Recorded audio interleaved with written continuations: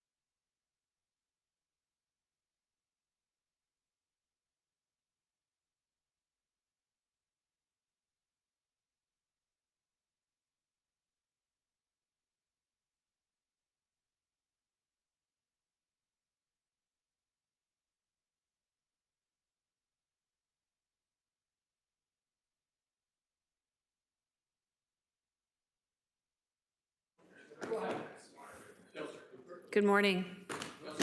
Good morning. I'm calling this meeting to order.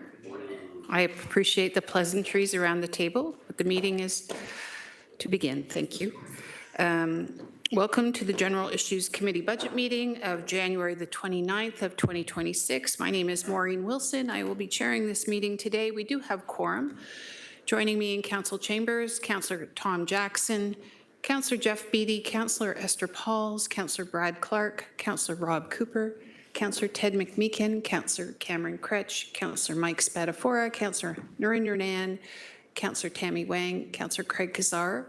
Joining me online, Councillor Alex Wilson, Councillor Matt Francis, and Councillor Mark Taddison. So we certainly do have quorum. Just a gentle reminder, I've noticed this week we've had a few phones buzzing during the meetings, which can kind of be a little off-putting. If you would be so kind to switch your devices to a non-audible function. Just 4 years of reminding, but that's okay.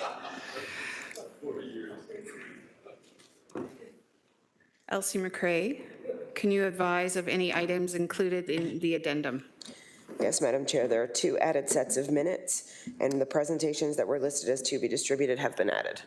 Okay, moved by Councillor Cooper, seconded by Councillor Clark to approve the agenda as presented today. All in favor or all opposed?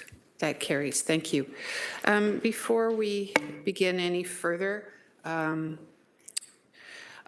was remiss yesterday, or on the 27th, which was a Holocaust Remembrance Day. On that day, I hope, and every day, we remember the 6 million Jewish lives lost and the countless others affected. And we as a community firmly affirm our unwavering commitment to education, to remembrance, and standing united against anti-Semitism and all forms of hate. I was here at the ceremony at City Hall this week. It was extremely moving. Remembrance is an action. It's not just a thought. Also today, January 29th is the National Day of Remembrance of the Quebec City mosque attack and action against Islamophobia. On this day in 2017, 6 men were murdered, 19 others seriously wounded during prayers at the Islamic Cultural Centre of Quebec City. And in 2021, the Government of Canada proclaimed January the 29th a National Day of Remembrance to honor the victims and to dispel Islamophobia. Again, action in thought, action in deed. Hamilton is, there's no room for hate in this community. Okay, having said that, any declarations of interest today? Seeing none. It's moved by Councillor Jackson and seconded by Councillor Beattie to approve the minutes of January the 27th and January the 28th of the General Issues Committee budget meeting. Any comment on those minutes before we seek your approval of them? Seeing none, if you could show your hands in favor or opposed. Thank you, that carries. We're on to our budget presentations today. As per all of this week, it's moved by Councillor Jackson, seconded by Councillor McMeekin to extend the time allotment for these presentations. Please show with your hands. That requires an electronic vote. Thank you. The vote is up. It's thumbs up from Councillor Jackson, thumbs up from Councillor McMeekin, thumbs up from Councillor Spadafora and Councillor Pauls.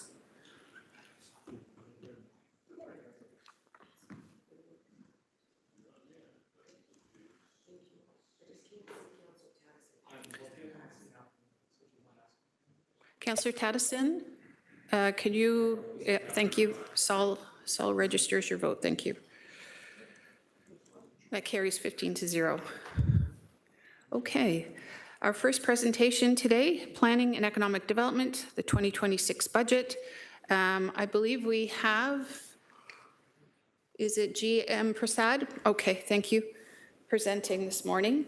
I think Again, just underscoring, we're going to have this time following the presentation for questions.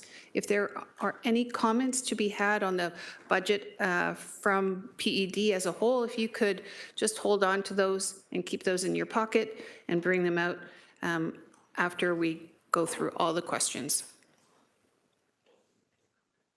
Good morning.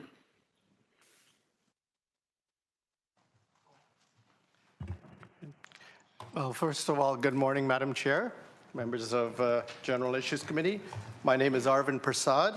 I'm the General Manager of the Planning and Economic Development Department here at the City.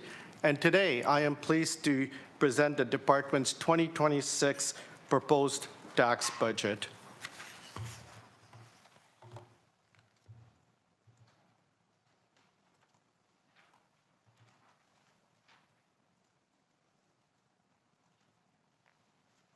Before we get started, I'd like to take some time to thank my department leadership team for their efforts over the past 6 months as I stepped into the GM role. They have helped me get familiar with the work of the department, and as well, I want to thank them for the leadership that they provide to the staff in the department, and that allows us to provide the excellence in customer service that we all try to achieve. So just to recap, the department includes acting Director of Transportation Planning and Parking, Steve Malloy, so they're up on the upper level, and I'm going to go from right to left. Director of Building and Chief Building Official, Rob Lally. Director of Growth Management and Chief Engineer is Ashraf Hanna. Director of Planning and Acting Chief Planner is Anita Fayback. Director of Economic Development, Norn Schlieland. Director of Licensing and Bylaw Services, Acting Director is Dan Smith. And Director of Tourism and Culture, Lisa Abbott. As we get down to the floors over here, we have Dave Hayworth, the Director of Strategic Growth Initiatives. And in the middle there, we have Director of the Climate Change Initiatives, Linda Lukasik, and last but not the least, Director of the LRT Project Office, Abdul Sheikh. So this is my management team that have helped me prepare this presentation and get us here today. These leaders deliver a broad range of services, programs, initiatives through their divisions. A significant function for many staff is to support the development approvals process. This work spans planning, heritage, urban design, zoning, growth, and building activities related to permitting and approvals. Staff also undertake policy work, heritage work, and support services. Staff play a key role in advancing major transportation initiatives citywide, including mobility and active transportation programs, parking operations, school crossing guards, and the planning and delivery of the light rail transit project. We also lead a variety of economic development efforts, such as managing the city's real estate portfolio and supporting business attraction and business retention. This includes contributing to economic growth by attracting major events for tourism and overseeing the operation and management of the city's museums. Finally, our team delivers important services such as municipal business licensing, animal services, and bylaw enforcement, and plays an instrumental role in advancing Hamilton's climate action strategy and delivering on a number of climate change initiatives.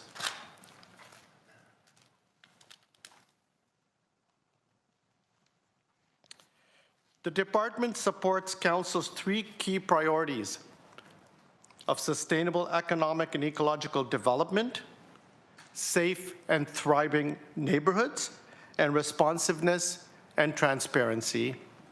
The slide that follows showcases just some of the key accomplishments from across the department in 2025.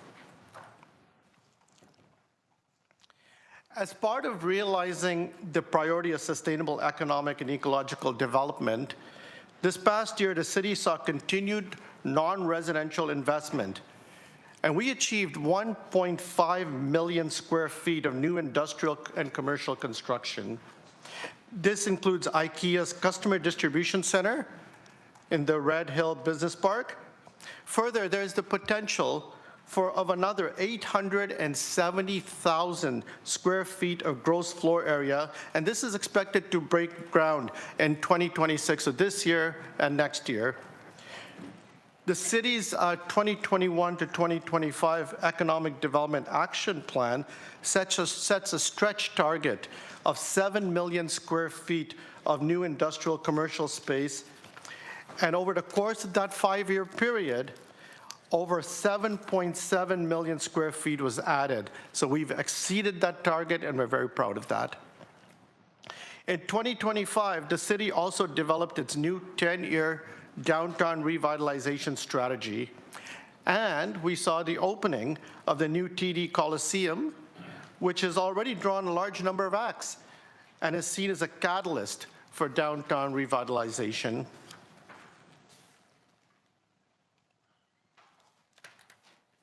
In 2025, we also launched a community placemaking grant program to support initiatives that temporarily animate outdoor public spaces downtown.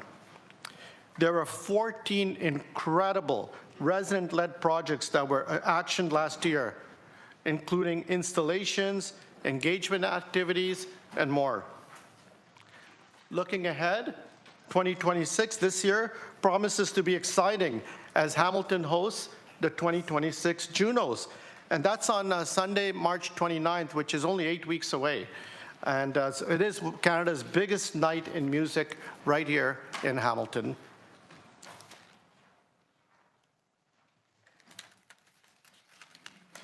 Last year, we continued to advance our response to climate change by initiating a collaborative co-design of a climate justice framework. There were also 7 municipal projects funded from the Climate Change Reserve based on their support for actions in Hamilton's climate action strategy.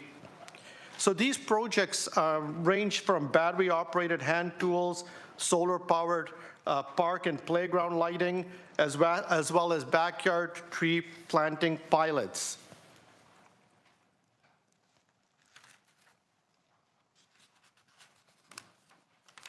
When it comes to the priority of safe and thriving neighborhoods, one measure is development activity. Now, similar to many municipalities, we had a challenging year as we continued to experience a slowdown in planning applications. Despite this, Hamilton did see $2.2 billion in construction value, and this included approved permits for 3,710 new dwelling units. That's across the city. This is the 3rd time since 2021 that the city hit the $2 billion mark. CMHC, however, has forecasted only approximately about 2,200 new dwelling units for Hamilton for this year. A review of the city's data shows that we do have a great number of housing units in our development pipeline, which may exceed that CMHC projection if those projects were to proceed to construction. We acknowledge, however, that the economy is still very unstable with the mortgage rates, international tariffs, and lack of demand continuing to impact the development industry and construction jobs. With this in mind, our department recognizes that we need to find efficiencies and ways to make the development process leaner and quicker. Staff continue to focus on streamlining development approvals, increasing responsiveness to our customers, leveraging technology investments, and unlocking development by expeditiously solving problems and getting results. Also contributing to safe and thriving neighborhoods, key initiatives were implemented in 2025, focused on the protection of tenants and rental housing units across the city.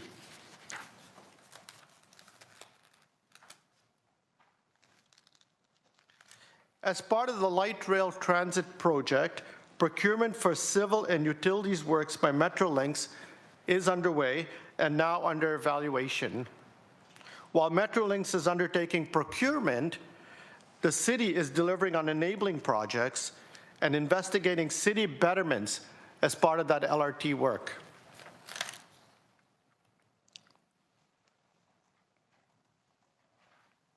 Speaking of transportation options, to support an expanded and upgraded active transportation network, work was completed on a number of feasibility plans for future installation of cycling infrastructure and sidewalks, as well as the installation of 112 bike racks across the city.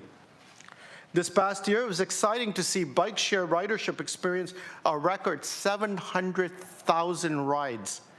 This increase is largely supported by McMaster University's UPass, which now includes bike share. So this is a first of its kind partnership in Canada.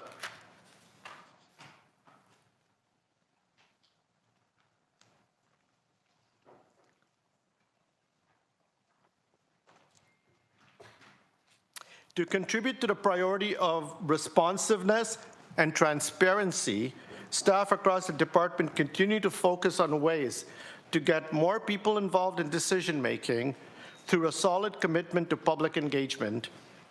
In 2025, public engagement took place through a number of initiatives, including the Public Art Master Plan, the 10-year Downtown Revitalization Strategy, and the Hamilton Immigration Partnership Council Survey.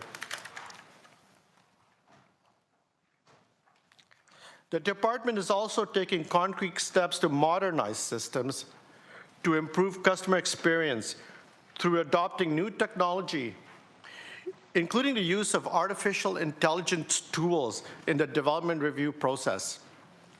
On that note, we are currently in the process of designing a technology solution that will feature a modern online customer portal and integrated tools for application intake, for payments, review processes associated with development, the approvals, and complaint management. And all of this is going live this year.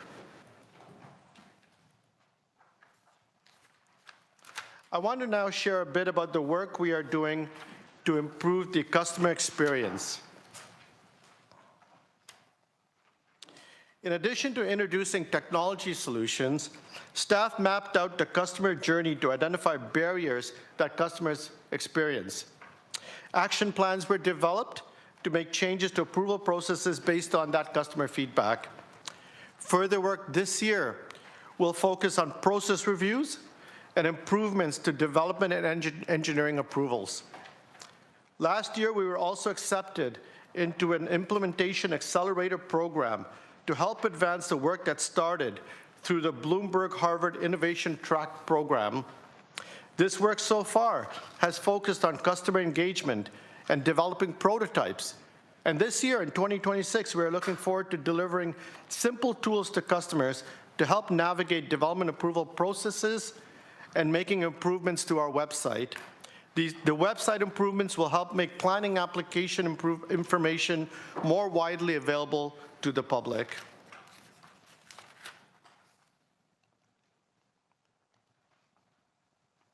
Our department work supports inclusion, diversity, equity, and accessibility by addressing barriers and improving how individuals and communities participate in and access our services. The department has taken on a number of initiatives to make our programs more reflective of Hamilton's diverse communities and to ensure that information is more inclusive for all our customers. Overall, we continue to work with embedding IDEA more deeply into our work through the design of frameworks and policies such as the carbon budget and accounting framework, the use of a climate justice lens in the LRT design, and the future development of a health and equity transportation policy.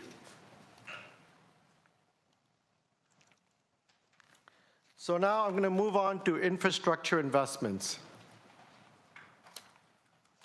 Our 2025 and 2026 investments align with council-approved master plans and strategies that work to advance council priorities by managing growth, improving the quality of life of our residents, and strengthening museums and heritage assets to attract visitors. In 2025, we had a significant accomplishment, such as completion of Hamilton's Children's Museum, renewal of Summers Lane. And on the development side, a significant project was completing the Block 1 servicing strategy for Phase 1 lands in Stony Creek. Now, with council approval, that was last October, development can now move forward, paving the way for approximately 3,000 residential units, a new arterial road, 2 parks, a community center, a school. So all of that when it's all fully built out. And this year, in 2026, we have an extensive work plan that includes projects such as HVAC replacement at Dundurn Castle and a number of growth-related projects. Examples of these projects include the extension of Arvin Avenue in Stony Creek Industrial Park and the widening of Garner Road to support the Airport Employment Growth District.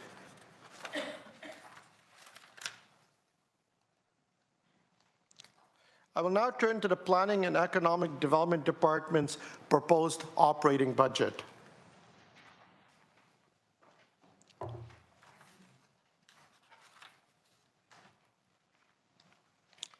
As you have heard from previous presentations, the 2026 tax proposed budget was prepared in alignment with the Mayor's directive, excuse me, prioritizing affordability, fiscal discipline, and long-term sustainability while protecting city services. We were asked to deliver a hold-the-line budget that maintains essential services and critical investments while limiting the residential tax increase to no more than 4.25%. The 2026 gross operating budget is $114.9 million, and it's funded 2/3 by non-levy revenues such as development fees, user fees, grants, subsidies, and reserves. Now, the Planning and Economic Development Department is somewhat unique in that there is a large part of our budget and departmental costs are covered through non-levy revenue sources. In alignment with Council's priorities, we continue to look for alternative funding sources and diversifying our revenue sources to support our work while reducing the burden on the taxpayer.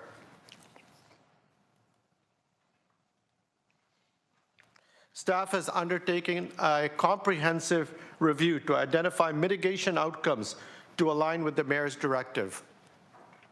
The proposed Planning and Economic Development budget for 2026 is negative 0.2%, which includes council-referred items. The departmental budget without council-referred items represents a greater decrease, so that results in a negative 0.8% budget. Next slides walk through how we arrived at this point, where I will be discussing the budget in more detail, including budget mitigation strategies achieved while maintaining existing service levels. Please remember that the proposed budget includes employee-related costs, including cost of living adjustments and commitments to collective agreements. Also, please recall that this budget includes council-referred items. And now these are the Hamilton Public Bike Share Program, investment in that, and investment in the Art Gallery of Hamilton. So as mentioned in the January 23rd budget overview presentation, the Art Gallery of Hamilton increase in funding of $726,000 is proposed to be funded by the municipal accommodation tax, the reserve, and resulting in no net levy impact in 2026.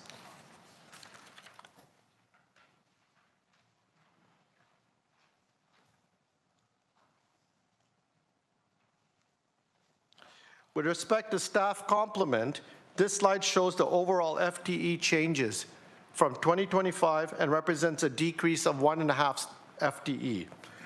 The General Manager's Division, as part of the budget mitigation process and right-sizing efforts, has identified a decrease of 4.5 FTE. The remaining changes have been previously approved by Council during the 2025 reporting cycle, which includes 1 FTE in transportation planning and parking for a screening officer to screen parking services administrative penalties, which is 87% funded by fees, as well as 1 FTE in licensing and bylaw services for a bylaw clerk, which is also 87% funded by fees, and both of which support the Hamilton apartment rental program. Further, there's a 1 FTE in licensing and bylaw services relating to an FTE transfer that came from Healthy and Safe Communities for a project manager, and this is to assist with the coordinated encampment response. The increase associated with overseeing this task is $125,000.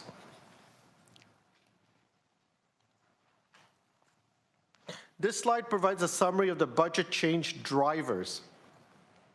The drivers of the budget, of this department's budget, can be summarized as employee-related costs, contractual obligations, and agencies and support payments. These are fully offset by other areas as shown in the graph, including the use of the planning reserve to offset the downturn in development activity, and budget mitigation strategies, which I will speak to in the next slide.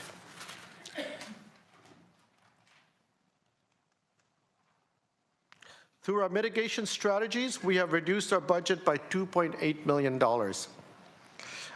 Starting from the top of this list, we continue to diversify revenue opportunities to offset impacts to the levy, including projected increased revenues from parking infractions, rental compliance, vacant building, and short-term rental enforcement, and increase in volume for MAT tax revenue related to the city's portion. So that's the municipal accommodation tax. Increase in parking infraction revenues. This consists of $735,000 in revenue, of which $235,000 has been directed to the parking reserve for future improvements. So 735 minus 235, that leaves us with $500,000 to offset the levy. Second item, the $375,000 increase in the city's portion of MAT tax revenue is driven by projected hotel occupancy increases related to the TD Coliseum reopening in 2026, new hotel openings. We have several hotels in the pipeline here, and short-term rentals. So we're expecting a $375,000 increase there. And a $285,000 increase in revenue related to the vacant building program and short-term rental enforcement fines. In terms of right-sizing the budget and deferrals, we have right-sized our operating expenses, so we've taken a line-by-line review of all of our operating expenses in the department, and that's resulted in a $309,000 reduction in several main areas, and these are areas such as contractual contracts, consulting, training, and supplies. We also have right-sized our FTE complement by 4.5 FTE. Moving on to reserves. As mentioned at the January 23rd budget overview presentation, the Art Gallery of Hamilton increase in funding of $726,000 is proposed to be fully funded by the MAT tax to support the care, the preservation, and the exhibition of the art gallery's extensive collection.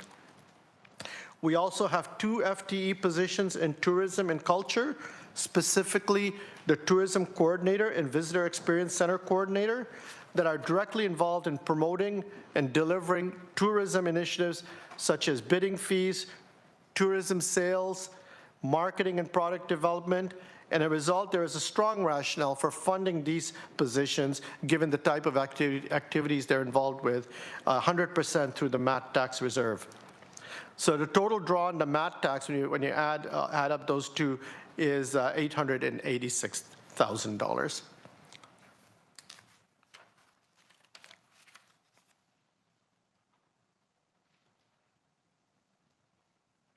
In order to sustain service delivery and accomplish the policy initiatives discussed today, including the savings and efficiencies identified, we forecast a multi-year outlook to be 4.6% in 2027, 2.7% in 2028, and 2.7% in 2029.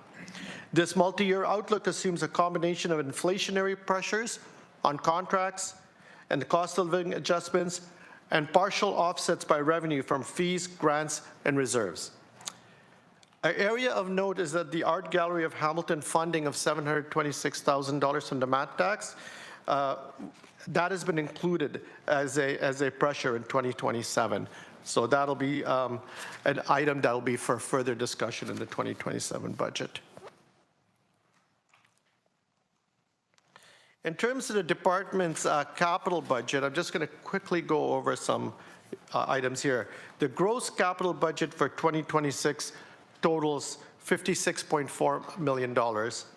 Our department supports capital investments that improve infrastructure to support residential and industrial growth, comprised of new and upgraded roads, active transportation, and preliminary design studies. Some of these projects that are built into the 2026 proposed capital budget include the urbanization of Fletcher Road in Binbrook and Eleanor Avenue on the East Mountain. Also, preliminary design of Jones Road in Scooby and the extension of Talon Road in the Red Hill Business Park North. And that's just a sampling, to name a few of the initiatives we'll be doing on the capital side.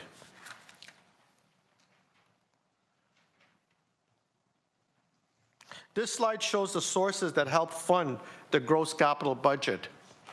45% of our capital budget is funded by development charges, while 13% is a combination of reserves, grants and subsidies, and work-in-progress funds that have been targeted to priority needs. The remaining 42% is funded by the property tax levy. So that remaining 42% results in a net capital budget impact on the property tax of $23.8 million.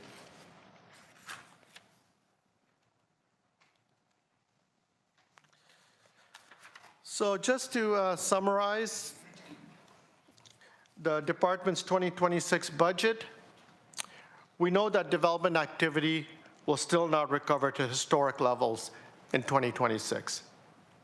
And economic activities will still face the challenges that they face today, such as international tariffs and other impacts on the economy. So this requires judicious spending and to continue exploring other sources of funding and budget mitigation strategies really to reduce the impact on the levy. This budget allows us to manage and respond to uncertainty in a responsible way while continuing service delivery. You can see on this slide that the department has zero impact on the residential tax base increase. In our budget ask, we continue to make strategic investments by responding to and advancing council priorities that promote economic growth in our city and improve the quality of life for those who live in, work in, or visit Hamilton. And with that, Madam Chair, thank you very much. And I'll take my seat and for any questions. Thank you. Thank you.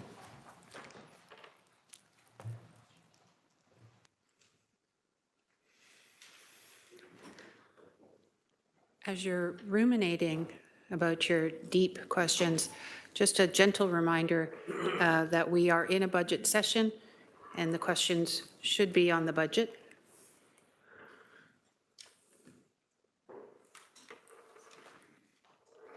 Councillor Wang. Thank you. Through you, Chair, I have three questions. First is a more detail-oriented question, and the two are sort of future forecasting or future direction type questions. First question, GM Prasad, you did mention in slides 9 and 15 about some of the streamlining and the permitting processes. You've talked about potential software and innovation. You've also talked about increasing and delivering a better customer service. I wonder if you can give us a sense as to where we're at with that and what are the timelines associated, because we are still consistently hearing from clients that it is terrible to work with us as a city of Hamilton. So please help me understand, or perhaps give a better sense as to how far along we're going and how quickly we can get to a better customer service for our clients that are interfacing with us. Yes, thank you very much for that question to the chair, to Councillor Wang. It is an absolute priority for us in terms of improving the development process. And I hear from the development industry exactly what you hear. And, the first few months that I have been here, it was an opportunity to get to know the development industry and really understand what the challenges are. And I believe that the challenges are substantial, but at the same time, we have staff here who are incredibly dedicated to making change, positive change. So I have seen zero resistance. In fact, our staff in the planning department, growth management, building departments want to see what you want to see. So the timelines associated with that is, I think we had a really good start with the Bloomberg Initiative, because that got people thinking creatively about changes that can be made. It was a very administratively heavy organization in the department, and I think what it did is that allowed our staff to think, yes, we can make changes and make the right changes, and what are the areas that we need to focus in on. So that was a great start, and we'll continue to be working on implementation of the Bloomberg side of things. But also, to complement that, in 2026, we will be doing a full process review. And I'm thinking we'll probably start that off in Q1 or Q2, right? So by this summer, I want to be able to say to you, we've made significant changes in terms of how we do things, and I want to be able to say to you that from a customer service perspective, we're hearing better results. Thank you. Supplemental to that is, I'd like to understand what are the training opportunities there, because what we are also hearing is every time a client contacts our department, they get punted over to somebody new. And then what ends up happening is they have to spend more time to explain their situation. It just draws out the process. So tell me about the training aspect of getting us to a better customer service level. Thank you for that question through the chair. The opportunity lies in training, yes, absolutely, and also technology. So, we are implementing a new system of planning, permitting, and so forth. There's a significant amount of training that's associated with that. We are out there, advising the development industry of how things are going to change for the positive. So that is really good. But I think the main thing here is that staff are engaged. Right, they're very engaged to be able to make the changes that we're hoping to make. Thank you. My second question, and I'm going to lump my second and my third question together because I don't have a ton of time. My second question is, thank you for your negative 0.2 levy increase. However, I recognize that today we are at a split of 89% residential, 11% industrial commercial. And part of this council's strategic goals was in the very first one, which was actually to reduce the burden on residential taxpayers.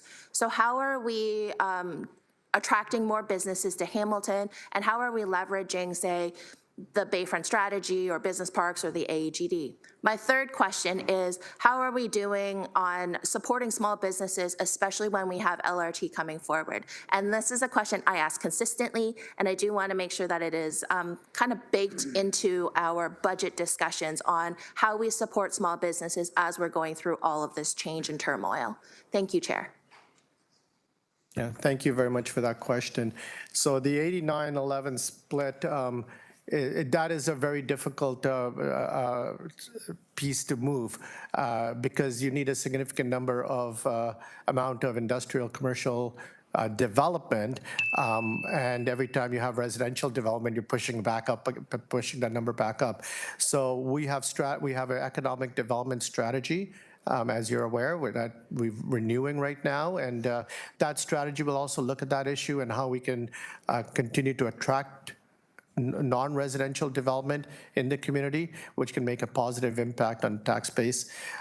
In terms of small businesses and the impact with the LRT, I'm going to ask Director Sheikh to add a bit perspective here on this one. But from my perspective, what I see a LRT office that works very closely with Metrolinx. In fact, they sit together in the same area. And I've raised this issue with them in the past, the displacement and so forth, and they're on it. So, Director Sheikh. Through you, Madam Chair, my name is Abdul Sheikh, Director, LRT Project Office. Councillor Wang, good question. As you know, we do have a motion from LRT Subcommittee to look at the small business support. So we, LRT Office, working closely with Metrolinx and working closely with Economic Division, looking at what options are available. We did provide a report last year, and we are committed to do another scan sometime this year as well. So you will have more information probably sometime this year, if there are any small business supports available in addition to what Metrolinx does. We are also benchmarking other municipalities, but we will continue. We are committed to continue, looking at convincing those information, and we'll bring back that information to LRT Subcommittee. Thank you, Chair.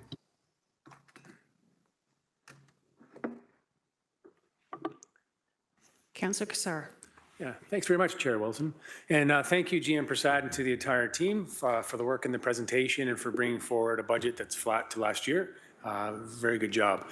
I wanted to pick up on Councillor Wang's first question around the process improvements around development applications and customer service in general. Having a long career in the private sector, one of the models we followed was manage it by measuring it.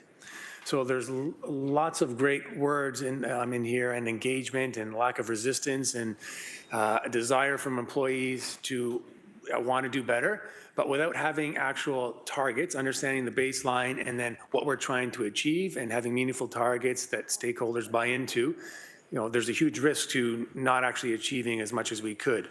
So this could be a follow-up discussion, but today, GM Prasad, can you give a sense on how, getting into the details on how we're baselining key metrics and what they are and what those targets are, mid-year, by the end of the year, and into future years? Because I think it's crucial to actually being successful. Through you, Chair.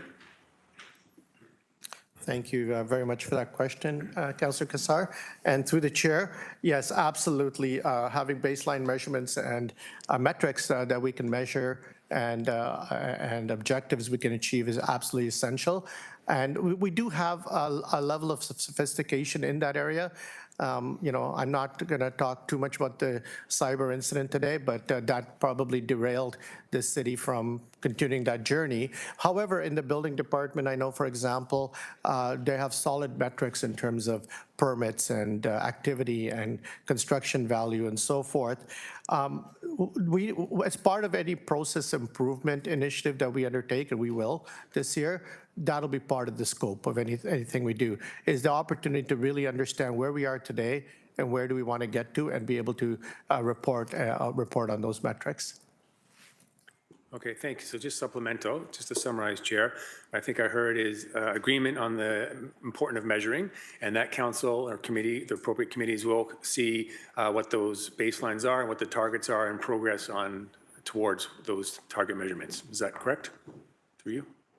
Yes, that is absolutely correct. And, we have, reports out there on various areas like climate change and housing monitoring and so forth. They do have metrics in those reports. It's a matter of bringing it all together and being able to give you a good snapshot of how we're faring from a customer service perspective. I think that's what we can achieve. Yeah. Okay, thank you, and look forward to offline conversation to further that. Thanks, Chair. Councillor Cooper, please. Thank you, Chair. Thank you, General Manager, for the presentation. Also want to acknowledge the 0.8% negative, our tax increase for your operating budget this year. Exceptional job. Many times I sit here and talk about efficiency and effectiveness, saying taxes can't be the answer to every problem, and you're delivering on that today and showing it can actually be done. I know as recently as our secondary fee conversation, when I talked about efficiency and effectiveness, people didn't understand the concept, whether it be in the community or around this table. Maybe you could help us further understand that by talking about how you're able to be efficient and effective with a negative tax amount on your operating budget, and how you're able to achieve that without lowering services. Yes, thank you, Councillor Cooper, for that question. Efficiency and effectiveness perspective, I think the entire corporation put that lens on in terms of looking at our programs and services. And so as part of that exercise in this department, one of the things we wanted to make sure is that service levels were not impacted. And part of that was looking at our existing budgets, existing funds, and trying to find areas where we could make movement without affecting those service levels. And I've asked my department leadership team, and I'm surrounded by them here today, and I asked them that actually, again, very recently, will service levels be affected by any of this? And I got a resounding no, because they know their business, they know how to create efficiencies. And, you know, through the investment in technology and so forth, that actually helps also. So there's many inputs that gets us here, but we're confident that service levels would not be impacted. Thank you, General Manager, and I appreciate you leading on this file and with this cultural change, because truly that's what we're talking about here. Now, one of the questions I'm going to get from my community is going to be saying in 2027 we got a 4.6% proposed tax increase. I know it's early days, and people say, oh, we're just pushing it out from this year to next year because it's an election year. Maybe you could speak to that in terms of why that 4.6 is in 2027, and are we just kicking the can down the road? Through you, Chair. Yes, thank you, Councillor Cooper, for that question. It's not so much the 4.6 is kicking the can down the road from my perspective. It's really about how we wish to fund the Art Gallery of Hamilton in the future. That's the driver. You know, so if the decision is made next year to fund that through the tax base, that's 4.6%.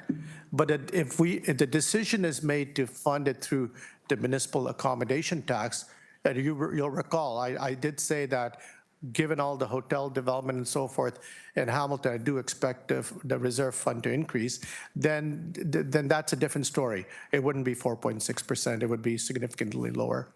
Okay. Thank you, General Manager. Also, I know we don't do benchmarking at the city, which I think right now is a big gap. But, you know, in coming into my ward, probably the ward experiencing the most intensification in the city, I had an opportunity to have conversations with both residents and builders. And as builders, how are we doing? And similar to Councillor Wang, I heard some feedback in terms of things we could do better. And you've been very open in those conversations, and I know you've made some real changes, and I thank you for that. But one of the areas that continues to lag, and people tell me it's actually, compared to other communities, the worst they've experienced is really around the engineering and growth management area. Can you speak to how this budget is going to address this in the next fiscal year? Yes, thank you for that question, Councillor Cooper. The process improvements we are doing are the entire planning process is being impacted, right? So we're looking at not just the planning process. A lot of people, when you think of planning, you think of planners, but we're actually looking at the entire development process, planning, building, engineering, growth management, and so forth. I'm going to send it over to Director Hanna to maybe speak a bit about specific process improvements he's contemplating in 2026. Thank you. Through the Chair, Ashraf Hanna, Director of Growth Management and Chief Development Engineer. We are embarking on a comprehensive review of the comprehensive development guidelines and financial policies that exercise it was approved by Council last year, and the RFP is going out shortly. So this exercise will include looking at opportunities for process improvements, efficiencies. Also, it'll include a review of other jurisdictions and other municipalities in terms of their practices to make sure we capture best practices in going forward. And the development industry has been fully engaged in that exercise, and we are going to be reporting to them and getting their input throughout that process.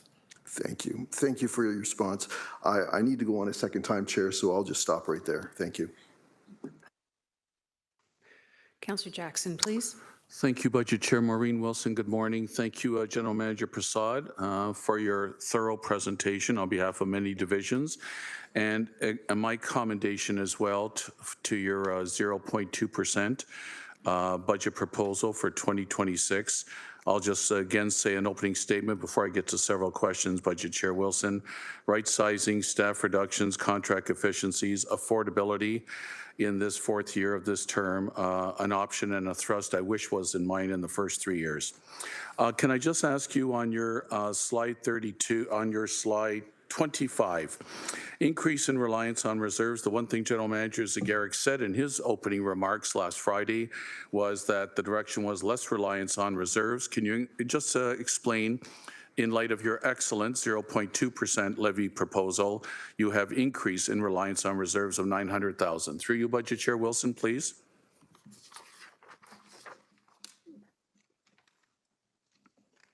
Yes, thank you very much for that question.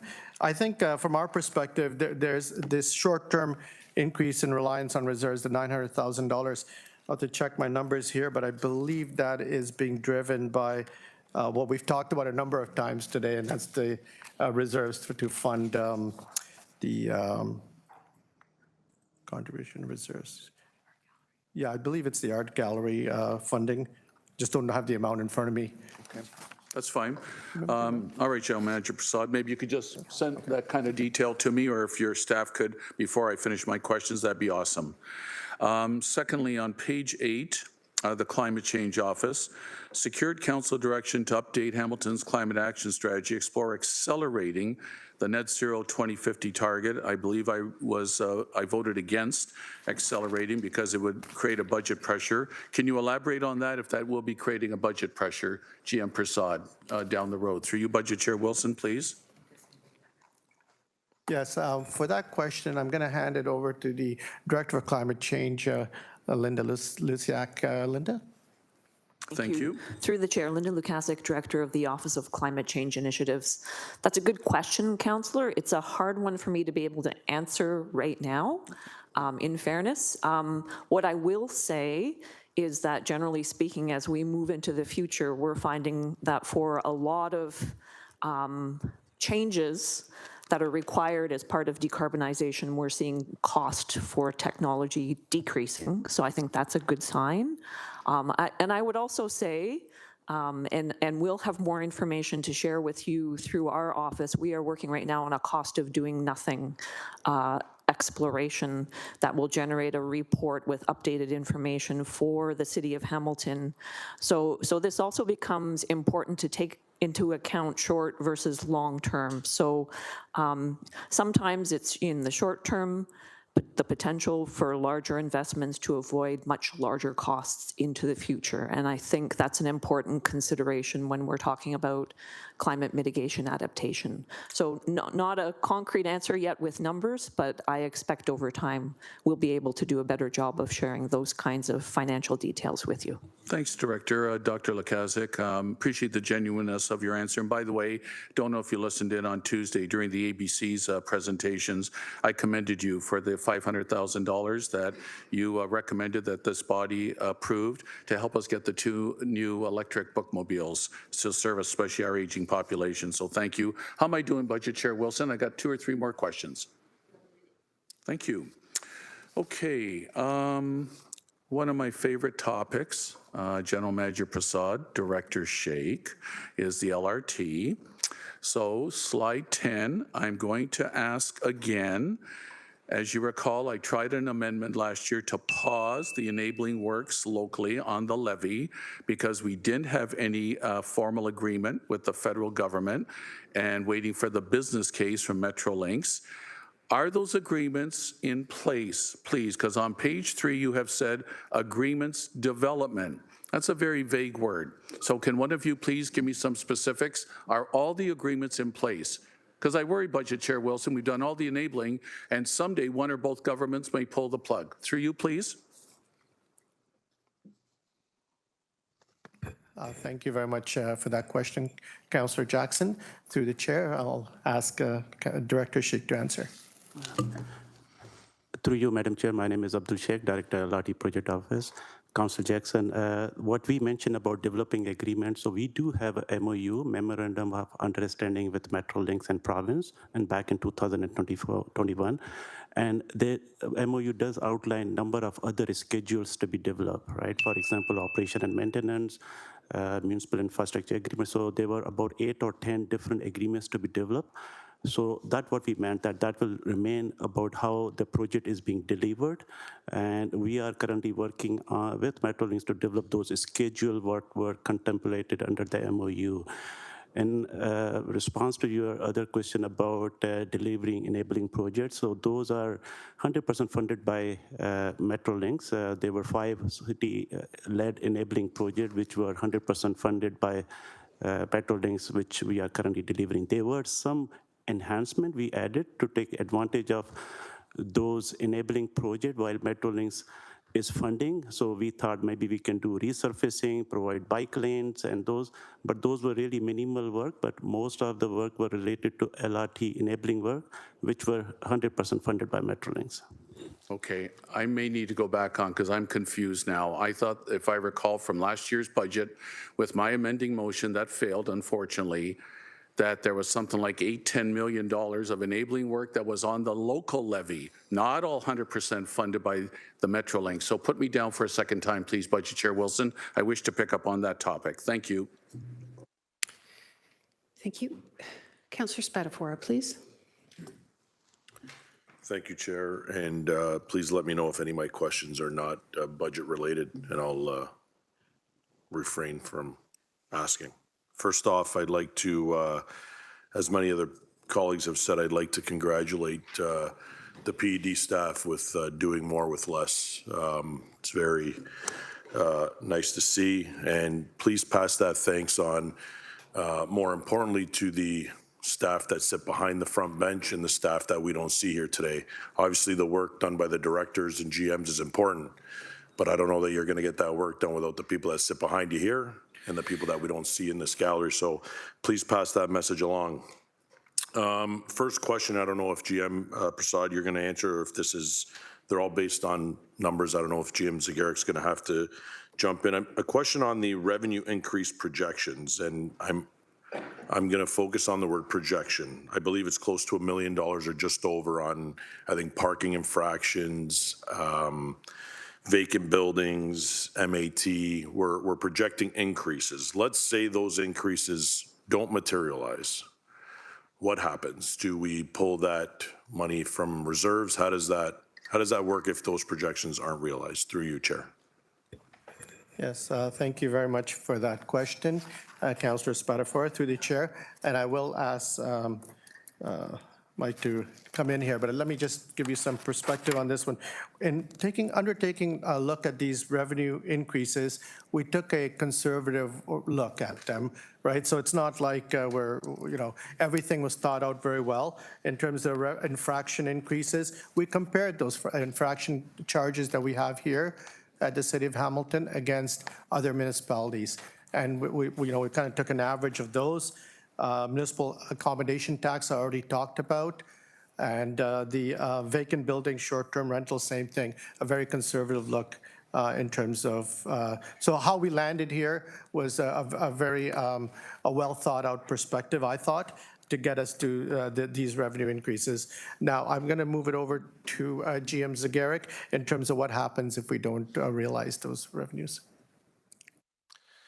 Through the Budget Chair, Mike Zagarek, General Manager, Finance Corporate Services. Any in-year pressures, whether revenue or expenditure related, we would look to the departments for mitigation strategies. Exclusive of departments being able to mitigate, then we would look corporately as relates to mitigating those pressures. If at year end, we report a deficit position, then we would report to council options in terms of funding that deficit. Thank you for that answer. I have a few questions on reserves, if that's okay. And a couple other questions. The one thing I just wanted to confirm, I didn't see it listed, GM, the climate change office, it wasn't on slide 23. I'm assuming there were no changes from a right sizing perspective. I didn't see it listed. I seen all the other departments listed. I just wanted to confirm for the climate change initiatives office, there's no FTE right sizing, everything's staying as is in 2026. Through you, Chair. Yes, thank you for that question. Through the chair to Councillor Spadafora. Yes, the climate change office, it is a very small office, so I could be corrected here, but I believe there's only 4 or 5 staff in that office. So yes, from that perspective, that is not part of the equation. Perfect. I got 3 reserve questions. I don't know who is going to answer them, but I'm just looking for current. And I understand that some of these reserve balances are very prescribed and controlled by legislation, but I was just wondering if we can get a approximate current reserve balance on the DC reserve, the building department reserve, and the climate change reserve. Through you, Chair, and that's my last question.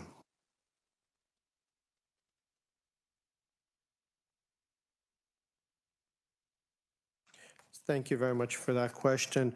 On the DC reserve, I don't have that information in front of me, and I'll see if General Manager Zagarek has that. And if not, then we can always get back to you on that one. So we'll start with that one.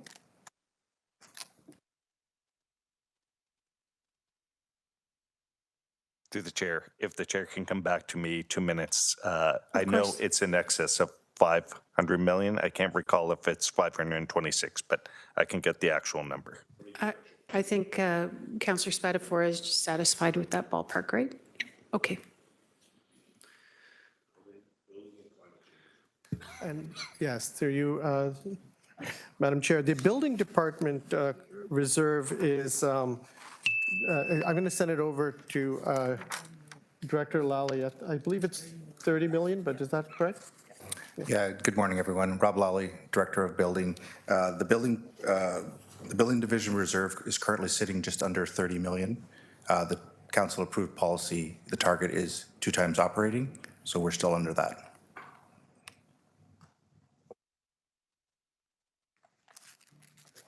And the climate change reserve, is someone able to answer that? Thank you.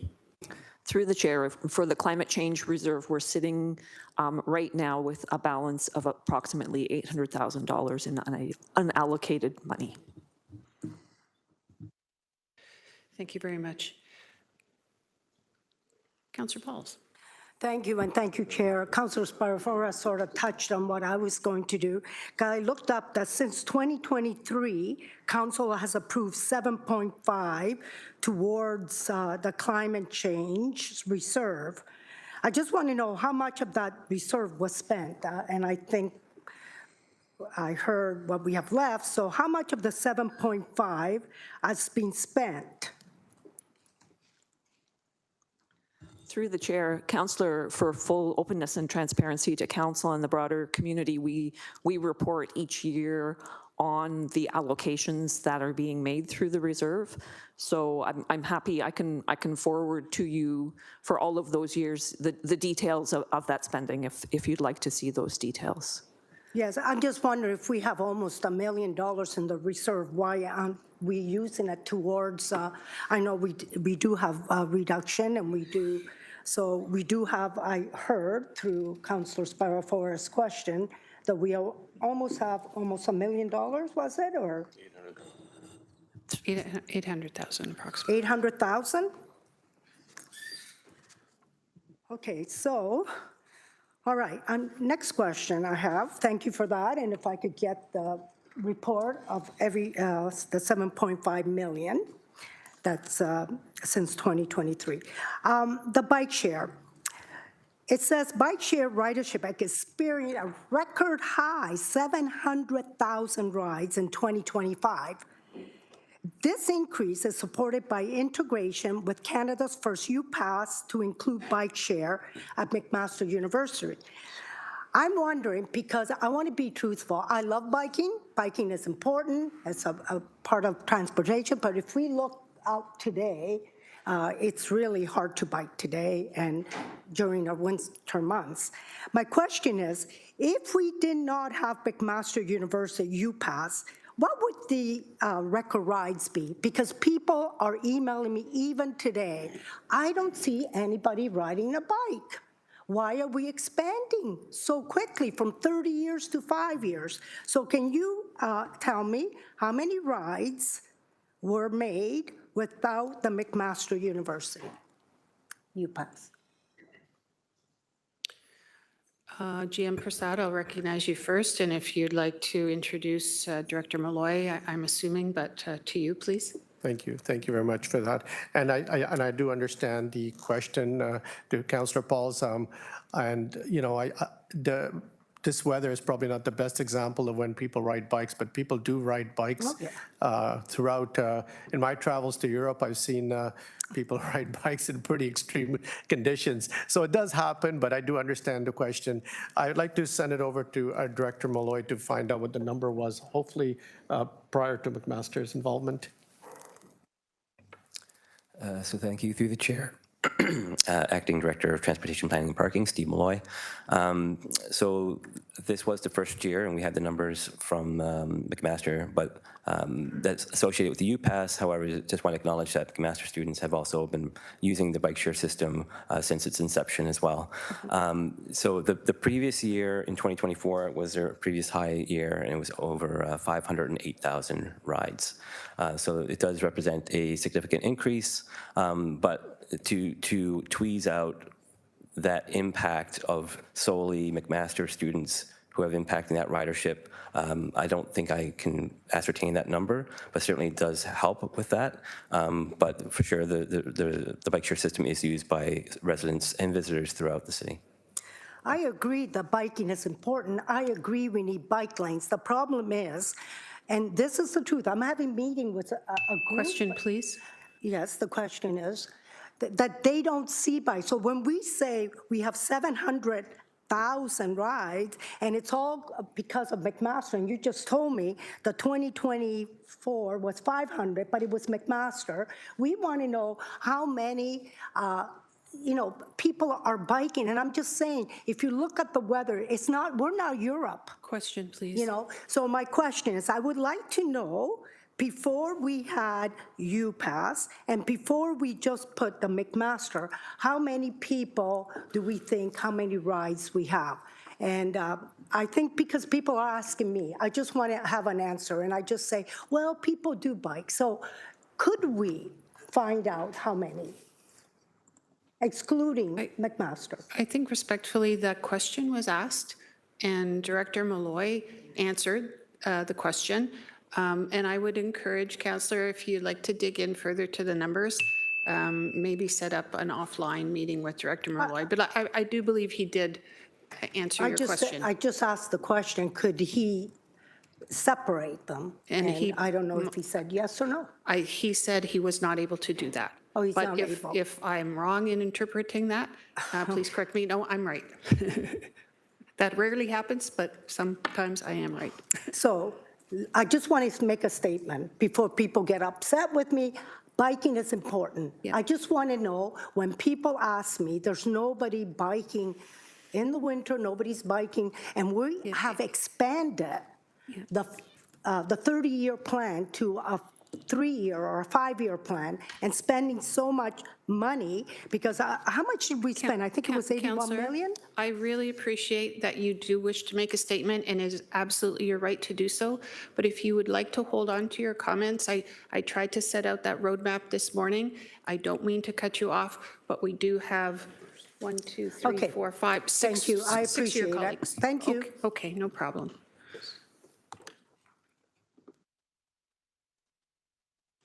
Councillor Critch. Biting my tongue, I have a question for city staff, and we'll save my comments for later. My question is really about the planning structure when it comes to transportation. I just want your thoughts on the structure here in terms of, we have Department of Transportation Planning, and then we have many other transportation departments in Public Works. Everything from transportation operations, transportation engineering, HSR. I could go on and on and on about things that relate to transportation, but planning is doing the planning for transportation, right? And I'm well aware of the fact that these departments collaborate on a regular basis and speak to one another often. But I guess what I'm asking for your thoughts on is that the most effective way for us to do transportation planning? Because I understand it's a planning exercise, and I understand that planners are involved in it.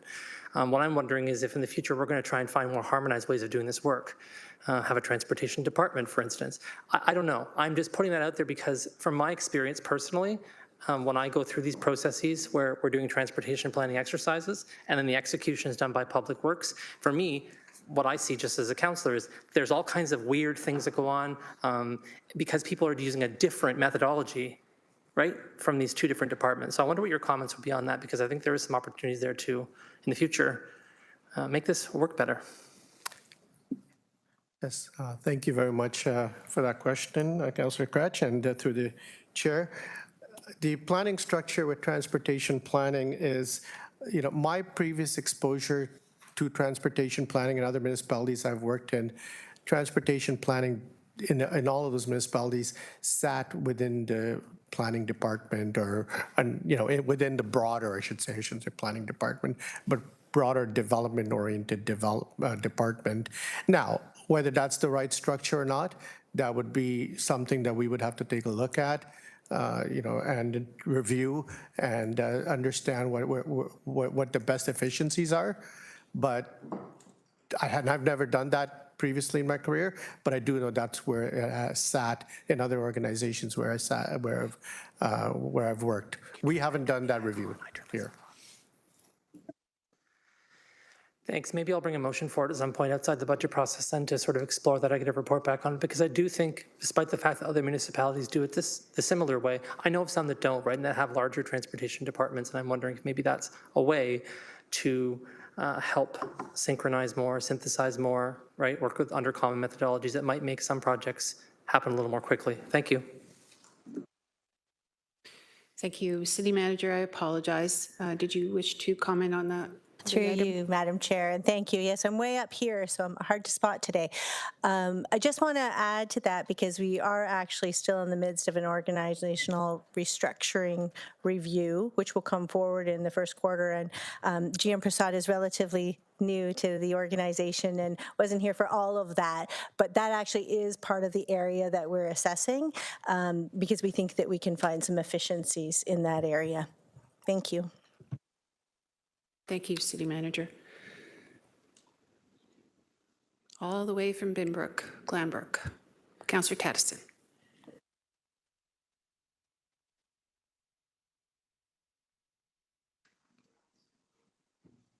You're on, sir. Thank you, and sorry for the delay as I found my mute button.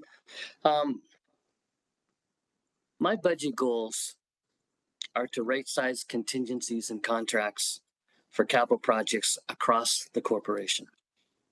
And I understand that the excess money goes to the reserves and so forth, but I really believe that we're trying to keep the money in people's pockets as long as possible. So last year I focused on Public Works. They conducted a pilot project, showed potential savings. So I want to, in looking at capital projects in planning and economic development, I see that we have 56.4 million gross capital budgets. 23.8 million come from, are paid for by the property tax levy. Can I just ask a general question about what contingency percentages are usually incorporated into each contract that you put out there for your division?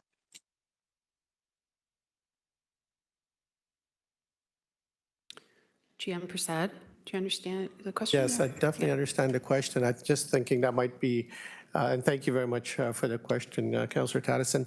I think that would be more of a corporate standard from purchasing, and I can stand to be corrected, but I'll have to ask GM Zagaric if maybe he can add some insight on that.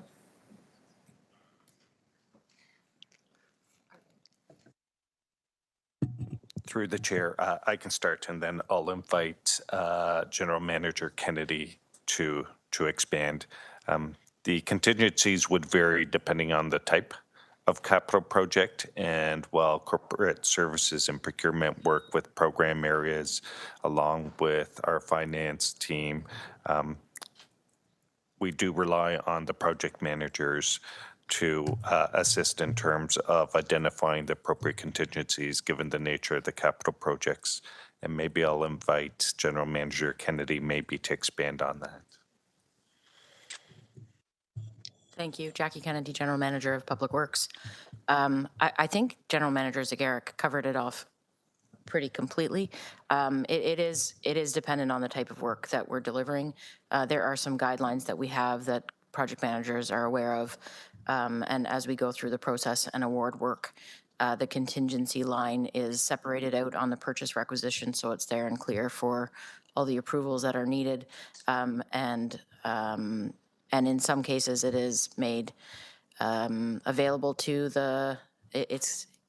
In some cases, it is made available or not made available, as the case may be, to the vendor in particular as well. So there are a lot of different strategies and tools used with respect to contingency, and it is dependent on the specific project at hand.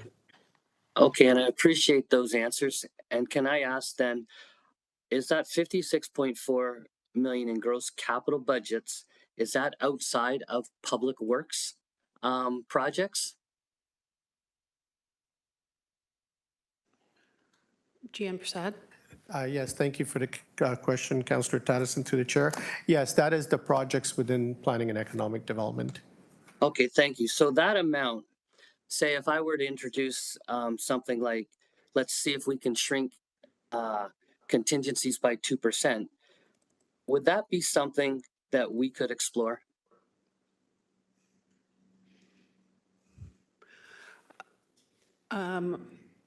I'll look to GM Kennedy, please.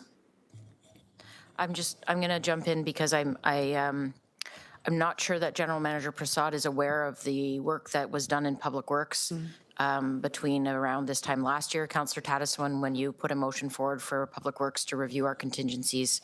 But we did do that in 2025 and identified projects between certain dollar thresholds where a reduction in contingency was in fact something that we would support, and we did implement that as one of our mitigation measures between the proposed or the budget outlook and the proposed budget that was released in December.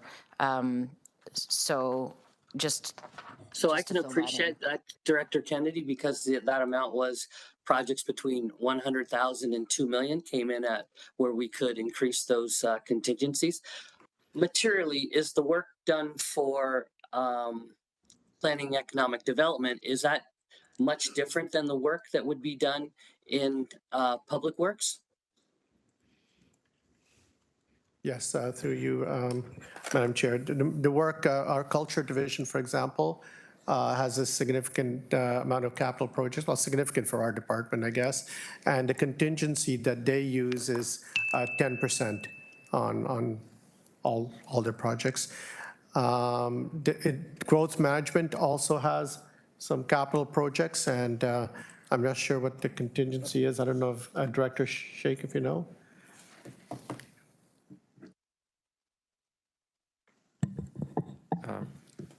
Ashraf Hanna, Director of Growth Management and Chief Development Engineer. As GM Kennedy indicated, it depends on the type of work. In Growth Management, we do studies, Class CA studies, that's included in the capital program. And we also do design assignments, like design work. So it depends also on the size of the work. The higher the value of the project, the lower usually the contingency is.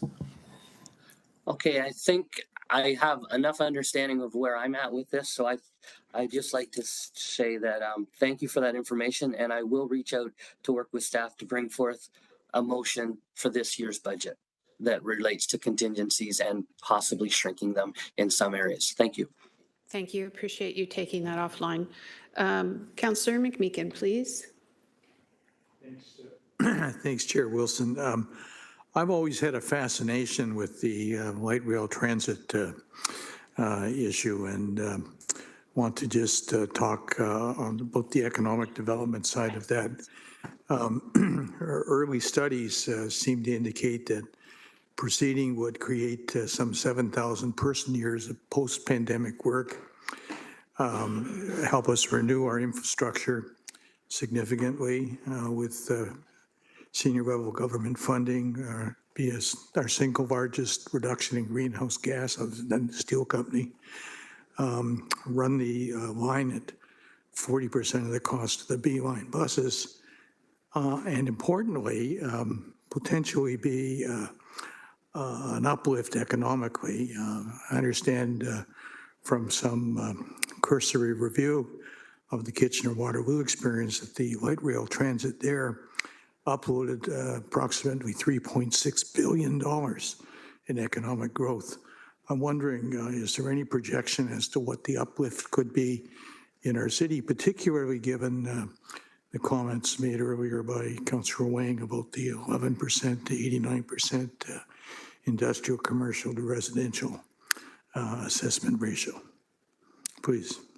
Oh, and the other thing is, and in so doing, free up buses for greater engagement with suburban communities that don't currently have as much busing. Director Sheikh or GM Prasad? Yes, thank you very much for that question. I've had discussions with my colleagues in the Kitchener-Waterloo area about the LRT. Now, I don't have the numbers that you do, Councillor, but I do have some very positive experiences. The ridership is meeting targets, and there is economic benefits associated with the LRT investment in that community. In terms of the projection of benefits in our community, I'm going to have to ask Director Sheikh to see if any work has been done with Metrolinx on that part. Through you, Madam Chair, Abdul Sheikh, Director, LRT Project Office.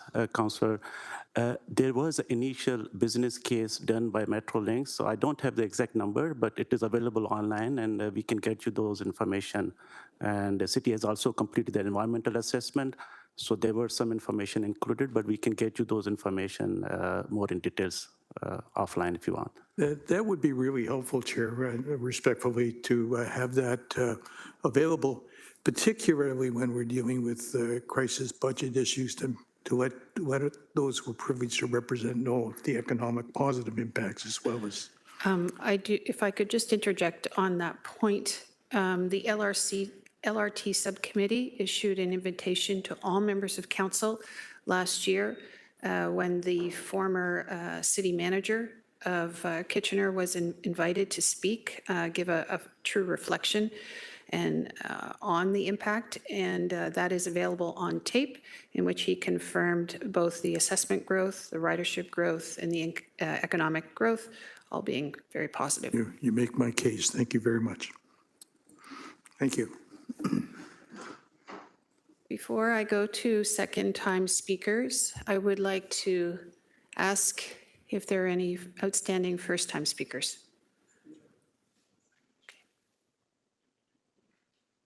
Councillor Cooper. Oh, I thought Councillor Wang was next. Yeah.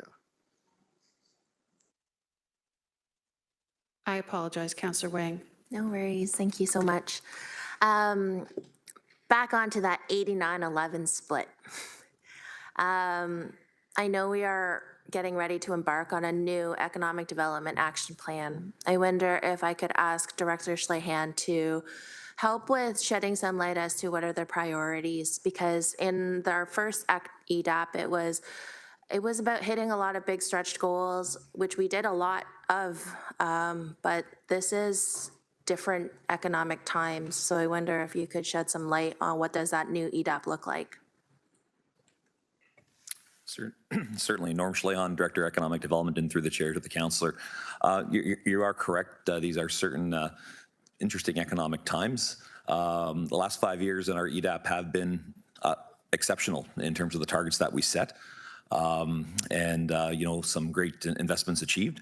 And we still have some great pathways to go in terms of the Steelport state lands, the 800 acres in the north end. There's some renewed activity. And just to give you an idea of what the last year has been like, obviously in January, when things down south of the border started getting a little, different, that we saw some people actually that have planned investing here pull out, like just right out, pull out.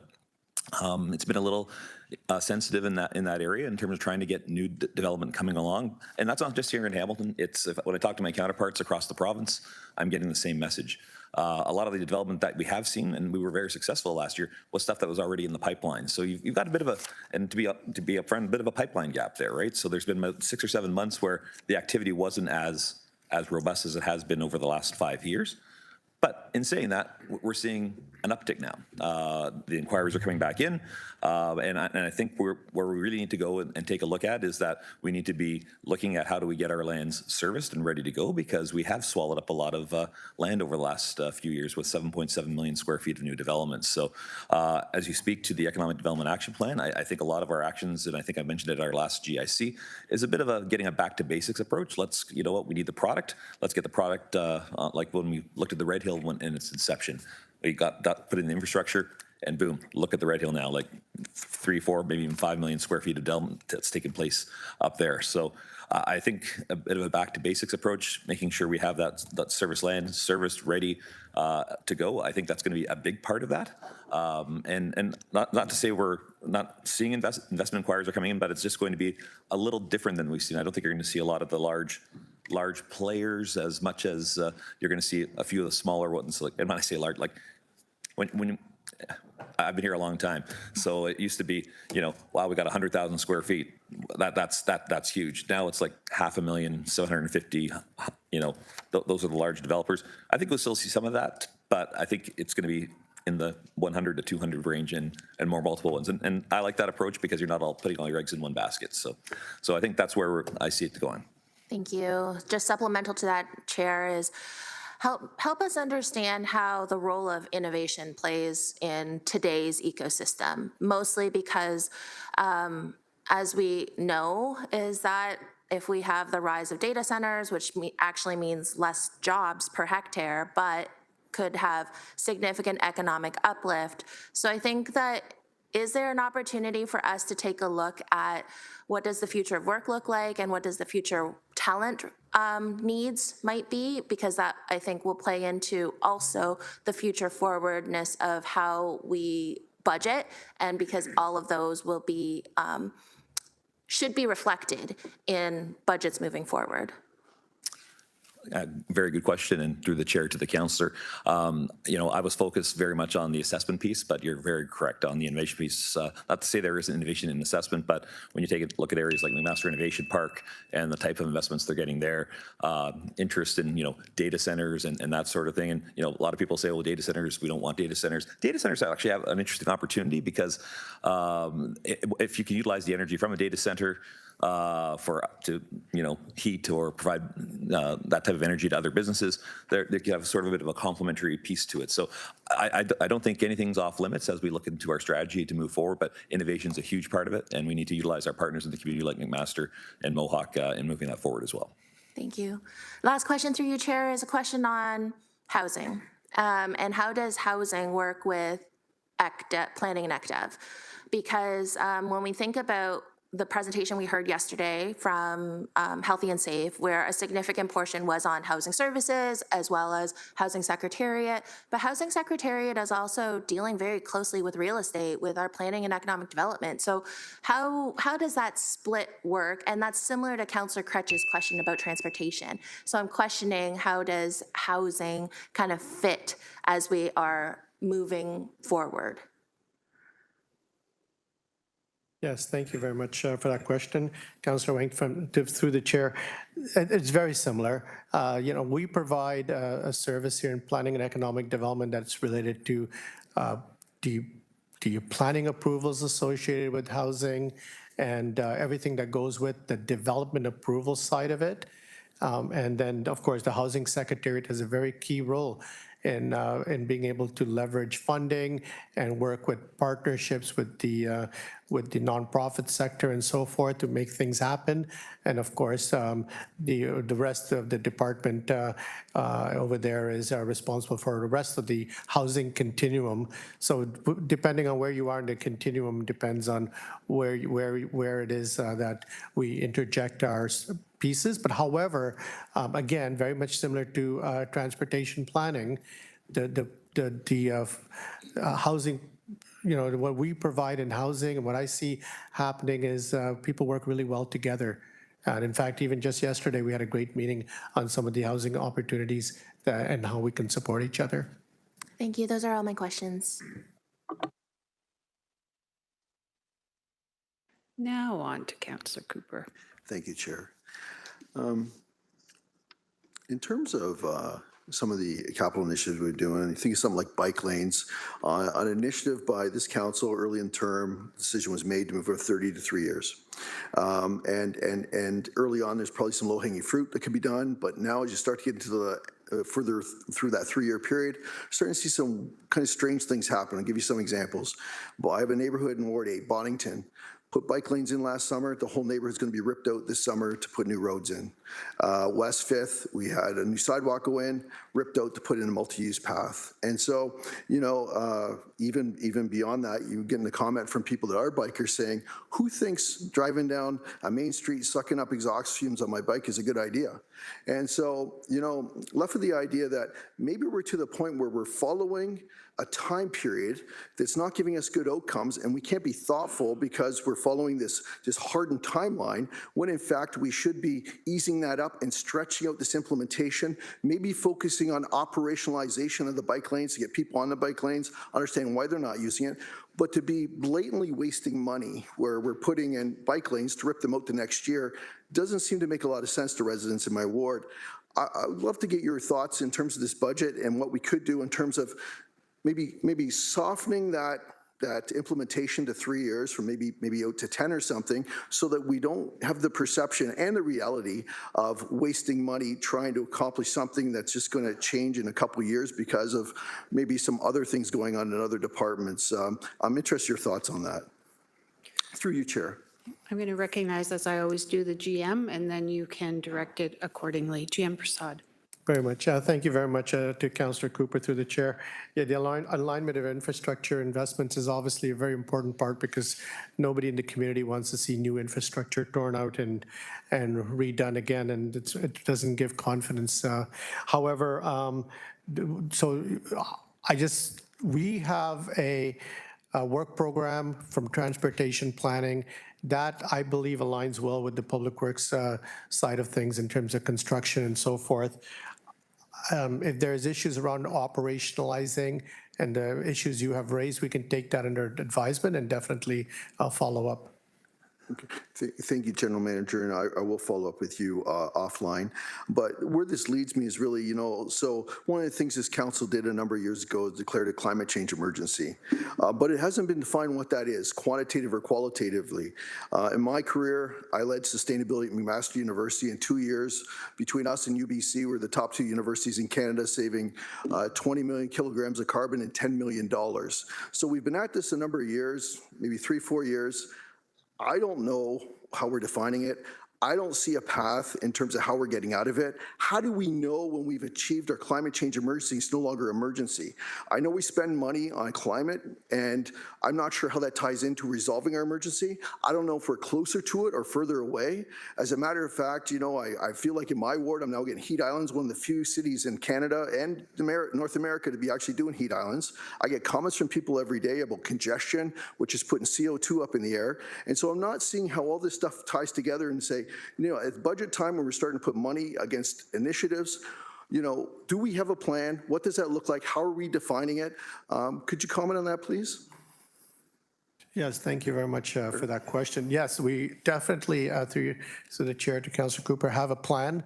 We have a solid plan on climate change that probably, in my experience at least, at the municipal level, I haven't seen anything like it. It's progressive and it's well suited to make changes. Most, climate change is a global issue. Nationally, I'm not sure we're making a lot of progress on climate change. But I can tell you one thing, locally, there are several municipalities across Canada that locally are making progress in climate change because locally is where the impact is. It's the local impact of adaptation and mitigation that we need to consider and do something about. And I believe so far from my exposure in Hamilton is that we're one of the leaders in this area, in this city. And if we can show leadership, then perhaps we can bring others along and we can make a difference nationally, if not globally. Thank you, General Manager, and through you, Chair.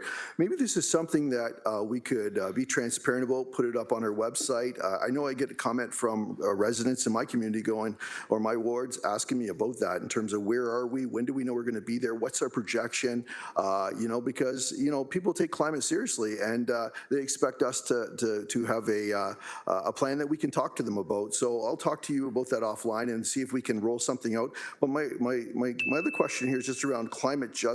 Could you please explain what that is? I'm getting that question also from my ward, and it's a new term that they haven't heard before.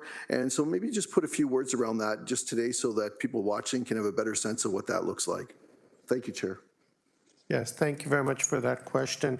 Climate justice is definitely a new area, evolving area, and aligns very well with our work around diversity, equity, and inclusion. I'm going to ask Director Lusiak to provide a little bit more. Thank you, through the chair. Thanks for that question, Councillor, and it is an important one, and I'll be frank in saying it is a new concept just in terms of our understanding of it and helping the public and city staff to understand why it's important and why we need to be talking about it. So it is very much rooted in equity considerations, but it's also a recognition that we're not all equally impacted by climate change. So one example, I think that's an easy one for people to wrap their heads around is, we know in Hamilton, one of the significant struggles we're facing with climate change is extreme heat and increasing temperatures, and we know that's going to continue to happen if we don't really get moving on a global level on the mitigation side. And so, we're not all we don't all have access to the same resources to protect ourselves from the heat. So I think that's a good example. So when we talk about climate justice and a climate justice framework, the work that the team in the Climate Office is working on, led by Beatrice Ekoko, our project manager, is to really engage with community organizations who represent those groups in our city who are more impacted, to get a better sense from them of what their concerns are, and to take all of that into consideration as we move forward with ensuring that we're not leaving anyone behind, that we're prioritizing climate actions that are going to ensure that Hamiltonians are, to the best of our ability, adequately protected from climate change impacts. I hope that helps to explain. We'll have more to come with details of that framework. Thank you for that answer. Thank you, Chair. Thank you. Before I recognize the next speaker, I would like to take a moment because I do think it's appropriate. My colleagues can argue otherwise. It's my opinion that the responsibility of any chair, in this case, chair of the budget, is to do a few things. One is to ensure that every member of council believes that their information needs are being served, that they have appropriate time to ask questions, whether here or offline, and that they may not like the outcome of a decision, but they feel they had an opportunity to form that decision and debate it, and they get the information that they need to that end. It is also my opinion that the role of chair is to uphold our code of conduct in relation to council staff relations, and that we ask members of our staff to help us in our decision making, that they give us the information we need, we feel, to exercise our governing responsibility. So when we use words that may suggest unintentionally that they are not doing that, so if we use a word like something not being transparent, it is my strong opinion that it is the role of chair to suggest that that word is not appropriate. And if you are in need of more information, or you believe that there are pieces of information that may be missing that you think can contribute to residents' understanding, they may not like it, but understanding of an announced public goal, then that is your responsibility and your privilege and your obligation to do so. I would like members of council to please keep that words they matter, and that what our responsibilities are here in the most fulsome sense. That's my caution. I will exercise my responsibility as chair moving forward if I hear otherwise.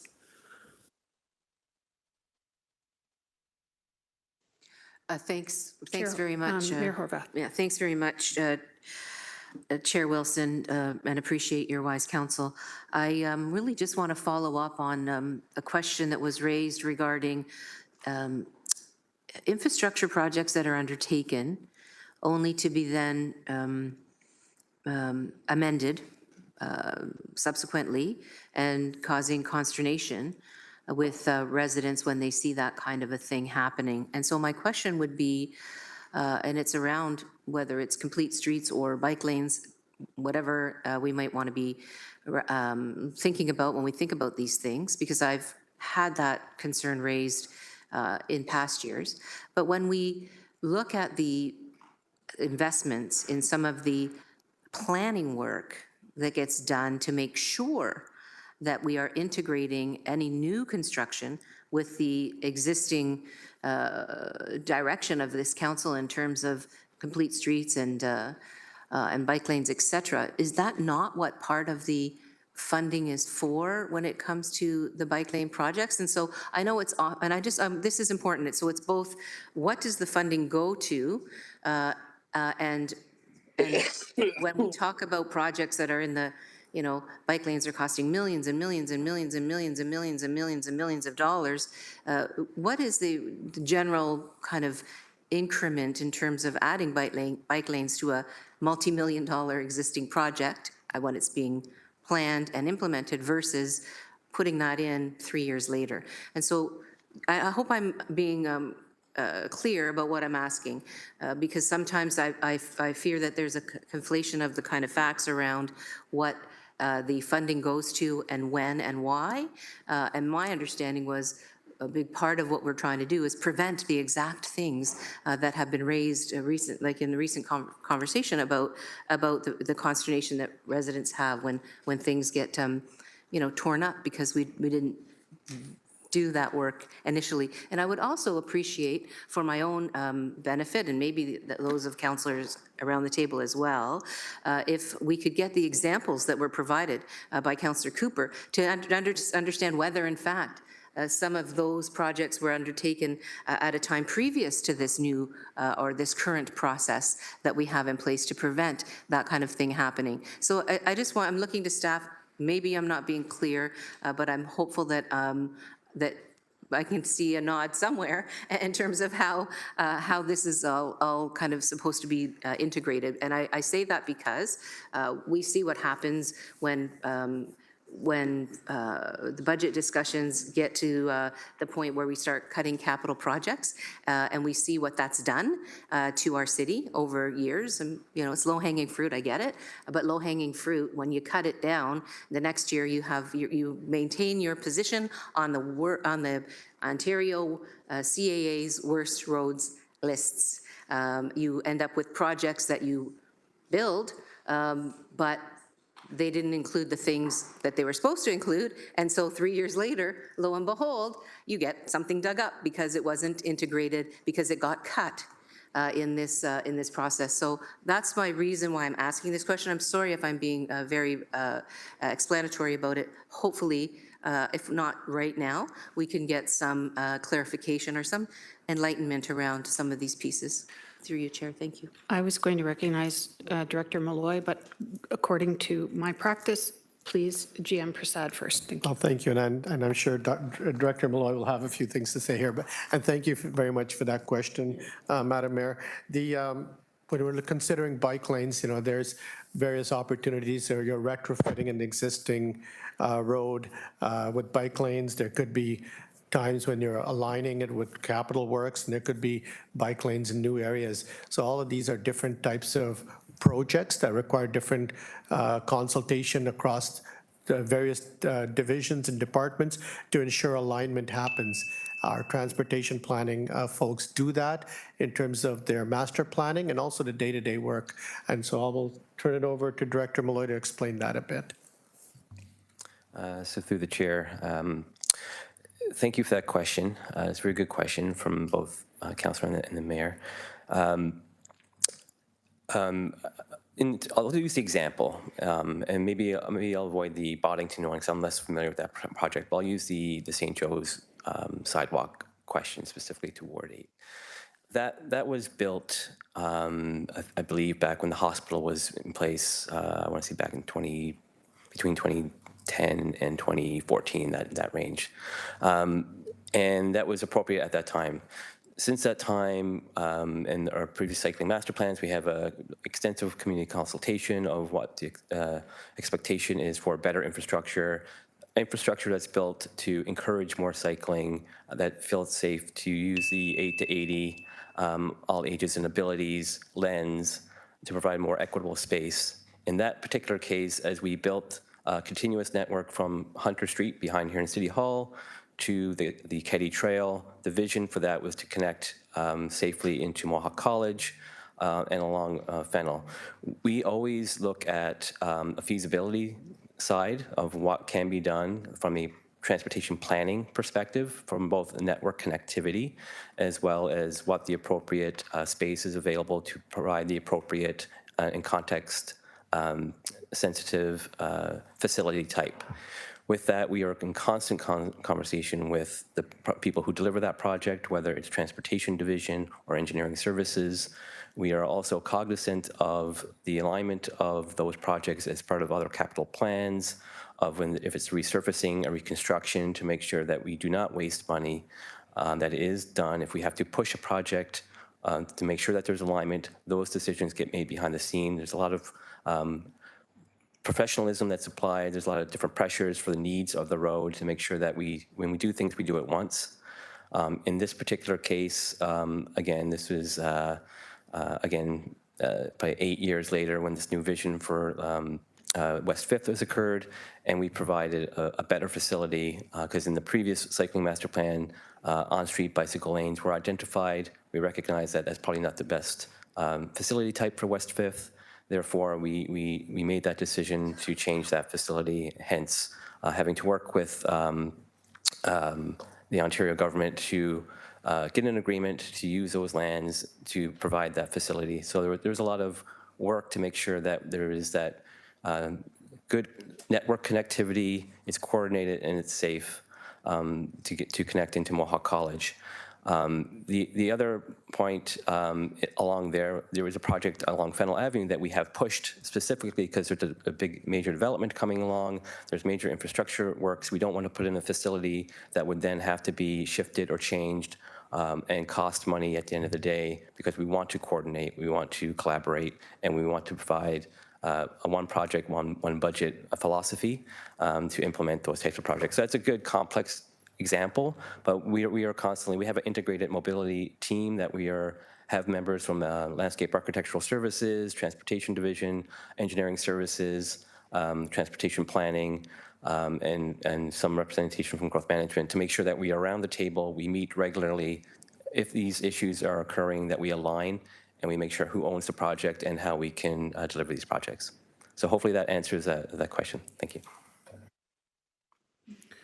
Thank you. Councillor Clark, I don't believe you've had a turn, so I'd like to recognize you now. I apologize for that. No apology necessary, Chair. Thank you for the opportunity. I have a question on page 11, on the very bottom of that presentation, it says expanded bicycle parking across all wards with the installation of 112 bike racks. Where's their bicycle parking in Ward 9?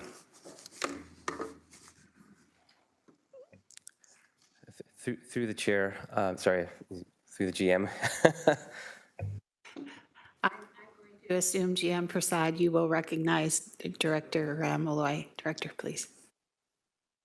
So through the chair, I do not have that at my fingertips, but I'm willing to give you all the locations that have been installed in Ward 9.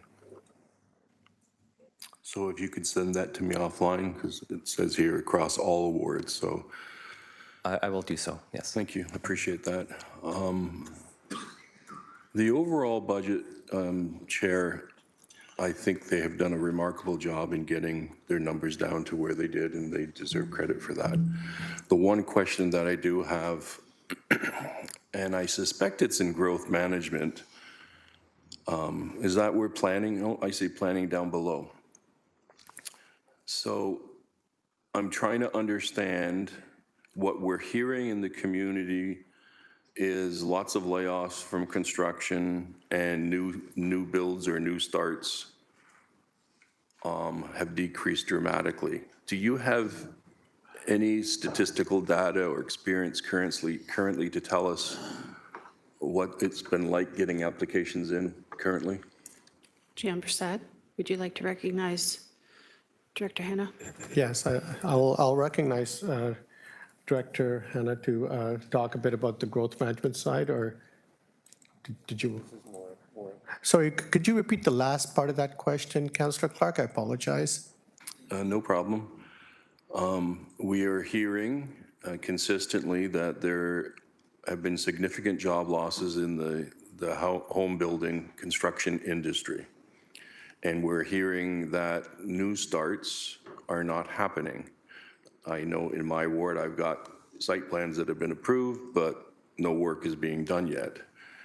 Do you have any indication where we are right now with the number of new home applications, building permit applications that have come in? Yes. To explain exactly what we are feeling as a municipality, not anecdotally, but statistically. Yes, that's a very, very good question, and thank you for that. I appreciate it. There is a significant amount of development in the pipeline, if you can believe it. We have about, I looked the number up the other day, I think it's around, when you look at applications in, approvals, and so forth, we got about, I think it was 8,000 units or something like that. But the problem is those, as you have said, that's not moving forward. And that is impacting the construction industry significantly. I don't have any numbers in terms of what the magnitude of that impact is, but I can tell you that every time I hear from the Home Builders Association, they are so concerned about the impact. And when I talk to individual developers and builders, they're all talking about the fact that they're doing layoffs. It's very few builders that have been able to absorb this impact in the downturn in the building industry. So yes, you're absolutely correct that it has had a significant impact on the industry. So, Chair, if I may continue, in the same line of questioning, the Ontario Home Builders Association is predicting a 40,000 job loss in the construction industry in this year. And so I understand that, we've got several planning applications in and perhaps some site plans in. The 8,000 number, that's not 8,000 single-family homes. That could be purpose-built rental housing as well as other sectors. Is that correct? Yes, through you, Madam Chair, I would assume that would be correct. So if we're approaching a precipice, how do we right-size planning if there's going to be a significant downturn? And that may be a question that the GM might want to take away and think about, and then perhaps meet with me later and share that information with councillors. My concern is we've been down this road before, and by the time we try to deal with it to minimize the impact to the city, it's too late. And so we just keep going. And so I'm just wanting to put it out there. I'm aware of it. I think they've done a good job here of not increasing costs. But on a go-forward basis, we need to really be concerned about A, how we're going to handle that impact, and B, is there anything that we can do other than a 20% reduction in development charges and other than not increasing the permit fees? What can this city do? Because we're not getting a whole lot of support from senior levels of government in that industry. Thank you. And again, thank you for that question. I'd be pleased to take that back. And we are on, as part of this exercise, actually, we did take a look at the economic forecast for building permits and so forth, and what impact that may have on the work that we do here. And we'll take that back, of course, and continue to think what that may mean on reserve funds. Remember one thing that our staffing in building planning and growth management, to a certain degree, are funded by the development fees that developers pay to make application and so forth. And so when those fees go down, we do have to have these hard discussions. So thank you.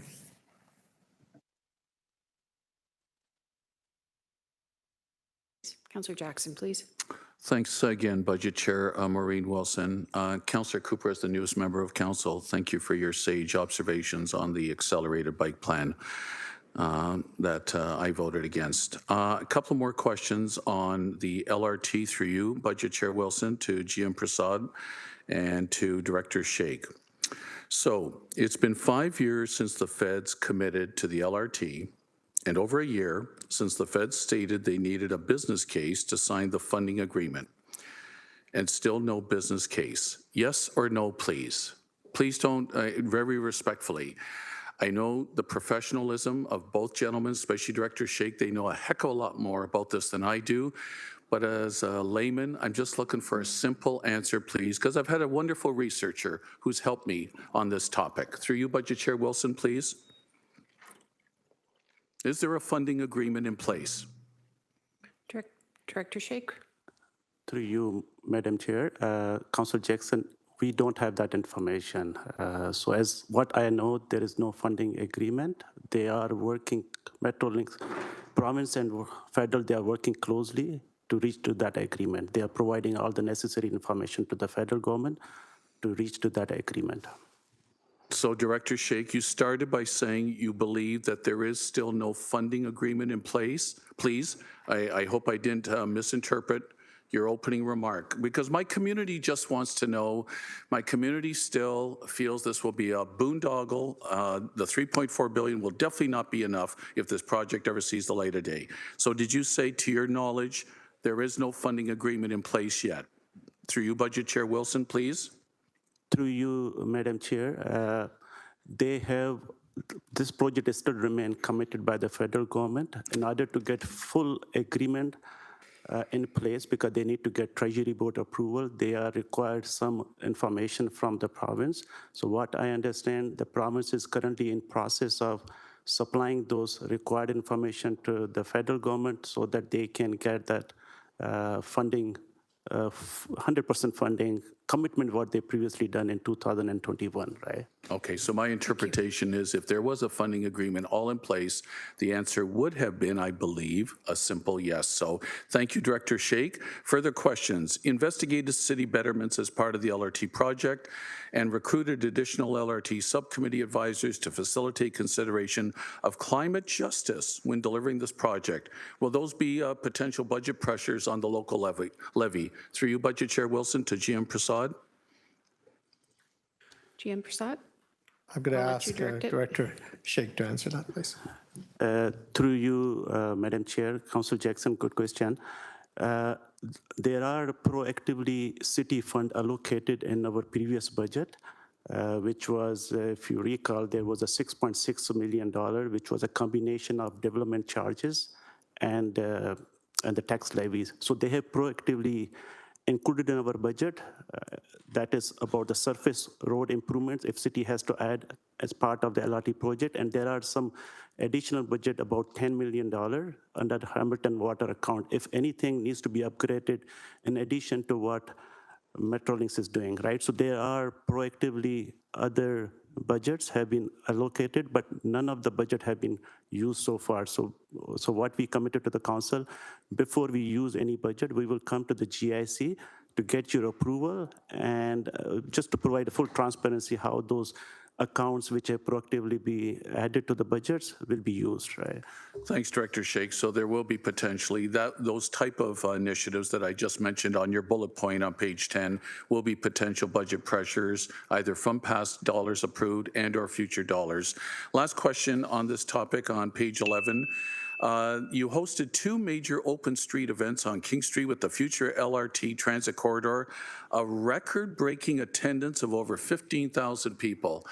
2 open houses. I'd love to know the venue you used to have 15,000 people at 2 open streets, please, giving feedback on the LRT corridor. Through Budget Chair Wilson, I'm not being cheeky. I'm astounded by 15,000 over 2 meetings. I'd like to know where that venue was held, please. Thank you. I'll recognize GM Prasad, and he can direct it accordingly. Yes. Thank you. Yes, thank you very much. Yes, that was, and through you to the councillor, that was quite impressive, these open streets with that number of people. I'm going to ask Director Malloy to specifically talk to us a bit about exactly where that was held. Thank you, GM.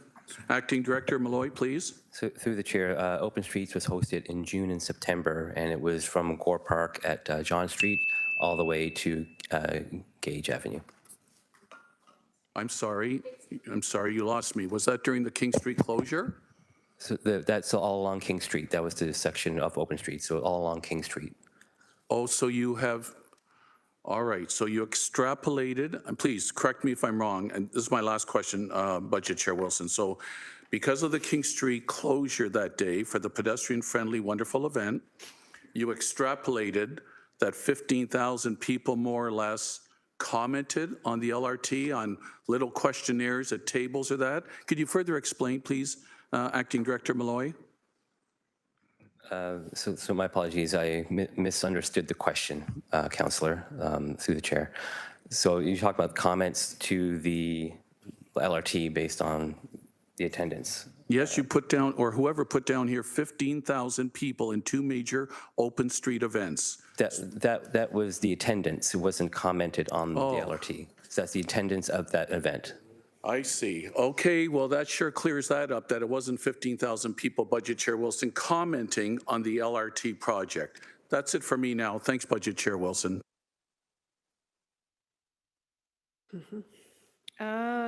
Councillor Kretsch, I believe you're next.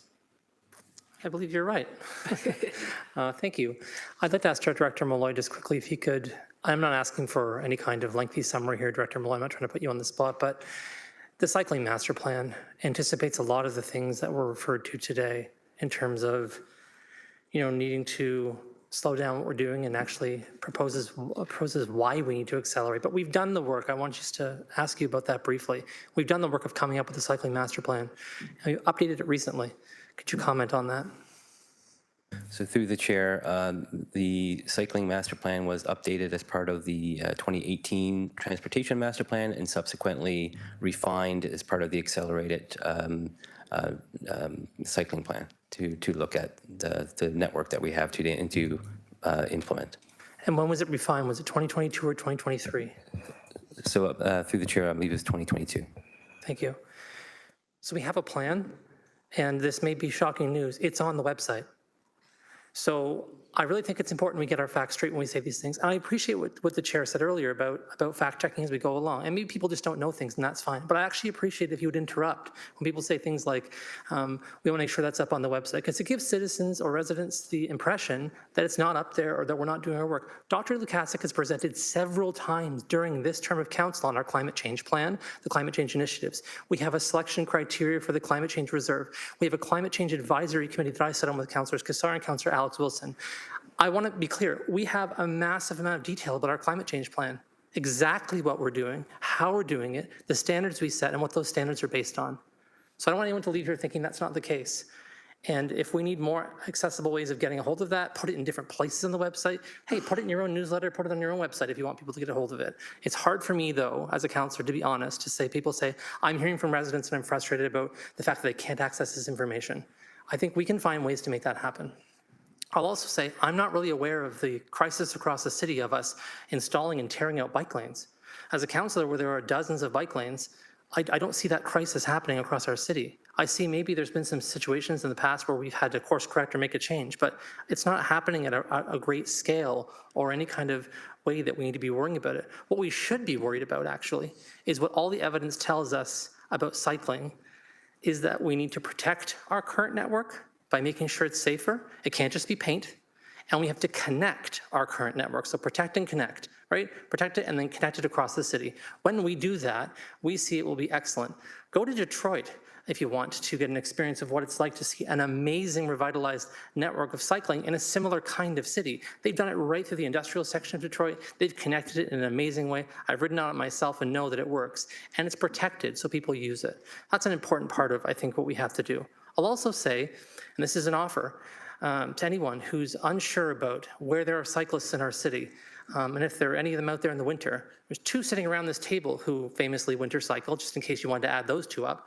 But there are many, many people part of a winter cycling community. And every year we have an event here at City Hall in the front where we have a winter cycling or down at Gore Park, and dozens, hundreds of people come out because they're cycling in our city in the winter. So I think it's really, really important that when we make comments about what the community is doing, what residents are doing, we reach out to those community groups that are supporting these activities, that are making them vibrant in our city, because it's not imaginary just because people are not seeing someone going by their window. It happens, it's real, and the facts matter. Thank you. Those are your comments, I take it. Okay, yep, thank you. Councillor Taddison, questions or at your comments? Okay, so at this point, we're still asking questions, correct? Well, we just had some comments. My request at the start of the meeting was try and exhaust your questions. If you have to go on 2 or 3 or 4 times, we're at committee, not council, where you need the approval of your colleagues or the grace of your colleagues. So if you have additional questions, it's your right to continue to ask. Some people have exhausted their questions and they used their time as a comment. So please proceed. So as chair, can I ask you, are we going to exhaust questions from everyone first and then go to comments? Or just Well, go to comments? There are occasions where I don't know what someone's planning on doing when I see their name on the, I am a mother, which gives me lots of telepathic powers, but Yeah. I'm not that good. Okay, I just thought we were going to exhaust second time questions first, but I'll go on with these That are would be my questions. request, but again, I can't presume to know what someone's going to do when they hit the Right. mic. And I thought that that was your request, so I'm going to stick with my questions. To General Manager Prasad, I saw in your presentation, basically, I think this deals with planning and permits, that you're providing simple tools to customers to help understand and navigate development application processes. Can you give some high-level insights into those simple tools, what they are, where they're happening? Is that at the desk? Is that online? And how will this produce savings to the budget? Is that operating time? Or is it staff time with more capacity? Can you just kind of tie those in together with a little more detail on what those simple tools are? Yes, thank you very much for that question, Councillor Taddison, and through the chair. Most of these simple tools, there's various levels of tools, I guess.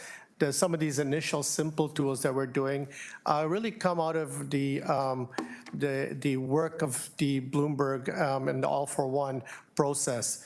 Now, this includes tools around, we're trying to standardize the RFPs processes and growth management, and that's happening as Director Hannah has already spoken about.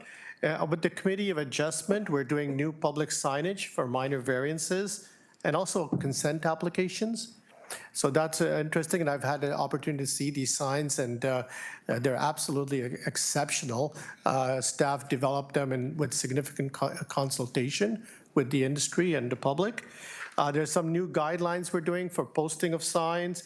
There's a whole bunch of, I'm not going to get into all, but there's administrative improvements also on the development planning side, so other than committee of adjustment, zoning and so forth. Again, new signage features. We're doing, one of the things we notice is that people tend to go from planning to building to other departments, so we're trying to find a better way to deal with that so people don't feel lost. A referral form, for example, will be implemented. SharePoint application tracking, so the ability to track applications in real time, that'll be happening also. And then, of course, looking to the future, a little bit more complex tools, looking at the potential for the use of AI in our portal, so that individuals making applications can visualize what the potential is for a piece of property based on current zoning, based on a potential rezoning, and then also being able to use AI to improve processes once they do apply. So the significant, from a customer service perspective, that can have significant benefits because folks coming in with sometimes it's a simple applications, you're looking for an addition or a shed or things like that, or deck, and being able to have that type of service here where you don't have to rely so much on experts, but the experts are right here, right in this building to help you navigate the system. So that's what we're looking at, and you'll hear a lot more about it. And as I mentioned earlier, we are rolling out our new first wave automated plan review portal, and also something called Posse.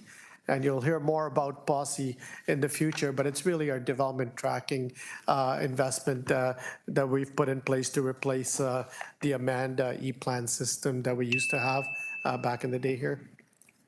Okay, so I'd just like to highlight that all those improvements that are going to lead to better ways are not coming at a more costly way, because your budget basically is almost like at zero. So thank you for that. Thank you. I'll cede questions and have a comment for later. I appreciate that. Thank you. Councillor Clark. Chair, I really just have a comment. Thank you. Is that okay? Please proceed. Okay. Are there any other second-time people who would like to ask questions? And that's what I do. Thank you. I will do that moving forward. Before recognizing someone for the second time, just ensuring that they have questions. If they do have comments, then I'll ask them to wait a bit. So thank you, Councillor. So you're going up there first? There's no one else on my speakers list. So I thought I please heard proceed. Councillor Taddison say he had questions. Okay. Comments. Perfect. Can I get that 45 seconds back? Just saying. I'm teasing. I've heard some more comments this morning about LRT and the federal business case. The federal business case with Metrolinx is crucial, as the feds tied their grants to a commitment for not-for-profit housing, which conflicts with the Ontario Treasury Board policy, Metrolinx and MTO policy for the disposal of excess property. It has to be sold for the highest and best use. So we need to push to ensure that the feds are discussing this with the Premier, because my concern is the province is going to want to recoup some of their investment by selling excess property along the line at the highest and best use, which will not mesh with what we had requested and the feds have requested. So we still have to have that conversation to secure that. I don't think at the moment it's not something that can be overcome, but we need to be aware of it. Secondly, the city while they have the memorandum of understanding with Metrolinx, we still don't have an operation and maintenance agreement. And unless something has changed, my understanding is that that will come once they have the winner of the RFP, that in that RFP bid, they will identify operation costs and maintenance costs. And then that will become the agreement that comes back to the city, and the city needs to sign the agreement before everything can go forward. So just a couple of quick comments, because I heard some things that I think were a little bit confusing. To GM Prasad and all of the planning team, I just want to commend you again. You took the request from the mayor to find savings, and you did. You right-sized when you were asked. All of these things are very positive. And I hope on the go-forward basis that some of the initiatives that is underway right now will make the process more efficient, will make the process more transparent. Not saying it isn't, just want to improve it to the general public. Because we still, and we all know this, we still hear from builders, developers, property owners that it's a long drawn out process, and every time they get something approved, they get asked to do one more study, and it just keeps going and it just keeps going. We're in the middle. We're trying to understand what these delays are, and I think some of the things that GM Prasad is proposing will address those. So I want to thank him for acknowledging that and stepping up, and for council to support him on this, because I think it's really important that we make it more efficient. The government of Ontario is forcing so many agencies to become more efficient in their process. I'd like to lead by that example and say we are doing this, so you don't have to worry about Hamilton. We're already doing this. Anyways, thank you for everything. Open for comments to my colleagues.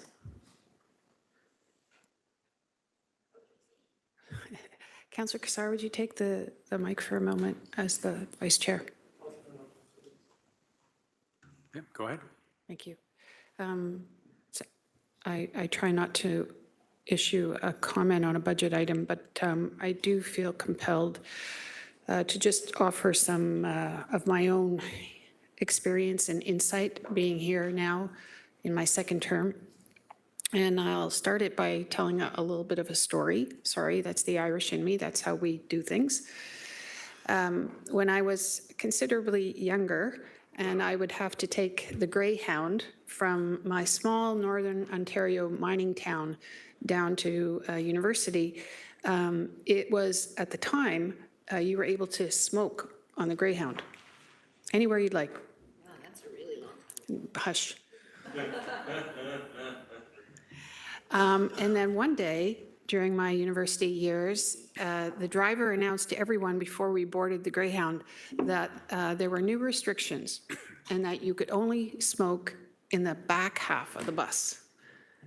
Well, at the time, we thought this was wonderful. And we rushed to get the front seats, and we thought, wow, this is progress.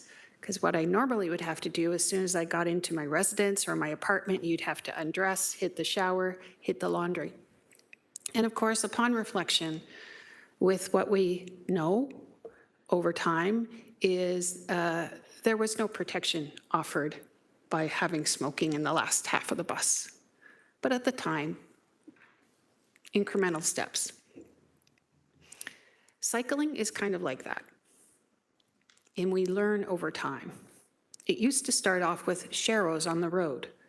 We thought that was sufficient enough to alert drivers that there were some folks on the road more vulnerable than they were, and please pay attention. And then that progressed to painted bike lanes. which we, of course, upon reflection, know offers no protection whatsoever and can in fact offer false protection. Now we understand that users want to use bike, they want to bike to work, they want to bike to play, they want to bike to school, but the most vulnerable of users, including people who look like me, we want continuous protected bike lanes. And it is my right as a resident to have that option afforded to me. And so when we were looking at the cycling master plan, and I asked the question, where are we on that, I think, 30-year plan, having been well over a decade into it, we were at the 30-year mark. We were at the 30-year mark because of two reasons. Interruptions in investment, it was council's prerogative to do so, and because we moved from smoking fully in the bus to no smoking at all. And so it was a measure and a mix of doing better, knowing better, and also trying to get on board and make up. We'll never make up for the lost time, but to recognize it as a priority. So I just wanted to offer that context. I appreciate the opportunity to do so. Thank you. I'll take the chair back. Councillor Tattison. Apologies for coming on a third time. It's not like me to do so. I hope I'm not confusing my presentations today that I did in my reading. So I saw that there was a multi-year life cycle renewal project for Summers Lane and below grade structures, basically. And that's starting currently right now, or is the work's going on. Can you give me assurances, public assurance, that the dollars for improvement to Summers Lane will be preserved throughout the renovations that are going to be upcoming for the art gallery?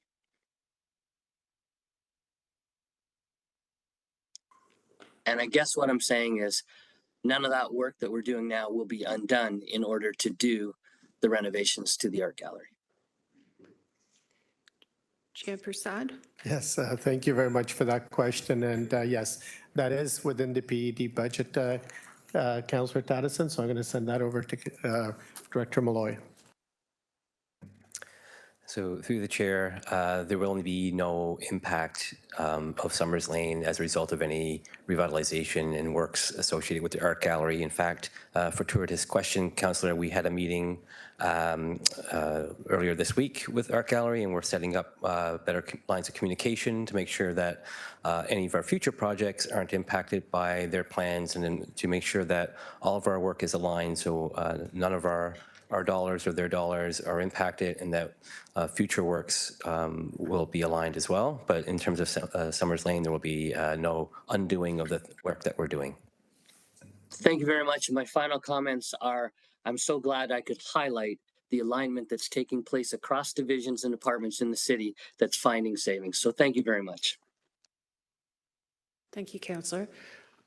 Councillor Francis was on the list, but I don't have him there anymore. I just wanted to make sure I duly recognize folks. Okay, thank you. Oh, Councillor Pauls? Say a few things what you said about the bike lanes. And I really appreciate you kind of saying the smoking part, and now we don't smoke. I remember delivering my last child, my third child, and we were smoking in hospitals, you know. So they had one bed, no smoking, the curtain, you know, and I remember being so upset about that. But things do change. But this is bike lanes. And I want to tell you, I bike all the time, but I enjoy biking when there's trails, when it's out in the country. And we're talking about biking downtown where fumes are everywhere. I go down Bay Street and I see maybe one or two bikers, which that's wonderful if they need to go to work. We're talking about short distance where people could actually maybe even walk or even take the bus. And in the winter months, I find it so dangerous I find it dangerous because if somebody goes on our bike lanes and it's not cleared. Matter of fact, I went out yesterday and I was going down Barton to an event, and the bike lanes weren't really clear. Some were, some weren't. So we're inviting people, use your bike on the winter. It's good. We used to smoke, now we're not smoking. So the allergy, it's a little bit confusing to me. When we are doing that and we don't have a perfect lane where people could go biking, ensuring there's not debris, we're causing harm as well. And I just want to say, me biking downtown, I take my life in my own hand, really. And if we want to put barriers, it's going to cost us more. And in a time where people are looking for savings, when in a time people are saying, I can't afford my taxes, and we're saying it doesn't matter, our plan is to make sure everybody could go out there and bike. I find it a little bit strange. Matter of fact, I had an email from someone that said, thank you for bringing this up. So I just want to say, I believe in biking. I think we should have bike lanes. It's the location sometimes that I question, where people, we say we could bike to work, and it's not a long way. Maybe it's 2 kilometers or 3. You could walk, it's safer, especially in the winter. So those are my questions. Those are the things that people are emailing me on the mountain. They're, they just don't understand why we would put so much money. I think it's $81 million more this year for accelerating. So that's what my concern. But I agree with you. We improve all the time we do, and we should. But in this, I find it a little bit, I think we should have them, but it should take time, and we should see where our society and where the climate of affordability is. Right now, people can't afford it, and that's thank you. You're welcome, thank you. I see Councillor Alex Wilson, who hasn't had an opportunity, so I'm going to skip one. Councillor Alex Wilson. For you, Chair, just some comments from me. Appreciating that lots of folks were very appreciative of the low budget increase, or the low percentage here within PUD going to the levy. I just want to draw attention to the fact that that would have been even lower had at the last planning committee meeting we not chose to subsidize private development in Elfrida for $250,000 of taxpayer money. Hearing about bike lanes, hearing about how we have to save every cent here, I just think that there's an opportunity to reconsider that choice if folks would like to put $200,000, $250,000 back off this budget. We have the opportunity to do that, but we're not pinching every penny if that's not on the table. And so just wanted to make those comments. Thank you, Chair.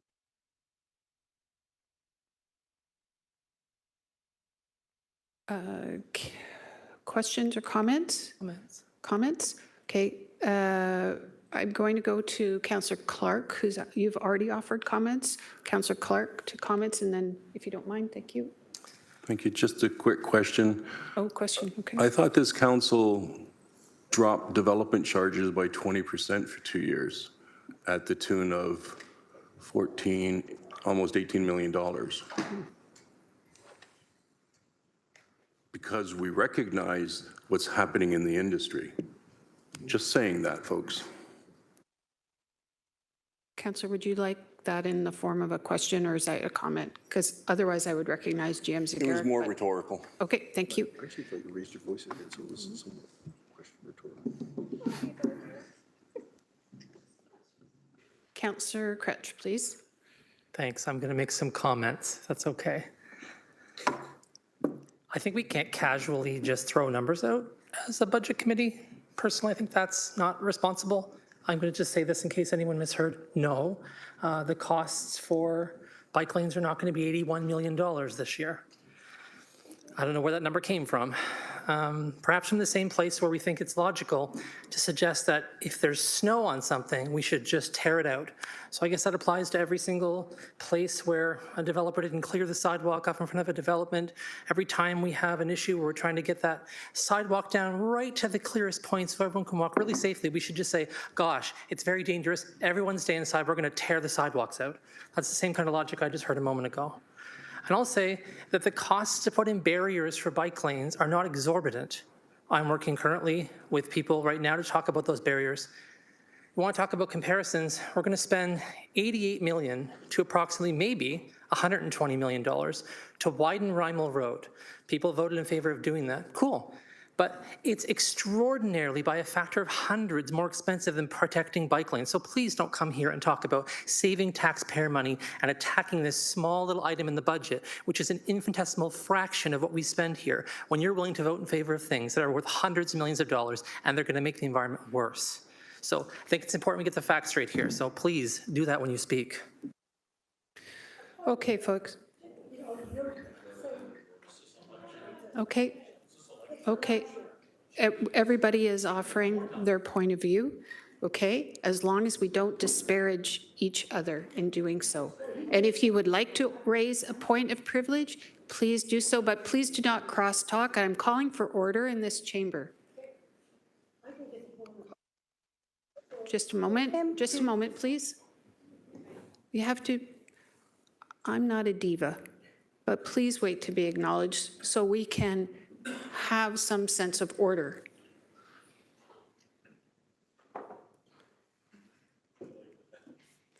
Councillor Pauls. Thank you. And I knew right away Councillor Crutch was going to rebuttal what I said, but the way you insinuated was that I basically don't know nothing about the budget in a way of, I just know what you said is disparaging to me, and I don't appreciate it. So if you wanted to make a comment about bike lanes, go ahead. But when you direct it right to me, I find it insulting. Okay, two members, I'm going to rule on that really quickly. It was a response. I don't recognize the point of privilege, and I'll tell you why. And you can certainly challenge it, Councillor, it's up to you. That's your prerogative and your privilege. It was a response to a numerical value that you put on the table, and it was a debate and comment.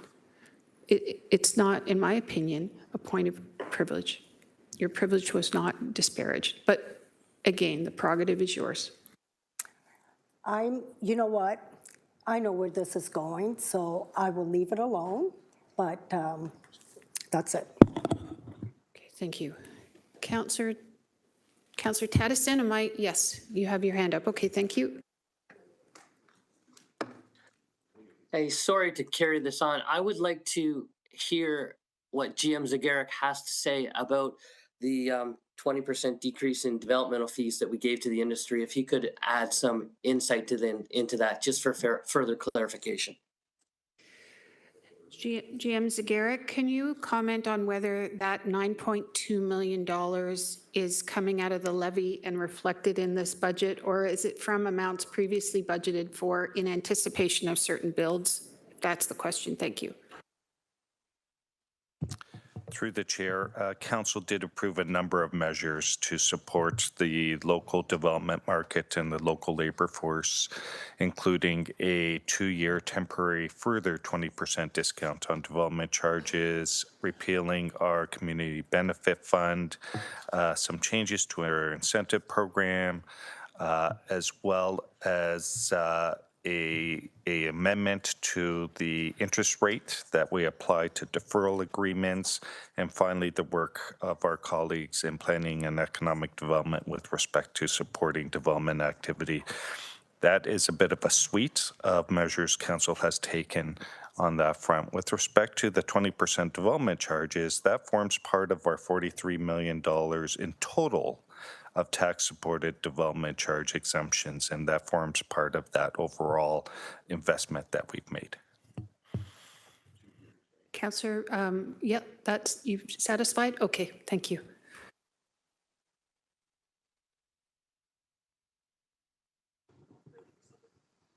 Counselor Cooper, comments? Question, actually. Okay, question, please. Thank you, Chair. This obviously predated me, this motion to decrease the development charges. Wondering, was that a unanimous decision or just what was that vote like? And I'm not sure if that's to the legislative coordinator or through to GM Zegeric. He might in fact recall. I'll leave that to you, Chair. Direct it. I don't believe that GM Zegeric recalls it. If you would like to maybe put that question to the office of the clerk and they could get it to you and then you can use it as you deem fit. Just top of mind right now. Okay, thank you, Chair. You're welcome. And I'm seeing confirmation from GM Zegeric. I wasn't just making that up. Councillor Pauls, are you on again? Or Yes. Okay, thank you. Thank you, and thank you, Chair. You know, when I make a mistake, I'm ready to say I made a mistake, but I want to tell you what I said. I said 81 million, and it's 8.1 million. So I do apologize, it's 8.1. But I want to ask the question, how many millions does 1%? Is it 10? 10 million equals 1% to... I believe it's 13 this year. Is it Yes, I'm 13? seeing confirmation by GM Zegeric. Through the chair, our current levy position is approximately $1.3 billion, and 1% would represent 13 million. 13 million. It's gone up from the years that I've been in council. This is my second term. So we're at 8.1 million. And you know what? That's a lot of money if you consider it. It's almost 1% in a way. Well, it's not almost, but it's, I want to be clear, it's 8.1. So I just want to say, I'm sorry that I forgot that dot. We're looking at numbers constantly this week, and numbers tend to, you know, and the dots might be moved from one side to the other. So I am sorry, but it is 8.1 million. Thank you. Very good. Thank you. There's no further speakers on the docket, so I'd like to... Okay. It's moved by Councillor Wang and seconded by Councillor Nan to receive the presentation. Hands up or down. That carries. Thank you. Okay. We're at the hour of noon. I'd like to suggest a 30-minute break. Okay. And then we can reconvene at 12:35, and we'll shift right into Public Works, okay? Moved by Councillor Kassar, seconded by Councillor Wang. All in favor of moving into lunch and then reconvening at 12:35? That carries. Thank you.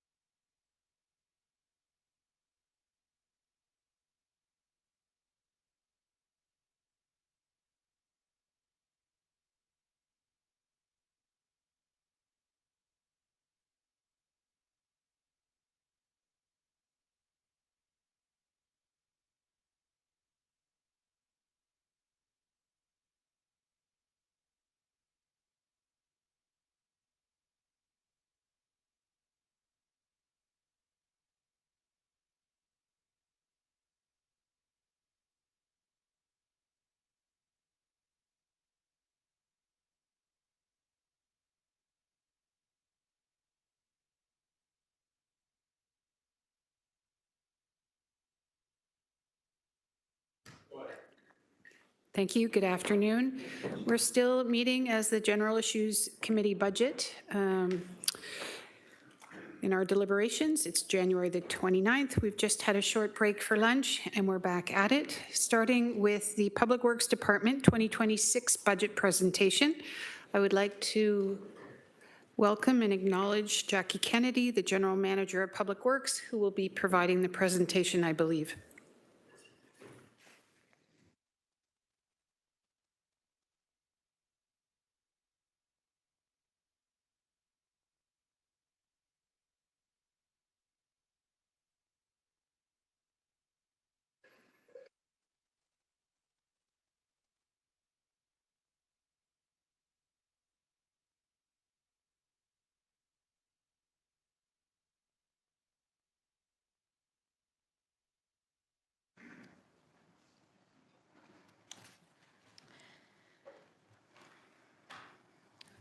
Good afternoon, Mayor Horvath, members of council.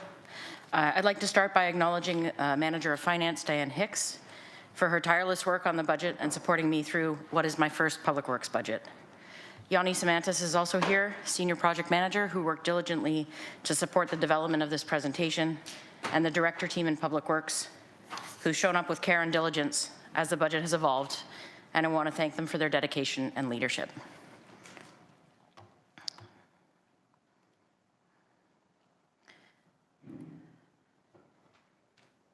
This slide provides a high-level view of the Public Works organizational structure. The department, it's made up of 2,706 full-time equivalents, with 2,296 or 85% of us delivering levy-funded services, and 15% or 410 of us are rate-funded in Hamilton Water. Today's presentation focuses on the levy-funded work, and I have directors here with me today, starting at the left side, Michael Wright, Director of Corporate Asset Management, Danielle Parashiv, Director of Corporate Facilities and Energy Management, Brian Hollingworth, Director of Engineering Services, Angela Story, Director of Waste Management, Cynthia Graham, Director of Environmental Services, Mike Field, Acting Director of Transportation, Nancy Purser, Director of Transit, and Carrie Vanderperk is joining us in support from Hamilton Water as Acting Director.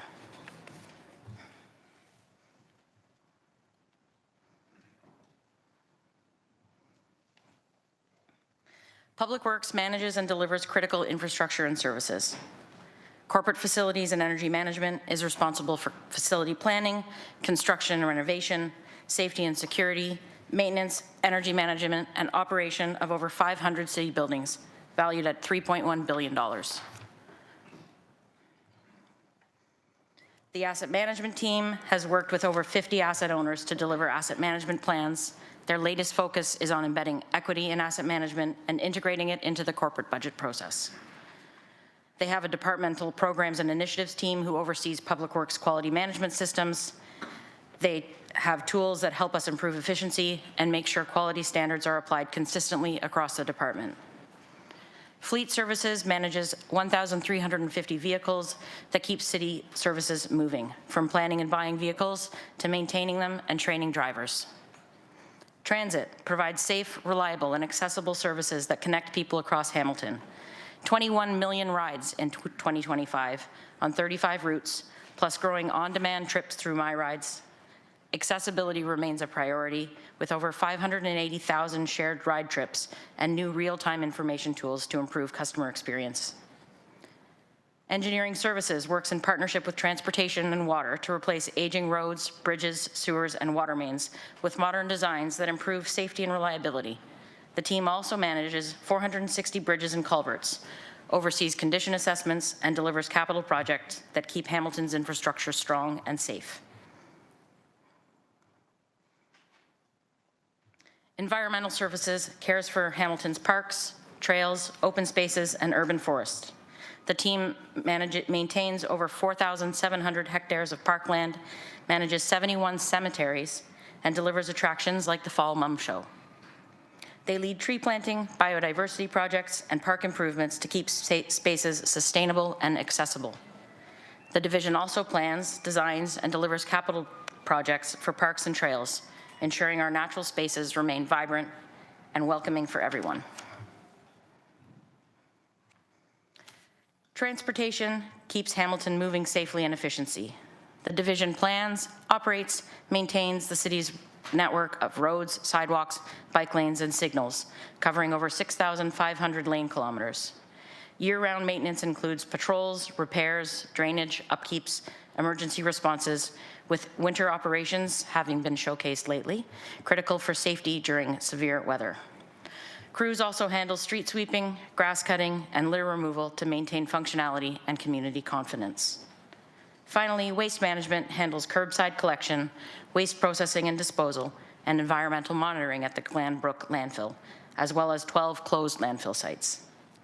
Services include garbage, organics, bulk waste, and leaf collection, plus the operation of transfer stations, recycling centers, and the composting facility. Public Works is advancing council priorities through specific projects and investments.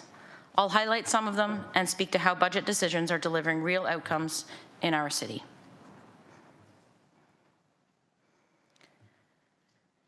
Public Works is advancing sustainable economic and ecological development through transit expansion, fleet modernization, and natural asset investments.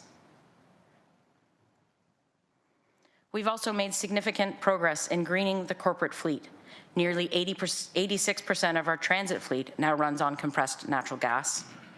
And similar efforts across waste management and fleet services, including compressed natural gas waste packers and electric sweepers, are reducing emissions, fuel use, and noise across the city. Together, these actions demonstrate how the council-approved investments are delivering environmental benefits while supporting long-term economic sustainability. Public Works is improving safety in neighborhoods through targeted road safety investments and customer-focused transit initiatives.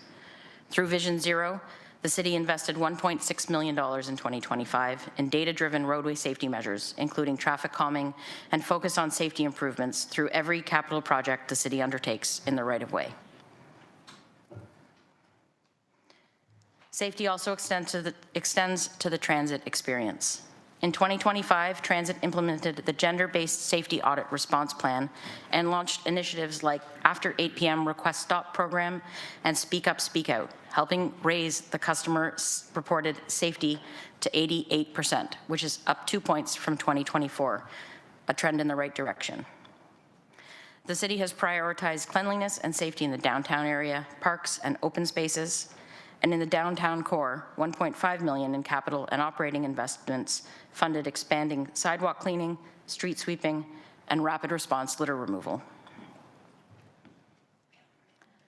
Parks and open spaces saw crews clean 936 encampment sites and remove almost 300 tons of waste, shifting from protocol-based cleanup to bylaw enforcement with our partners in municipal bylaw. This enhanced safety, accessibility, and provided consistency. Our corporate security team logged over 8,000 incident responses, almost 230,000 proactive patrols, and 62 naloxone administrations, saving lives and improving public safety.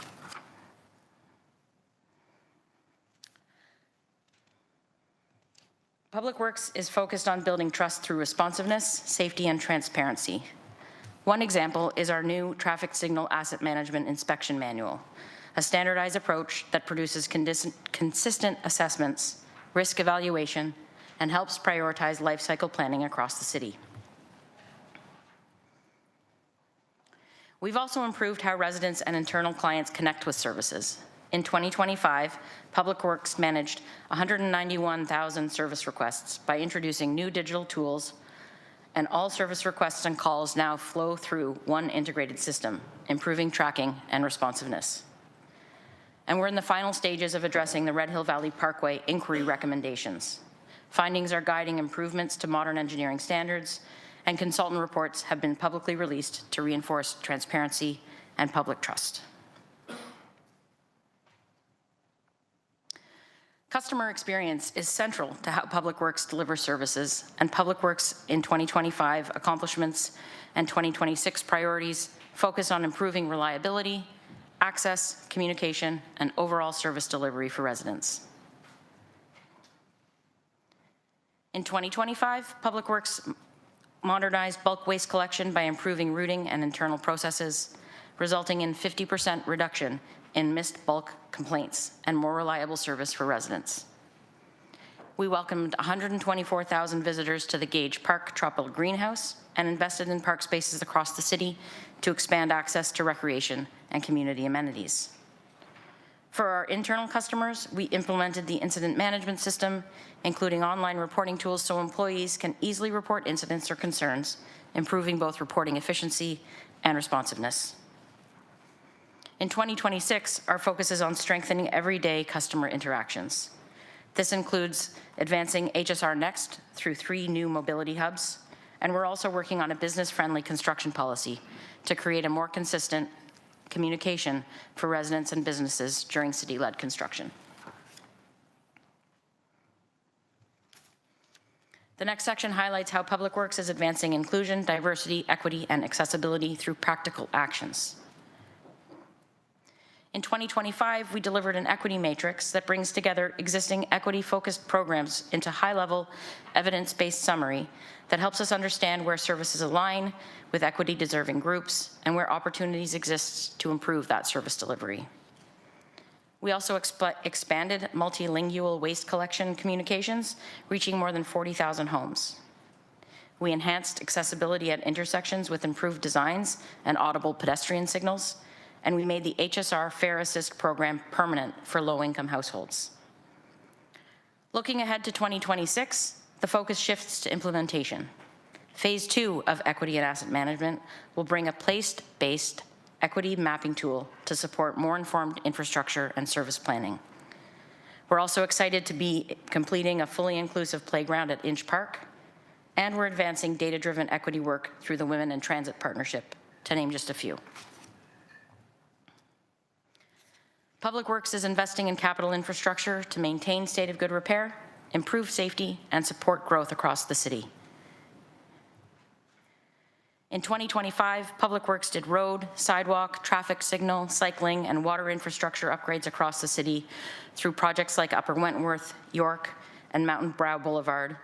These focused on safety, asset renewal, and readiness for future growth. We also delivered targeted safety improvements like new pedestrian signals, crossovers, street lighting replacements, and major roadway rehabilitation along key corridors like the Link, Main Street, King, and Aberdeen Avenue, acknowledging that Ward 1 area rating supported the work on Aberdeen. We added 6 years of disposal capacity at the Glanbrook landfill with the completion of 3 new cells. And looking ahead to 2026, infrastructure investments will continue to focus on asset preservation and safety. This includes the Main Street two-way conversion with complete street elements, rehabilitation of the Grindstone Creek Bridge, and continued citywide road resurfacing investments, as well as needed upgrades at Hamilton Stadium. This next section will speak to the Public Works proposed operating budget and the proposed mitigations. This slide is a reference to the directive from the mayor and is the same as seen in other budget presentations you've seen earlier today and yesterday. Our focus in Public Works was to maintain core services and focus on infrastructure investments for our community. Public Works has a gross operating budget of $465 million, and we have 4 main funding sources. The tax levy is the largest funding source, totaling $353 million, or 76%. We have some external revenue sources amounting to 19% of our budget from sources such as transit fares, user fees, fines, rental fees, and permits. Our transit division receives about $19 million from the Canadian Community Building Fund, which provides 4% of the overall budget. And finally, about 1% is from reserves.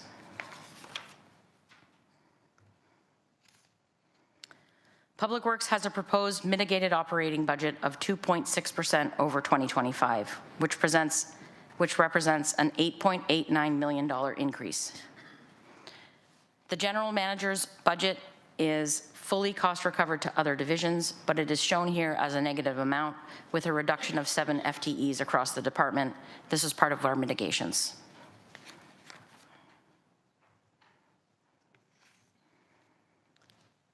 The complement of full-time equivalents for 2026 is an overall reduction of 3 FTEs. All divisions in Public Works have reviewed for duplication or efficiencies, and we've been able to identify 7 positions that are no longer required with no impacts to services. With ongoing work required in infrastructure and customer service focus, 4 new FTEs are added in 2026, and those are detailed on a later slide.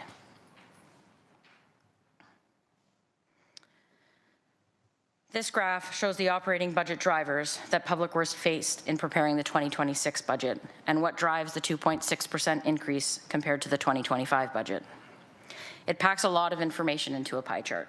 There are 11 cost categories and 3 revenue categories. Some offer a pressure and some a benefit.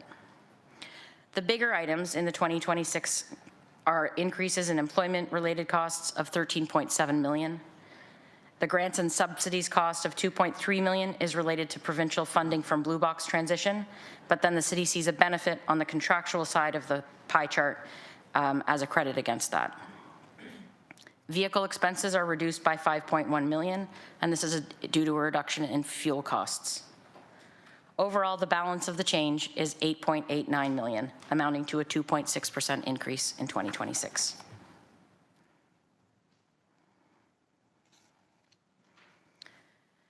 To achieve the mayor's directive of a 4.25% tax increase, Public Works completed a rigorous review of all operating and capital budgets. The Energy Office reassessed their fuel rate, resulting in a $3.8 million reduction in the 2026 proposed budget. A review of positions in Public Works includes right-sizing with a reduction of 7 FTEs in the amount of $821,000 of savings, while continuing to support increasing investments in capital infrastructure delivery. Revenues were also reviewed, and the Environmental Services and Waste Management Division were both able to increase their budgeted revenues by $544,000 overall. Public Works reviewed new services and initiatives and have recommended deferring 3 large increases. We've slowed the increase to the fleet reserve and partially deferred to a future budget for a $1.56 million reduction. The HSR Next initiative, which Council approved, can be safely deferred to start in 2027. This does not reduce service, but delays an increase.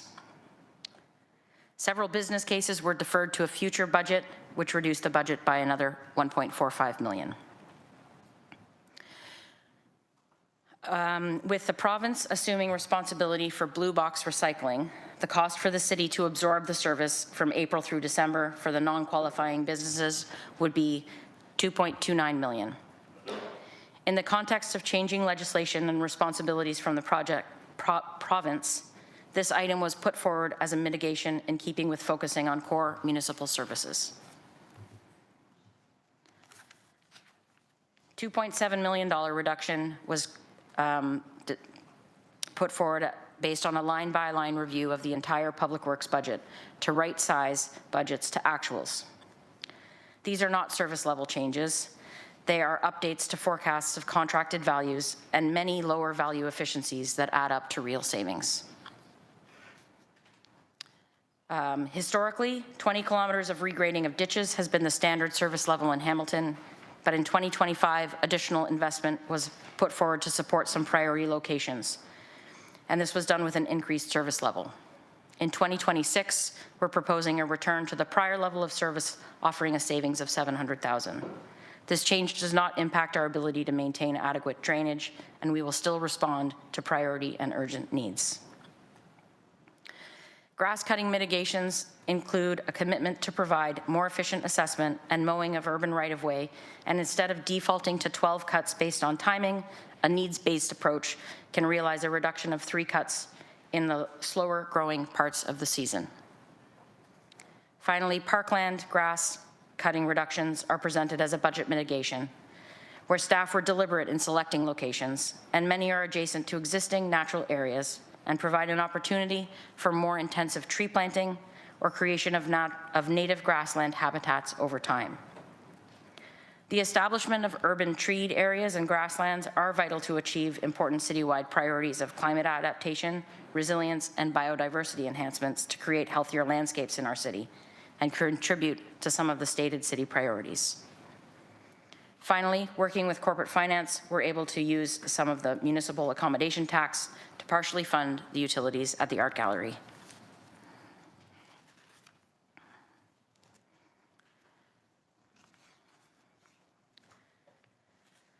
The Public Works multi-year budget is mainly driven by employee-related expenses and inflationary increases on materials and contracts.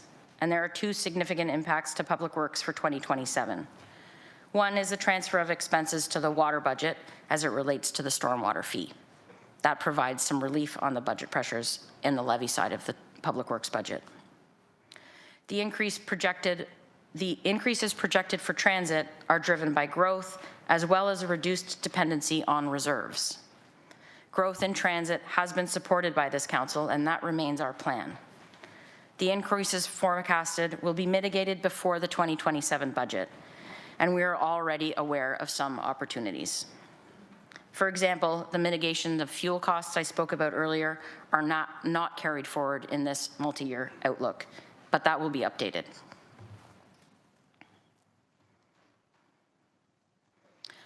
Public Works business cases for 2026 do not impact the tax levy. There are 2 FTEs for the cemetery group, which will be recovered from revenue increases in cemetery fees. Staff identified a need for increased services to accommodate religious communities whose practices require burials very shortly after death.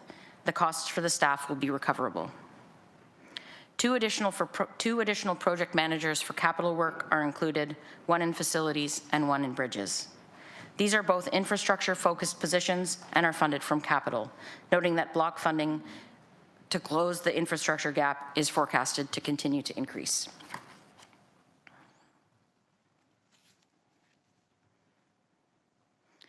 This table details out many sources of funding of our $377 million capital plan for 2026. There are 3 main sources. The largest contribution is from the funding block, which is a contribution from the tax levy, and that accounts for $92 million, or 24%. $88 million, or 23%, is from reserve funding accounts, and this funding is primarily for fleet vehicles and transit buses. 22% is from debt funding in the amount of $83 million, and more than half of that is for the completion of the new transit facility as planned. Other levels of government account for $75 million in funding, shown as grants and subsidies, and the CCBF column.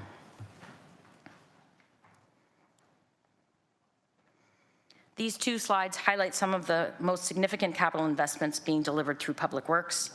We're continuing to invest in the core infrastructure residents rely on every day, our facilities, transit system, and transportation network, while carefully phasing funding across multi-year projects.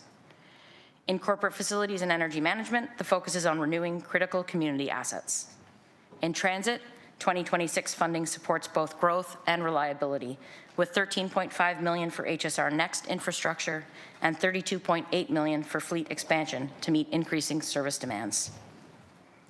In transportation, investments focus on protecting existing infrastructure through preventative road maintenance, rehabilitation of the Link and the Red Hill Valley Parkway, bridge and culvert maintenance, and sidewalk rehabilitation, supporting safety, accessibility, and long-term sustainability across the network.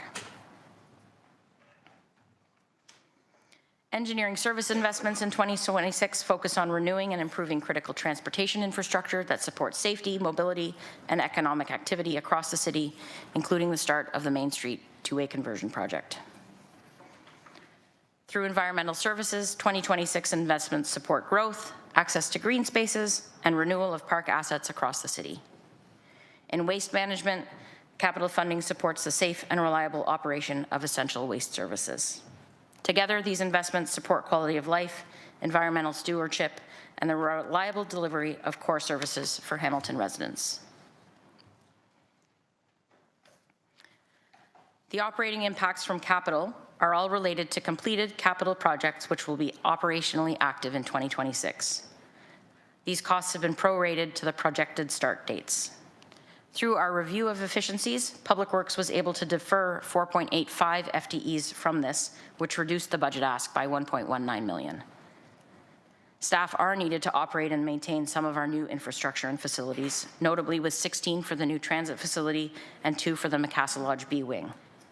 This helps ensure that the capital invested is properly maintained, will provide good service, remain safe, and will last for years to come. This slide presents the same content as was presented on slide 31 in a graphical format, but it's summarized here visually. I won't spend time on it now, but happy to refer back if there are questions. Finally, this slide shows the proportion of the tax levy increase for each department, with Public Works representing 0.4% of the overall increase to the tax levy for 2026. Thank you. Thank you, GM Kennedy. Would you like to retire to the bench? Okay. Thank you. Okay.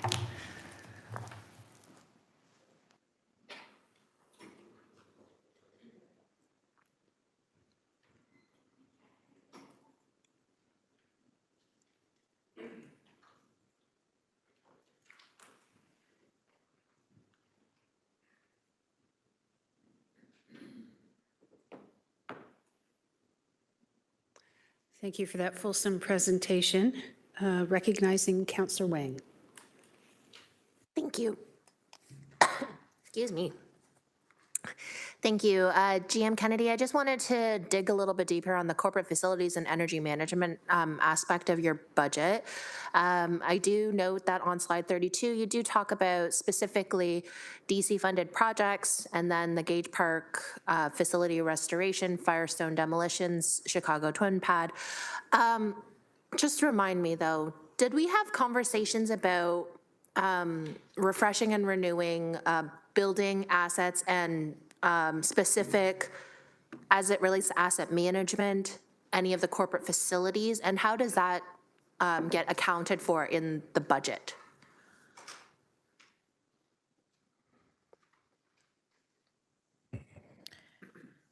Okay, I think I want to make sure I understand the question through the chair. The question is, you're seeing the projects that are listed in the highlights. This is a small section of the hundreds of lines that make up the capital budget for Public Works at $344 million. So this is a small section of it. There are more details. You've got them in the budget book, in the capital detailed sheets, regarding where the work on facilities aligns with the asset management plans, I think is what you're asking about. Yes. So I'm going to invite Director Parashkiv to comment on that if she's prepared for that.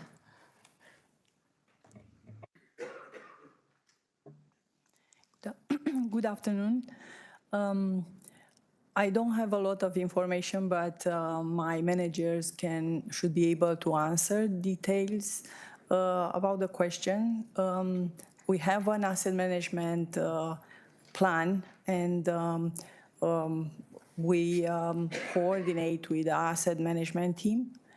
The prioritization of projects is made based on multiple criteria. One of them being condition of asset, right? Based on the risk, based on the operational implication. We have projects brought up by councillors and with different priorities, but we want to minimize operation interruption. We want to have our buildings up and running, and we do our best to prioritize these capital projects. Okay, thank you for that. I think that where I'm trying to get a little more clarity is actually on slide 31, where the second line is the corporate facilities and energy management total, looking at a gross cost of $61 million. So I think I just really want to dig a little bit deeper and understand what is the actual rationale, or how are you prioritizing some of those projects, because they all roll up into something that's good for us as a corporation. It's just that it's such a big number. So I think I want to just, what's the step 1, step 2, step 3, or how do we rationalize step 1, step 2, step 3? Through the chair, thank you for your question. I'm going to ask the manager, Amanda Pavao, to make comments on this. She was part of this process. Amanda should be online. Thank you.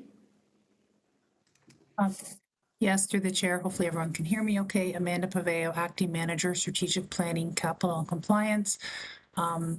Council, we prioritize projects based on the funds available, working closely with our clients, working closely with our operations team, and reviewing, like the director mentioned, our building condition assessments to determine the greatest needs and prioritize based on the funds and resources available. Okay. That helps. Okay, and I will have to take this offline, but I just really want to understand, like, where do I find that in the budget detail sheets? Because it's hard for me to see from that number to where we're prioritizing, how we're spending those dollars. So I wonder if you could share with me how I find that information in our budget detail sheets. Councillor, can I suggest you meet with the director and also Amanda and maybe have those conversations? And then if you have subsequent questions, maybe exercise that? Yes. Okay. Thank you. Do you have any further questions? Not as of yet. Okay, thank you. Councillor Jackson. Thanks, Budget Chair Maureen Wilson. Thank you, GM Kennedy. Excellent presentation. And if I read and heard correctly, you're proposing a 2.6% increase, which the dollar value is what you need from the levy is $353 million. Through you, Budget Chair Wilson. Can you just confirm that, please? Thanks for the question. Yes, that is correct. Wow, another department that's over and above the police budget of what's requested in 2026. 353, 349 healthy and safe communities, 239 police. I'll move on to my questions now. Thank you. By the way, welcome back to Director Angela Story. Very happy you're back, Angela. You were missed. Okay, on slide 12, I see where there's cleaned up 936 encampment sites across our city, removing nearly 300 tons of waste. What was the amount of that dollar-wise, please, General Manager Kennedy? Through you, Budget Chair. Thank you for the question. Director Graham is looking that information up right now, I believe. That's fine. I can wait. I've got a few more questions. If you prefer, I wait. Thank you. Okay. The second bus barn, which I voted against because of the $146 million over budget it ended up becoming. What's the status of it, please? Finished, opened, activated? Do you need extra money? Through you, Budget Chair Wilson. I will tag Nancy Purser, Director of Transit, to respond on that one. Some good news. Through the chair, Nancy Purser, Director of Transit. The facility is currently scheduled to have partial occupancy on April 1st, and we'll be fully operational by June 28th to deliver full service. It is basically on schedule and within budget. Within the 146 million extra budget. Thank you, Director Purser, for that positive update that the bus barn will be open this year. Also so your proposed budget, General Manager Kennedy, 2.6 commendable, 2027, 8.1. So if I were to do my math over 2 years, that's 10.7. That would average 5.35, which again, for me, on an average over the 2 years is unacceptable. Do you want to further explain just a little more for me, please, about the 8.1 proposed in 2027? Is that an offload from 2026? Through you, Budget Chair Wilson, please. Thank you, and I appreciate the question. And part of the reason that the table is split is to show that one of the drivers is to support expansion in transit across the city. And this was part of the HSR Next plan, unanimously supported at council to grow transit and help move people around Hamilton.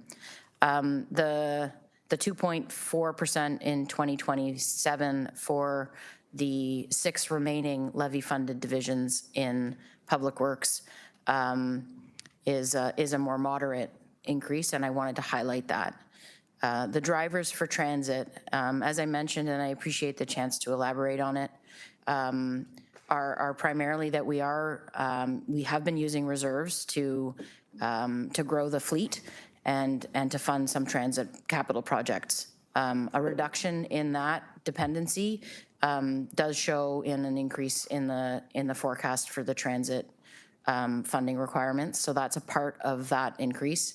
And the other part is for HSR Next to roll that out. Now, the deferral of HSR Next from 2026 has shifted into 2027, and we have some work to do to smooth that out. We also have some work to look at the budget in fuel savings. One of the things that we've noticed in the last weeks as we do some quality reviews on this is that the reductions that we realized in our mitigations for the budget overall for 2026 were not carried forward into the transit budget in future years. So we know there are some savings there that we will realize before we bring forward a 2027 budget outlook. Thanks, GM Kennedy. How am I doing, Budget Chair Wilson? Happy to go on a second time. You have 30 seconds. Oh, okay. Well, I'll start, and I'm sure I won't get through. Page 27, General Manager Kennedy, you were doing fine up until page 27. And you've got here right sizing of grass cutting. Ooh, not good for Ward 6. Right sizing of ditch maintenance. And 2.29 million reduction in blue box non-eligible collection beginning April 2026. We heard from many, many small businesses in our community. Let me start with that one, Budget Chair Wilson, because I won't be able to get answers to all of them. Let's start with that one. I'm very, very concerned. Not just BIAs, there seems to be some movement amongst my colleagues to at least look after the BIAs to restore this service this year. How about across the sector, across the city, regarding all small businesses that are very worried? So can you further elaborate, please, on exactly what's happened here for my community through you, Budget Chair Wilson? Can we keep your question to the blue box and then perhaps put you on a second time if your other points aren't answered? Keep it to the blue box. Okay, thank you. I support your direction. Thank you. Director Story is going to take us through the blue box. Great, thank you very much, and thank you for the welcome back through the chair. So yes, coming back to work in January, seeing that we do have a program change as a budget mitigation as related to the non-eligible sources, referring most of them as businesses, but there are definitely some other non-eligible sources. City facilities is one, and also the special events that we support, just a few of them during the year, would be another one on that list. So with the blue box transition, in 2024, we brought a report back and asked, could we continue collecting businesses from April 1st, 2025, our transition date, to the end of the year 2025? It was approved. It was a very favorable rate at just over $400,000 for that period. Reason being because during transition, collection vehicles were allowed to collect eligible residential and non-eligible, like businesses, in the same truck, take it to the same receiving facility, and it would be gone off to the same processor. So it was a leveraged kind of deal with that collector. Then, when the full blue box transition implemented in January 2026, that material needed to be separated. Could no longer be collected in a separate truck, could no longer be taken to where the eligible source material was going. So in July of 2025, we brought a report forward saying that this program would cost $2.824 million annualized to continue that program to our approximately 2,500 non-eligible sources. That report was approved. We did have funding in the budget because we were going to experience some additional savings from the transition overall. So that was approved. But the way it was written in our recommendations was the first quarter, January to the end of March in 2026, we're funding from the remaining recycling reserve that we've had for a few years. And then to be considered in the budget would be to continue collecting at a cost of $2.118 million between April 1st and December 31st. So we broke it up into two components because we are collecting now, but now with the budget mitigation recommendation, which is being recommended to stop collecting come April. Can I just do a concluding comment on this, please, Budget Chair Wilson? I appreciate your indulgence. Director Story, great to have you back in your leadership. Very thorough as always.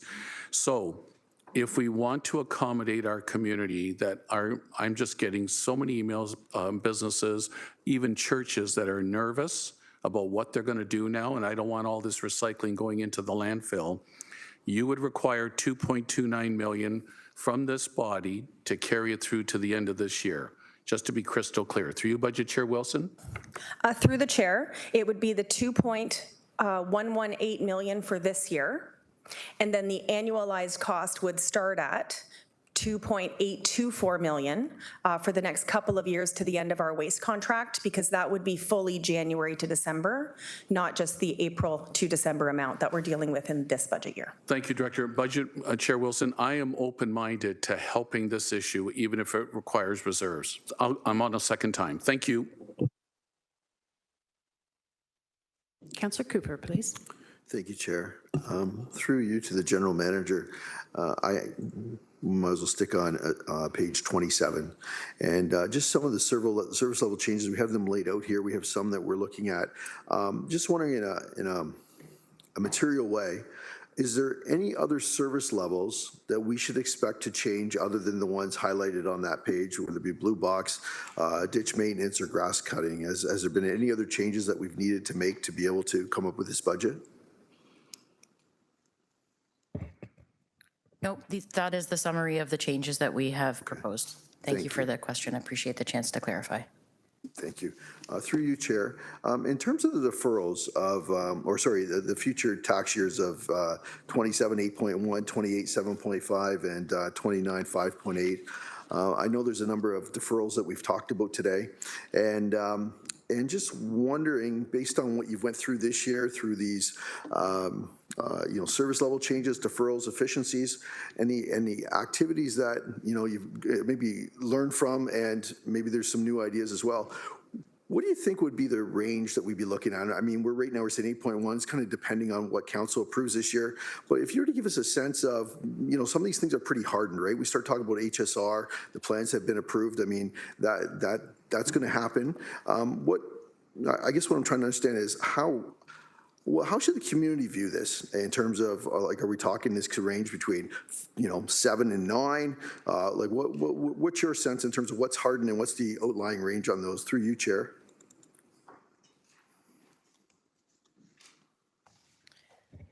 Sure, I will start, and I may ask if General Manager Zegeric has some wisdom to add to the response from the financial, pure finance perspective. These are the outlook of based on the best information that we have available at this time.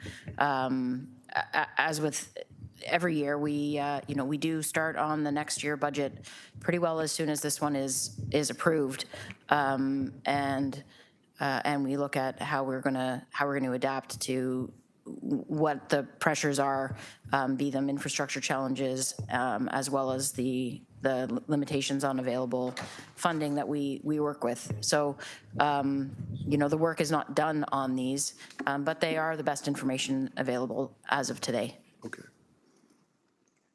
Does that satisfy your? Okay. Thank you, Chair.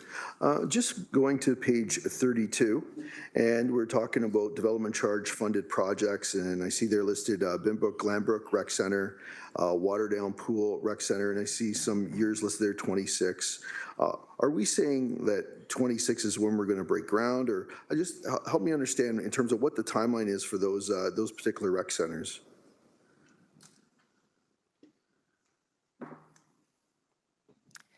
Through the chair, thank you for your question. I'm going to defer this to Amanda again, the manager of capital project, and she can provide specific information for these projects.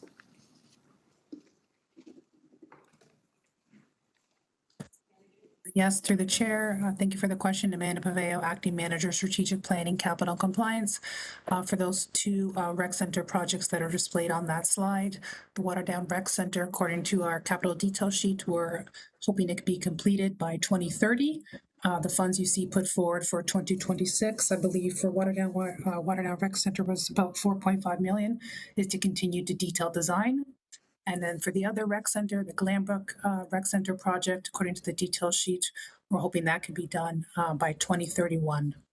For that one, funds put forward for 2026, I believe over 6 million was again, hopefully to continue with detailed design. We're just dealing with a servicing challenge in there.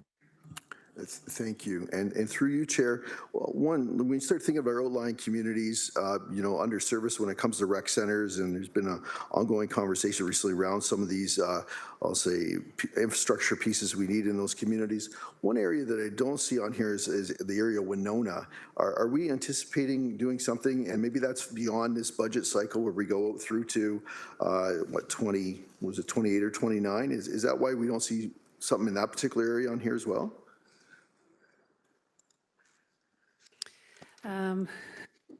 Who would like to, is there anybody present from a rec master plan-ish area who might be able to speak to this? And otherwise, we'll have to go on a staff to staff. Oh. I will recognize GM Mater. Through the chair, Grace Mader, General Manager of Healthy and Safe Communities, and I have to apologize. I did not hear the full question. Is it possible to have it repeated? I apologize.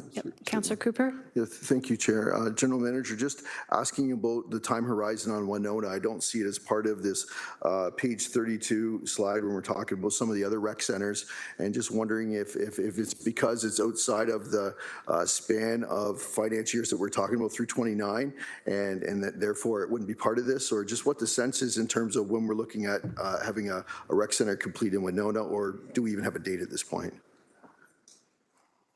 I think Director Graham has got some content to share. Through the chair, Cynthia Graham, Director of Environmental Services. I know that there is a planned rec center in the Fruitland Winona area. I know that we have a plan to acquire parkland in that area through identified locations in the secondary plan, and that working with our colleagues in planning and economic development, we are proceeding with identifying those, working through development, and acquiring those lands. The timing on it is a bit difficult sometimes to predict because it's not necessarily at the city's discretion. And if there is additional context for that, I would look to my colleagues in planning. Is that satisfactory for That's now? satisfying, yeah. Thank you, Okay. Chair, and I'll go on a second time. Thank you. Councillor Pauls. Thank you, and through the chair, I just want a little bit explanation here. Maybe I'm reading it wrong.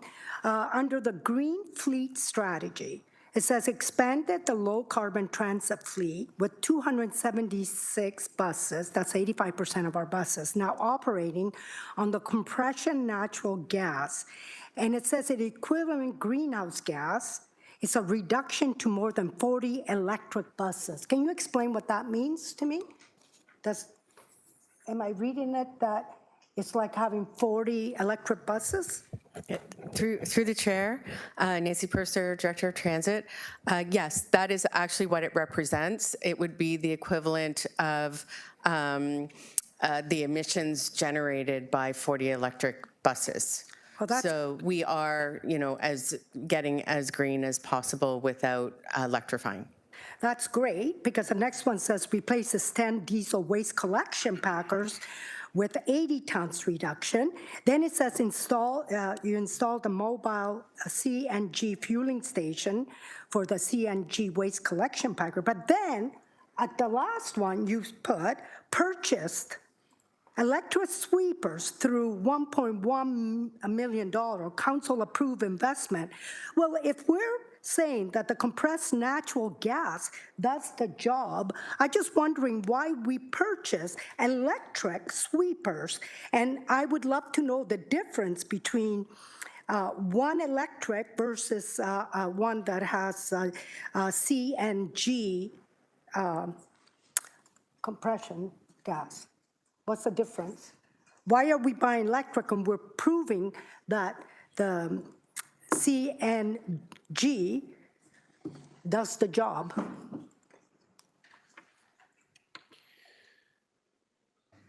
Thank you.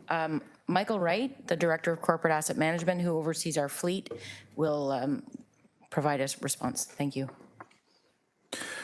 Through the chair, thank you for the question. If I can clarify, the question was regarding why we are procuring electric sweepers rather than CNG, if CNG is the selected fuel type for others. This is primarily related to what is available on the market. Electric sweepers have been one of the more successful heavy-duty pieces of equipment that have been electrified that are available, and we have, through recent procurements, been able to acquire those for the city operations. The fact that they provide daily long-term use as an operational rhythm sets them up for practical use for electrification. I'm just going to see if the manager of fleet services, Tom Gagianis, is online, who handled these procurements as well, in case he has extra details to add, please.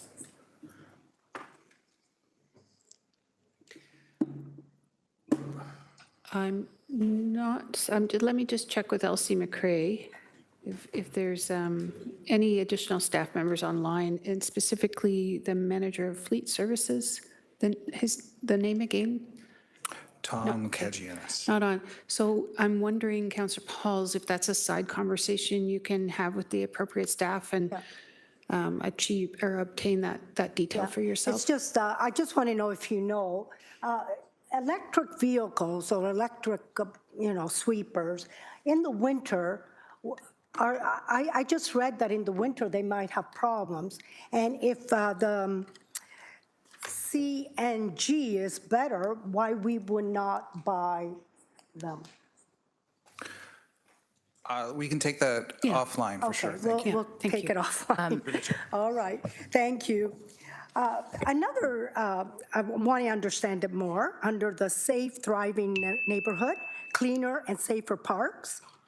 I'm just wanting to know, it says corporate safety and security responded to over 8,000 incidents, including 62 naloxone incidents event resulting in life-saving action, and conducted over 250 proactive patrol citywide. Is that including policing, or we did it all? We did all the proactive patrol? I can respond, or Director Pereskiv can add to this. That is all within our security services and the contracts that we have through that group. That is not through policing. Okay, so what about the one that says, following the transition from encampment protocol to enforcement approach in March, cleaning 936 encampment sites, was not the police involved in that? I heard many people say that the police were going to remove them. So is that done by the city or by police? Through the chair. So the encampment protocol, the encampment response under the enforcement regime, which started earlier this year, involves municipal law enforcement team as well as support from police. So the role of the public works crew in the encampment response is related to picking up garbage, cleaning the parks, and making them safe for use once the encampments have been cleaned. So yes, there was likely police involved in the encampment enforcement, but the reference in the Public Works budget presentation is specific to our role in the cleanups. And actually, if I could just take a second, I do have a response to Councillor Jackson's question about budget, if that's appropriate now. So the total cost related to the cleanups was $332,000, with anticipated a bit extra beyond that because we're just finalizing our final numbers for 2025. I'll give you 30 extra seconds there. Okay, Councillor. I just have one more question, then I won't go the second time or the third time. So under the environmental service, and this, I don't know, I just want an explanation. It says, acquisition project, Parks Master Plan of 2026 is $33.9 million. Then your second point says Mount Drive Park, which I'm interested in it, it's 7.5 total project cost. And then it says 2026 amount is 562. Can you explain what that means? Through the chair, the budget ask in the detail sheet for Mountain Drive Park is listed at 563,000. I don't have that number, but you just said it. So that is what we have identified under that project ID. There was additional previously budgeted and approved funding for that project and an additional other funding source that will help complete that project this year. Well, sorry, will help tender and start construction on the project this year. So the total is not 562, the total is 7.5, am I correct? Through the chair, the total project cost is 7.5 million. That includes all of the work and already approved funding, as well as the full construction that we're anticipating to start this year. Okay, and my last, it's right at the bottom. It says park developments for 2026 is 3.2 million.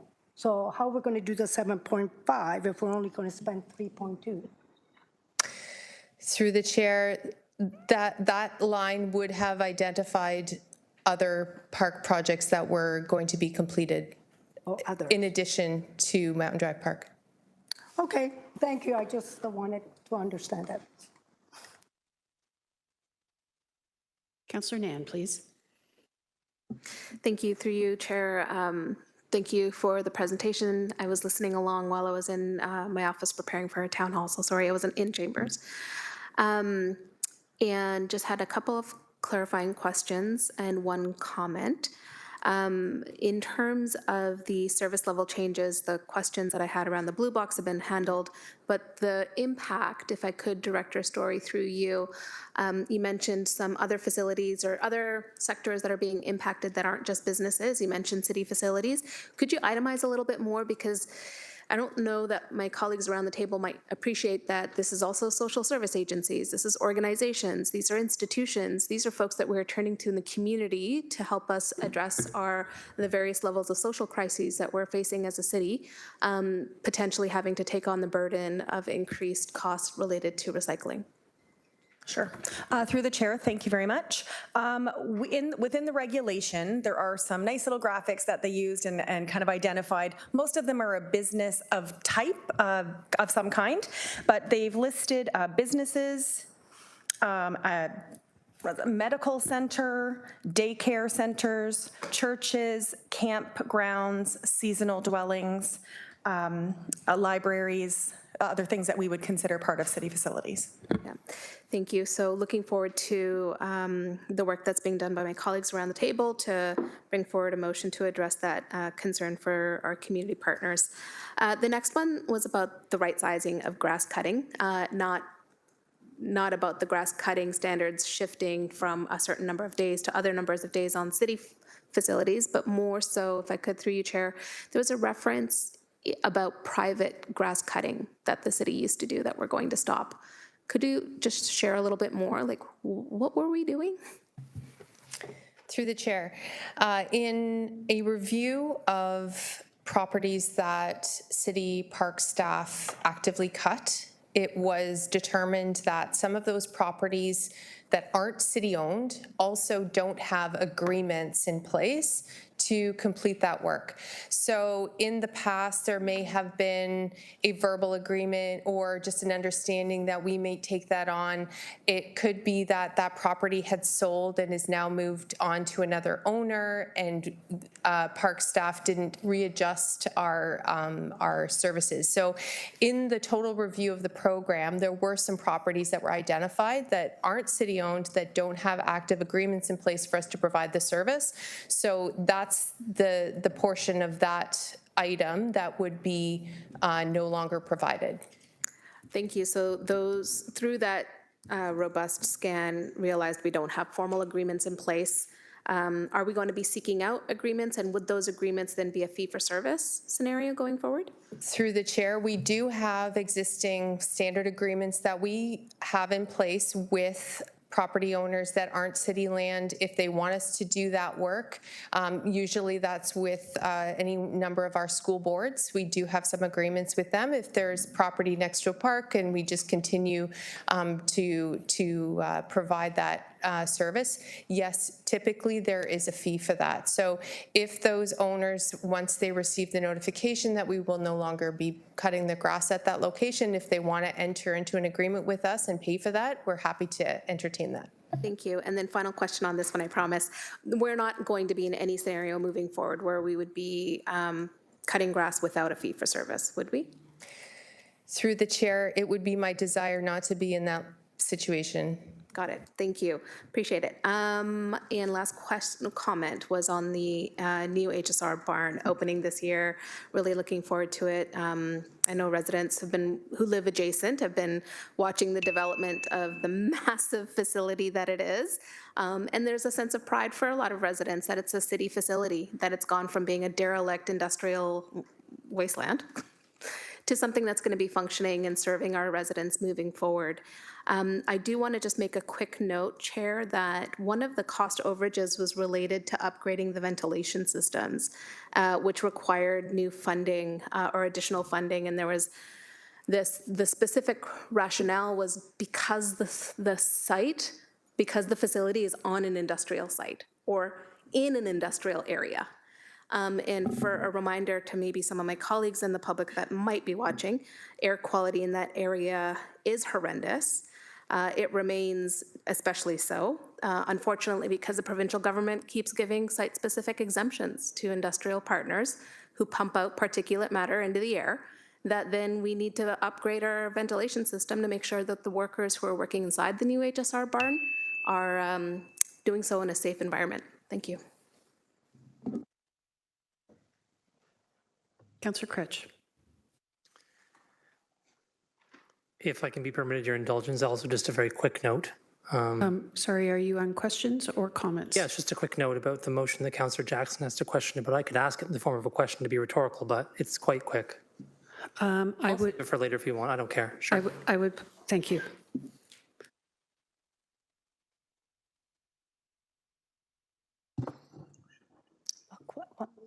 Councillor Beattie, please. Thank you, Chair. Just to maybe touch on the issue pertaining to cutting grass on private lands.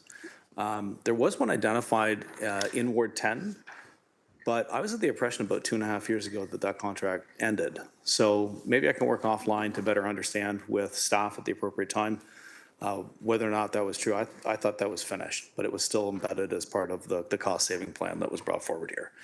I wanted to talk about grass cutting.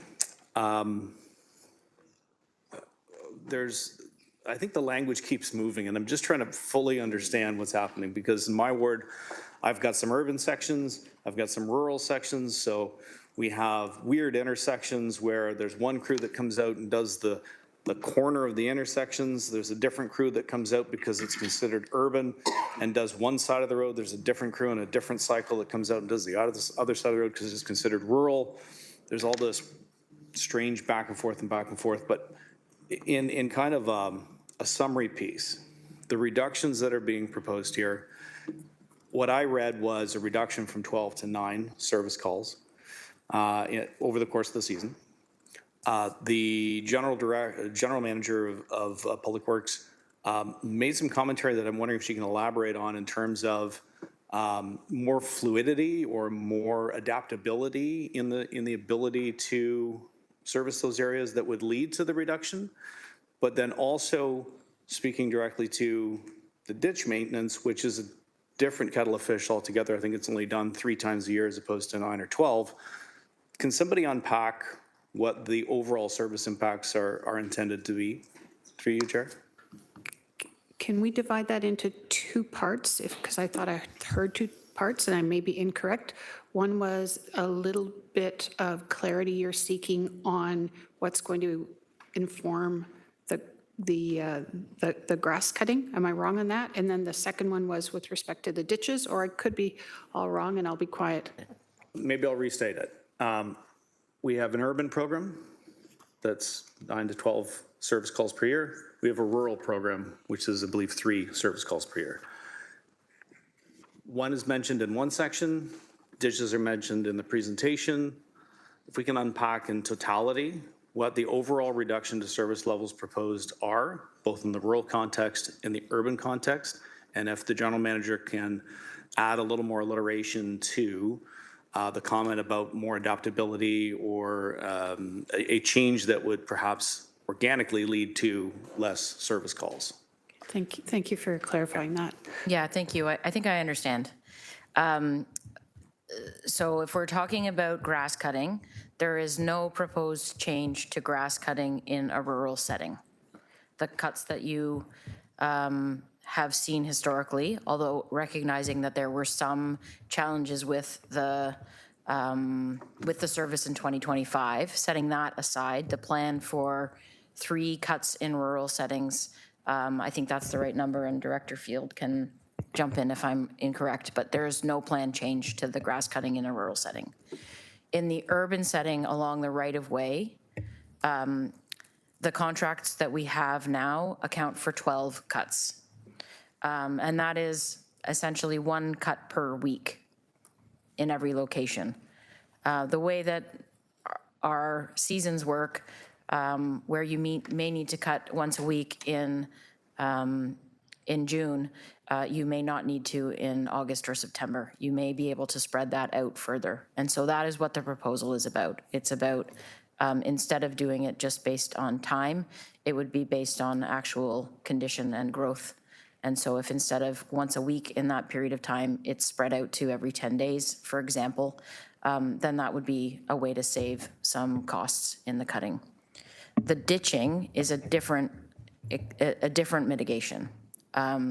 So in the rural ditches, when they get filled in and need to be regraded, the transportation operations team goes out and re-ditches.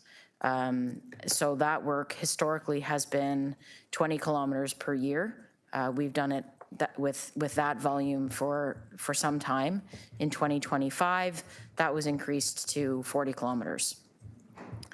And we addressed some priority areas, but we can bring it back to historical levels pre-2025, and that's where that $700,000 saving comes from, that mitigation. Does that clarify? Yes, thank you very much, General Manager, and through you, Chair. Then, based on, so I understand now the ditching, I understand no cuts to the rural program for grass cutting. On the urban program, however, what I'm curious about is, it looks like what you're proposing is a grass cutting schedule that is more reactive to the conditions on the ground. So if you have a high growth week, we're cutting a little more frequently. If you get a drought condition, the grass isn't growing as quickly, we scale it back. But in that, is there a contingency baked in that, you know, from time to time, we get very wet seasons. We have rain all through the summer. We don't see any decrease in growth. How do we realize savings in those conditions if nothing ever changes, I guess is what I'm asking. Through the chair to the councillor, Mike Field, Acting Director of Transportation.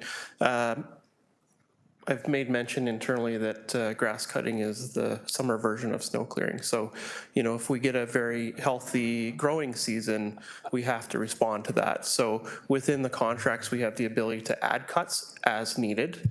But in a typical year, we're confident that going down to 9 cuts, because I think everyone has that, you know, if you cut your own lawn when you're in August, September, you're probably not cutting it as often because it's not growing. So you're right, it's seasonally based. So when we see periods of slow growth or dormancy within the grass cutting, we will reduce the number of cuts, but ensure the cuts are occurring on the needed cycle during those growth periods. So from a resident's perspective, it's probably a positive thing if they'll see the mowers out there when the grass needs to be cut, and they won't see mowers out there when the grass doesn't need to be cut. So that's how we're trying to do it. And then to your point, if we do get a really wet summer or very healthy growing season, we will add more cuts. That won't show up obviously as a savings, just like it does in the winter budget, where if it's a really snowy winter, that comes up as more of a pressure. But we're, you know, based on our experience with seasonal growth patterns, that sort of thing, on a typical summer, this works. In a non-typical summer, we may need to add more. Thank you, Chair. I do have an additional question pertaining to grass cutting in parks, but I believe that I'm over my time, so you can put me on for a second time. I'd appreciate it. Thank you very much. Councillor Clark. Thank you, Chair. If I may continue on the grass cutting proposal. So how did staff decide which parks and parkettes to stop cutting the grass in? Through the chair, we relied on a review with our superintendents in those areas to help us identify which spaces would be critical to continue. Sports fields, accesses, open grass spaces that are used for active unprogrammed recreation. The mandate that I asked staff to look at was areas that were adjacent to natural areas that could expand natural areas or allow for additional tree planting in sort of more grove type space. That was the challenge that I gave to the team, and then they reviewed what the locations were in their various districts and came forward with the proposals. So it's clear there was no discussion with the ward councillors, and there was no discussion with the residents that use those parks. So I'm looking at 3 in Ward 9. I'm quite surprised and shocked that they're on the list. Albion Estates Park. So this is the park that's directly between St. Paul's School and Billy Green School. And to the east of it is going to be the new apartment building and townhouses. There's a sports field, and then there's a field. On one side, there is the actual, it's a soccer field or football field. And then on the other side, it's marked very clearly that you're going to start cutting the grass. It butts right up against school property on both sides. And it's an area that is well used by the schools. So I don't know how it got on there.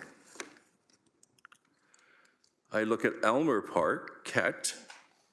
This is at the end of it's Elmer Crescent, and there's a pathway and there's a parkette that actually abuts the creek, and there's an area where we cut the grass to prevent ticks from getting into people's property. This looks like you're going to let it naturalize right up against people's properties. And it's a parkette that was well used by the community, especially in the summertime when the kids are playing. And then Tapley Town Men's Club Park. Big ball diamond, big field at the end of the ball diamond. So while the kids may not be able to hit the balls that far, we're now going to stop cutting at the far end of that giant park. I struggle to find the rationale on how I'm going to explain to the residents that these well-used parks are no longer going to have their grass cut. Can you help me? Through the chair. The areas that were chosen in the larger parks were evaluated for a balance between areas that still provide opportunity for recreation, but may have opportunities for naturalization as well. For smaller spaces such as the Elmer Parkette, the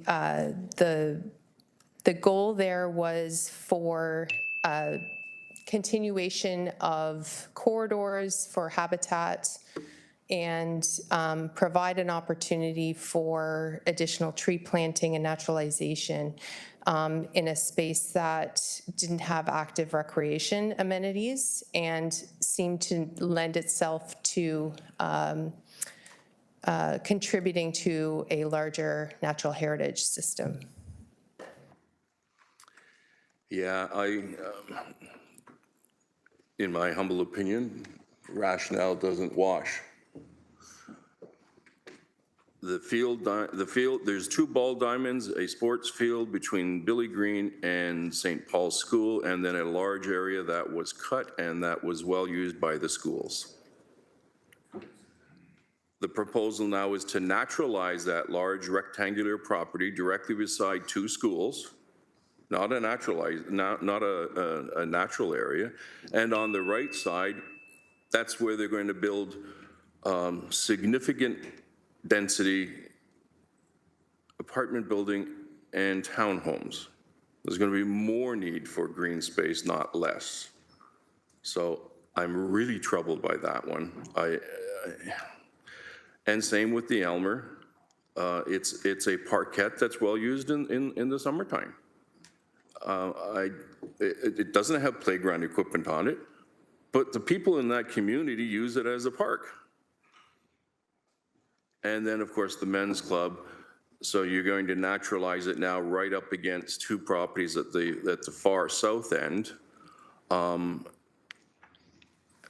Again, I struggle to understand how, this is the problem that I'm experiencing right now, is these are desktop assessments, they call it. So you look at a map, we can do that, no problem. But you haven't talked to anyone up there, and you certainly haven't talked to the ward councillor. So I know I'm past my time, but you have no idea how I'm trying to contain myself, because I know for a fact that these residents, these 2 schools are going to go ballistic when they find out. Thank you, Councillor. And I do take your point, but I also do believe it wasn't strictly desktop. We heard that superintendents, supervisors, forgive me, I don't know the right word. Respectfully, Chair, they did not speak to the residents or the ward councillor. I acknowledge that. Thank you. I'm just saying it wasn't solely a desktop, and I am trying to uphold the integrity of the answer that was offered by our staff. But I said I take your point on the latter part. Yeah, sometimes it feels like, Chair, I'm debating with you instead of actually dealing with the issues that are before us.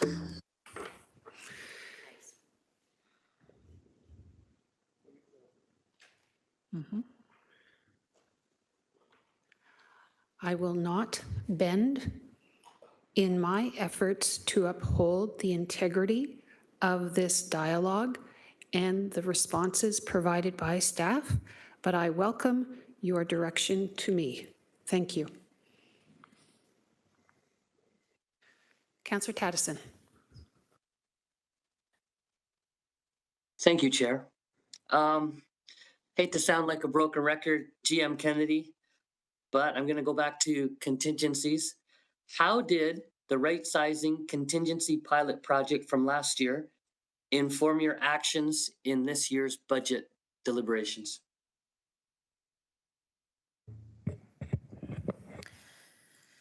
Thank you for the question. I am going to ask Director Michael Wright to provide a response. His team led that review, and he can provide the details. Thank you.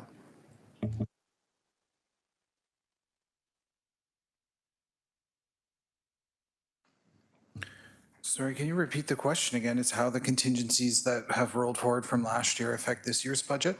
Yes. What were your actions? What were the... So I'll start, and perhaps Director Wright can add on to this then. There was a motion put forward by yourself last year to review capital projects that could be considered for a reduction in the amount of contingency that is included in the purchase orders with our service providers as a budget efficiency measure. That review was undertaken, and we identified projects between, you have the numbers, a certain band, somewhere between, I think, 100,000 and 2 million, that consistently showed that we were not using the full contingency available. And so staff brought forward a report in the fall of 2025 and suggested that a 2% reduction from what we had typically used was a savings that could be offered. That mitigation was was taken and was included as a reduction in the budget for 2026. I don't have the exact dollar value right now. I'll share that it was just over $1 million. And can I get clarification? For those projects that were between 100K and 2 million, that the actual amount of contingency used was less than 2%, correct? Yes, that's correct, Councillor, through the chair. And the numbers in terms of the savings from the reduction of that contingency, which was passed in 2025, was included in the first draft of the proposed budget. And so you don't see it as a line item on the proposed mitigations. Thank you. Do you have that amount right now exactly, or can we just go with over $1 million? I believe it was 1.18. I may be corrected, however, but Okay, thank you. So can I ask then, what we were using was somewhere between 10 and 12%, and then we've reduced it, say if it was 12%, down to 10% for this year's ask, correct? that's correct for the tax-funded capital projects. Thank you. Okay, fair enough. I am going to be bringing a motion forward based on this, and I've been working with your team to solidify the wording and so forth. I just wanted to let my colleagues know. So thank you very much for those answers. Councillor Alex Wilson, please. Thank you. Through you, Chair. Just a couple questions. I think I'll start with grass, hopefully pretty quickly. I wanted to follow up with Director Field on what I heard in, I think, response to Councillor Beatty's question, saying fewer cuts, but also, I think, more readiness to say when an additional cut is needed. And so really appreciate hearing that.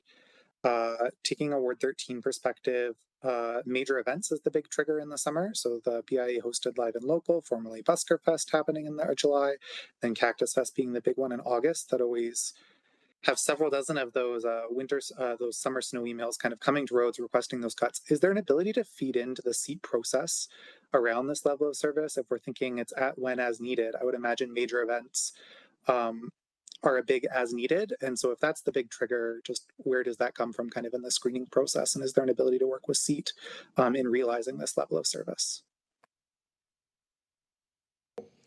Through the chair to the councillor, thanks for the question. I'll take that back with the roadway maintenance team, but my initial thought on that is no.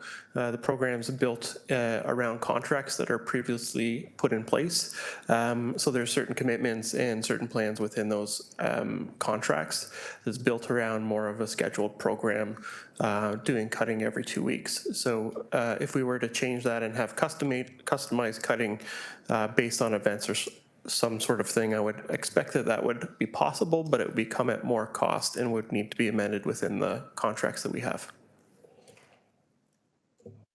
Thank you. Hearing then that within this service level, still the best approach is, you know, as those events are coming over, is to work with the roads team, see what's possible, see when the last cut was, just appreciating what you said earlier in the answer about the ability to say as needed. I just wanted to flag that. Other grass question just quickly. Was about the change, and apologies to be so specific, but I think this is a larger one, to the Beverly Park in Ward 13, just off Highway 8 in Rockton. Trying to understand, is that because a Flamborough user group is taking over the cuts? Because I know that we do have our recreation committees in Flamborough. Just trying to understand, as this is, I think, one of the more largest, like the larger changes in terms of actual area being cut or not being cut. Through the chair, thank you for the question. Yes, it is quite a dramatic map. So I did ask staff, and our assessment is that there is grass cutting being undertaken by non-city staff at that location. The exercise here is to remove the allocation of funding that we normally would have spent on the grass cutting from our budget to reflect the fact that we're no longer doing that work. Thank you. Through you, Chair, switching away from grass cutting to transit, just last question would be about the change to the HSR Next. Understanding that it's not a cut to service, but it is a cut to the proposed service level of next year. It's a deferral of an increase. Would it be possible to get an understanding of what does that change in expected service level or proposed increased service level? Like what are some of those operational changes, as well as what impacts might be happening later down in the budget? So is everything getting pushed back 1 year? Are we now going to be doing the whole plan in 9 years? Is that a future council decision? Just trying to understand what are some of the impacts of that deferral.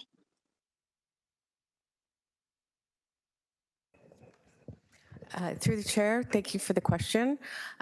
We are understanding where we are this year with the directive to meet the levy.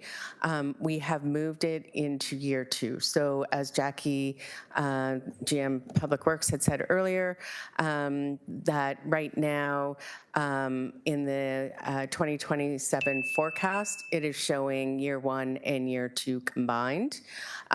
As we work through this year and determine the appropriate way forward, we'll be coming to council with a plan, what we're calling annual planning, hopefully in the third quarter, to present how we think we can implement the service enhancements for HSR Next. Thank you. Through you, Chair, last question from me was the proposal to defer the HSR Next, a business case proposed by staff outside of a directive to meet a specific percent? Or I'm just trying to understand why it came to the table, because it is again, it's not a proposed reduction in service, but it's a delay in a proposed increase change. And so I'm wondering, were there changes to our ability to implement this change? Do we need more capacity? Is this this was an ambitious plan, we need a little bit more time? Or did this come out of a kind of a cost-cutting measure, or a bit of both? Just trying to understand, how did this come into the process this way? Thank you. I will, the process behind it is a little bit of both. So the rollout of HSR Next was intended to start towards the end of 2026. We do have a lot going on in transit with the startup of the new facility, the building of the transit hubs for HSR Next. So providing a little bit more time was not necessarily required, but is welcomed on some levels within the group for rolling it out. It is also put forward as a budget mitigation measure. So as a deferral, as you've articulated, not a reduction, but a deferral of an increase. And so those are the reasons why it was put forward. Thank you. Those are my questions through you, Chair. First time speakers, Speaker Mayor Horvath. Thanks very much, and I'll be brief. I just wanted to follow up on Councillor Nan's question around the bus barn, the new bus barn. And just wanted to, I don't know if this is something that can be answered right now, but just in terms of any reports back to council or committee on the driver for the increase when it comes to the HVAC system, and whether any detail on that has been provided. And if not, I understand, but if not, then when might that be available? Just want to make sure that there's some clarity around what happened there and whether, and it may have already gone to committee and council, but I just want to make sure that people are aware in the appropriate forum. Through the chair, thank you for the question. The HVAC issue is just one component. It's not the entire HVAC. And it's for the design of our indoor CNG fueling, which is the first of its kind in Ontario. So we're very excited about that. We are working with the consultant who did the design work, and we have reached out to legal to see what could be done there. So that would be something that would end up in camera. So this is all internal, just to make sure that the staff are safe and not external. But to Councillor Zan's point, we planted 300 trees on that site to help with the general air in that industrial area. So hoping that'll make it better. Thanks, that was all, Chair. Any other first-time speakers before I move to second-time speakers? Okay. Councillor Jackson, please. Thanks, Budget Chair. Maureen Wilson. I hope I'm not going to disappoint today or have raised expectations about a motion, because I couldn't even move a motion today if I wanted to, as everybody knows. But I'm looking at bringing an amendment or two to either February 6th or 13th. One of them will be about the grass cutting. I need to understand more, maybe on a global map. I need to understand more, in spite of the assurances that Acting Director Mike Field has tried to provide, which I appreciate. But listening to Director Graham as well, and between the two of them, maybe some combined consistent message to allay further fears. But I need to understand exactly the potential impact. I know we tried when I was here in the 90s and the mid-2000s. In a couple of my parks, we tried a naturalization program. I got calls, complaints on twofold. Number one, the aesthetics were terrible. Tall grass, tall weeds, everything. And secondly, where families used to play, throwing their ball with their children, they couldn't anymore because the children lost their ball in the tall grass and weeds. And secondly, we tried it with the Lincoln Alexander Parkway along the median. Couldn't tell you the hundreds of calls and emails of complaints I got that we were beginning to look like some American cities, and that's the last thing I want. So I need to understand exactly the impact overall, Budget Chair Wilson. So yes, I'm hoping to bring an amending motion on that topic. And again, I'm open-minded on the blue box. It might be something, if there's majority will on this council, to once again, maybe through reserves, some other creative financing to help our community, small businesses everywhere, not just BIAs, small businesses everywhere, churches, social service agencies, as Councillor Nan has said, don't forget about them, that maybe we can get this program through to the end of this term of council and let whoever's going to be here in the next term, let them deal with how they want to move forward. So I'm open-minded if somebody else is possibly creating and working on that. I'm more than willing to have an open mind to that. I also want to say thank you, Director Graham, $332,000 for the cleanup of the nearly 300 tons of waste. Let's not forget the intangible for about 18 months that families, many families in many locations in our city could not use the neighborhood parks safely because they were stepping on needles, defecation, urination. So that's an intangible you can't really put a dollar attachment to, but it's an intangible that was 18 months of unusable space for many families overall. I want to also give a shout out, I must say, because it was listed on page 20, General Manager Kennedy, to your design team of Manager Susan Jacob and Senior Project Manager Mitchell Knott, and to your outstanding construction team of Manager Ed English, Senior Project Manager Paul McShane, and Project Manager John Copperwaith. Just remarkable, outstanding, a beautiful Mountain Brow Boulevard, Concession Street, expansion, reconstruction, the multi-use pathway. Again, I know I just repeatedly brag and boast about it. It's for a city legacy. Triply proud, of course, being on the East Mountain. And that took about 12 years of consultation and civic engagement. So I just want to remind everyone of that. And General Manager Kennedy, please pass along my kudos overall. And Mountain Drive Park, folks, I have supported remediation in other parts of the city, and I'm hoping whatever additional dollars Director Graham needs, I'm willing to offer up Ward 6 reserves to get the remediation cleanup underway at Mount Dry Park so that we can finish phase 2 of the beautiful approved multi-development at Mountain Dry Park along Concession Upper Gauge, new playground, new sun shelter, new splash pad, pathways, lights, benches, exercise area. Community has really, they're just on the verge of, they're just so eager to get everything done, and I'm hoping it's all going to be done this year. So I'll let my colleagues know if I have amending motions coming before February 6th. Thank you, Budget Chair Wilson. Councillor Cooper, please. Thank you, Chair. Through you, just wanted to ask a question on page 33. It's under engineering services. It's called Main Street two-way conversion. Is this two-way conversion related to the work that's going to happen with respect to the LRT? Is that why we're doing this? Through you, Chair. Through the chair to the councillor, Brian Hollingworth, Director of Engineering Services. The Main Street two-way conversion was directed by council. It's been evolving with the pilot project that was approved in 2022 to reduce the number of collisions. The two-way conversion is the next iteration of that. I would also note that a large part of that is the road resurfacing as well, which is, I think, a good news story. With respect to LRT, I would characterize it as not necessarily because of LRT or LRT is dependent on the two-way conversion, but I think they will work together well by providing people additional routing opportunities. Thank you. Through you, Chair. When I think about what's going to happen on King Street, it's not going to be a vehicle accessible road.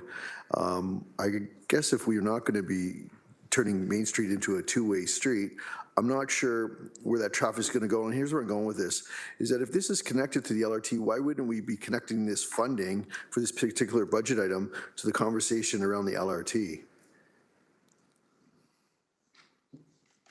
Through you, Chair.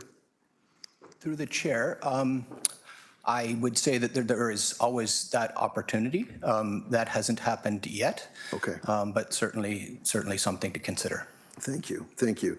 And just an overall conversation or some insights really I'm looking for around what we call asset rationalization. That's just the process we go through of looking at our assets. You know, we have a particular point in time, we put our assets where they are.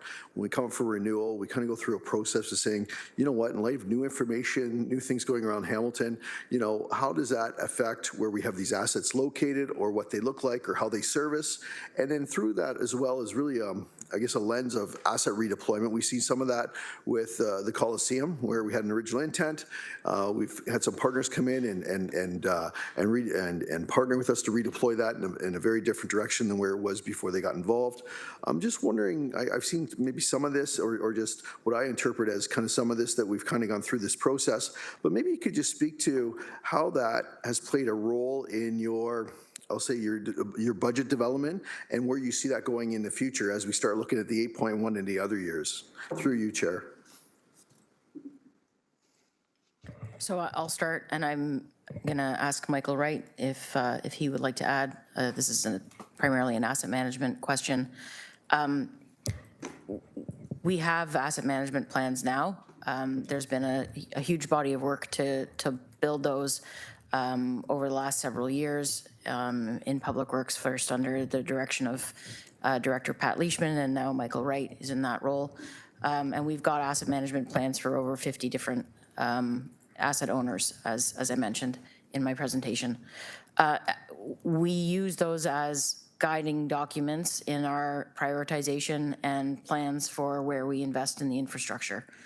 Depending on the life cycle of where an asset is at, may dictate how we invest in it, if we're going to rebuild it, if we're going to renew it. So in the last few years, we've done more road resurfacing, which is an asset management practice to extend the life of the road asset, where we can do a renewal of that asset at a cost savings compared to rebuilding it and extending the life. So when we do rebuild it, we've gotten more life and more value out of the asset as it is.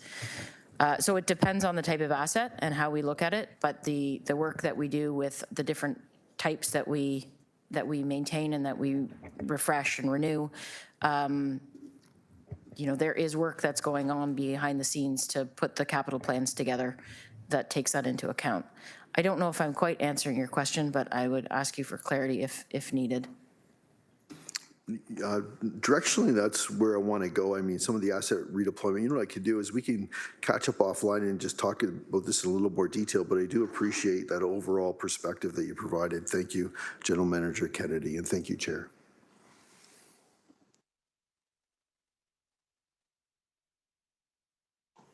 We're still on questions. Councillor Cretch, do you have comments? Okay. Are there any further outstanding questions? No? Okay. I do, sorry. Oh, okay. I'll recognize you after Councillor Clark, if you don't mind, Councillor Taddison. Councillor Clark? Thank you. I'm trying to get some examples, if I can, about urban right-of-way reduction in grass cutting services. So the Mud Street Boulevard that we put in that goes from the Upper Red Hill Valley Parkway, well, all the way to Centennial Parkway, is that going to continue to be cut? Or is that going to be naturalized? Through the chair to the councillor, as it relates to grass cutting within the right-of-way, we're not doing any naturalization. Okay, so that one will be reduced from 12 to 9 cycles, correct? Through the chair, yes, that's right. Reduction of the cutting cycle will be done when there's periods of slow growth or dormancy of grass. And going along Paramount Road, opposite Valley Park, again, there's a boulevard on the road, or beside the road, then there's a large swath of grass that the city cuts every year. And across the road is Valley Park. So we're going to reduce the grass cutting cycle on Paramount and not reduce it in the Valley Park sports area. Is that correct? Through the chair to the councillor, just checking with Cynthia Graham, she says that is correct. And it's the position of staff that when there's a drought or less water, we can cut the grass less. What happens to the weeds? Through the chair to the councillor, we will look at what's happening with the growth, regardless of if it's grass or weeds. I think most people's lawns today are more weeds than grass. Mine certainly is. So we would adjust the cuts accordingly, no matter what is growing within that area. So, if we have a period of drought, but the weeds are still growing, we would institute a cut to deal with that. The objective of this is to find efficiencies and align grass cutting and use the advantages of really hot, dry weather so that we can remove or reduce the impact to residents from an aesthetics point of view. So that's our goal and objective. Similar to how I maintain my own lawn, I'm not cutting it as frequently when it's really hot out. So that's the strategy that we're looking to use. And then, as I mentioned, we have within the contract and our intentions of if we require to do more cuts, we'll do more cuts.